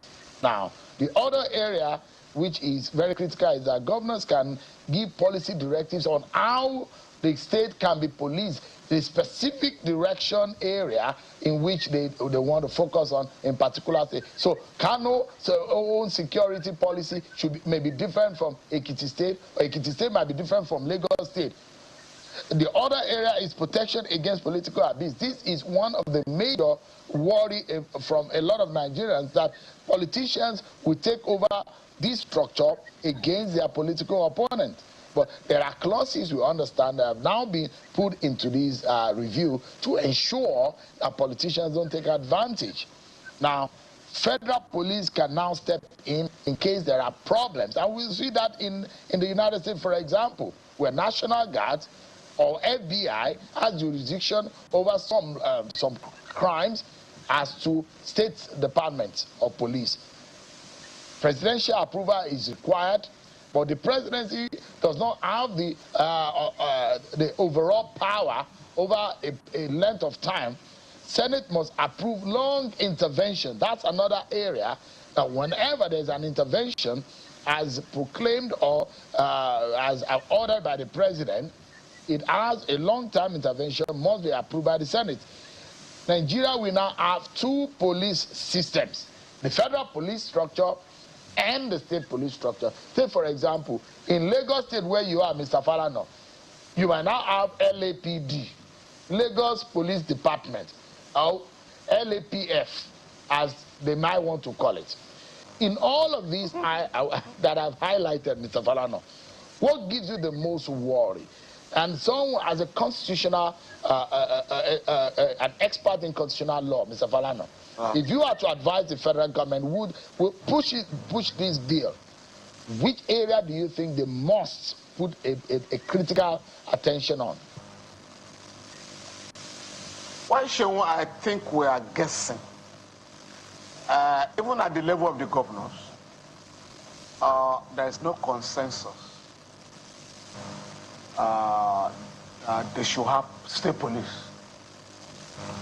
And that may influence the voting by the legislators in the state houses of assembly. Some simply say we cannot fund a state police service.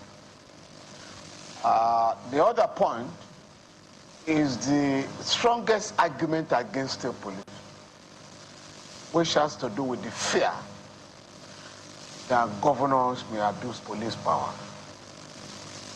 And from my experience, we have had situations where a sitting governor sent thugs to demolish the house of his opponent in the same political party.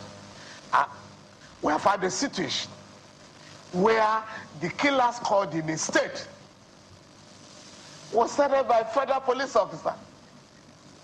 So what we are saying is that the National Assembly was wrong not to have promoted public hearing on this matter. Now that they have done that, and the bill to the states, the people at the local level must be allowed to come out to express their fears, to accept or reject state police. But we can't just make it an Abuja affair. Oh, the government in Abuja wants state police, therefore everybody must kowtow to the position of the executive. The point therefore is that in each of the states there are peculiarities which must be considered, and show every power is subject to appeal. And so if you are going to have state police, you cannot say you are not going to also reorganize the federal police in a way that the president or the governor will not appoint the police chief. You can have the Nigerian Police Council to appoint, right? Or to recommend to the president the person that should be made the Inspector General of Police. That should also go to the states. The police council in every state should be able to recommend to the governor who should be appointed commissioner. But once you say the president can appoint the IG, the governor can appoint the commissioner of police in the state, there are problems, political problems. Mr. Falana, such police officers. Do you agree? And I asked the question yesterday. Governor Ubasani is very confident that this could be a silver bullet. Once we are able to achieve the structure and we get it right, and the structure has been designed, is being perfected, it's going to be a silver bullet. Kidnapping will reduce, abduction will go away, criminality will reduce drastically. Do you agree with that point of view? Well, I have my respect for Governor Ubasani, and I know that it won't behave like a governor that would declare the labor leader wanted for embarking on leading a strike in the state. No. Or can we say that for all governors? Can we say that governors that cannot pay salaries will suddenly have money to fund the police in the state. Now, so if we really agree, and we are really promoting this debate, 2 or 3 state governors or governments or a whole region, they decide to have their own police service without making it a state affair, so that you contribute money to the central purse and be able to fund the police instead of multiplying bureaucracies and wasting scarce resources. So, but for me, I think the debate has started. But we must challenge the government. It's not enough to assure us we are going to equip, we are going to fund the state police, we are going to combat terrorism and banditry and kidnapping. So we must now begin to ask, how will you do it? How will you get the money to fund the police force? How will you equip? How will you train? What of the overlapping between the federal police and the state, planned state police? At what level would they collaborate or share intelligence? Which is not going on right now. So I think these are the issues to consider before we jump into the problem we ran into in the First Republic. Falana, my final question would be whether or not, and you know the president, the President Bola Tinubu very well in terms of his reputation as a governor in Lagos State. Lagos State, in terms of administration of judiciary and law, is always ahead. Child Rights Act and its adoption, Lagos State leads the pack. Administration of Criminal Justice Act, Lagos State leads the pack. In terms of judicial reforms, Lagos State leads the pack. And Bola Tinubu, when he was governor of Lagos State, he started those kind of reforms. At the end of the day, we see that the rest of the state will follow suit. Is Bola Tinubu gradually doing kind of restructuring? Do you agree with this concept? We see what happened in the power sector. We see what happened in the local government sector. Do you think, and in the taxation sector, do you think Bola Tinubu is gradually doing his own kind of restructuring? And do you agree with that, the nature by which he's applying himself to it, or the way he's going about it?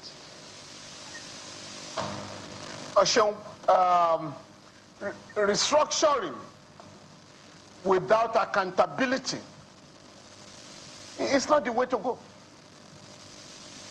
You may have state police, local government autonomy, but if there is no accountability, you will not succeed. In fact, you may multiply the problem that you are trying to address. So the point I'm making there for Sheung, the debate about state police had been on for years. In fact, I remember in 2003, when President Obasanjo tried to set up the Civil Security Defense Corps, I did suggest to governors then to demand for state police, because that was against Section 214 of the Constitution that provided that there shall be only one police force in the country. But now that we have got to this coup-de-sac, what is the way forward? Can we begin to address the fears that have been expressed by the Nigerian people with respect to this business of having state police? All right. So you mentioned local government autonomy. Those structures, the state independent electoral commissions, conduct the worst elections in Africa. Mr. Falana. There are some members of the ruling party. Yeah. Yes. So we need to have checks and balances in All right. Mr. Falana, that's my position. we are totally out of time, but thank you so much indeed for your insight on this subject. Thank you so much indeed. Mr. Femi Falana, Senior Advocate of Nigeria, human rights activist. Well, that's our program tonight. Many thanks for being part of it, everyone. I'm Sean Kimale. God bless Nigeria.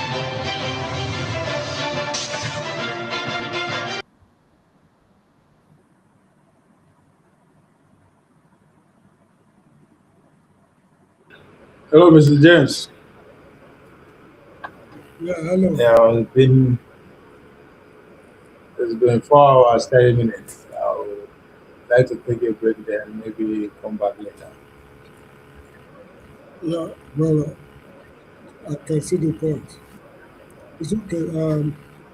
Oh, sorry. Do you have tomorrow- anything to say about the Falana? No. It was just looking at it from the legal point of Yeah. view. While we're also looking at it from legal point of view is social, and we're also looking at it from other social points of view. This was strictly legal, which I see the point he was making. So that's just it. Anyway, maybe I'll be with you again on Wednesday. Oh, okay. Why is it? But tomorrow I'm going to my second office. Oh, The internet there is not very reliable. right. Yeah. Anyway, thank you very much for the time and the enlightenment. You're welcome. Thank you so much indeed. Have a nice rest of the day. Do you by chance have the WhatsApp number of Dexter? Say Pansat or Dexter? No. Dexter. Dexter, no. Maybe Dr. Damage will have it. I don't have it. Yes, I will contact you. Or KJ. Thank you so much indeed. You're welcome, sir. Have a nice day. Bye. Merci.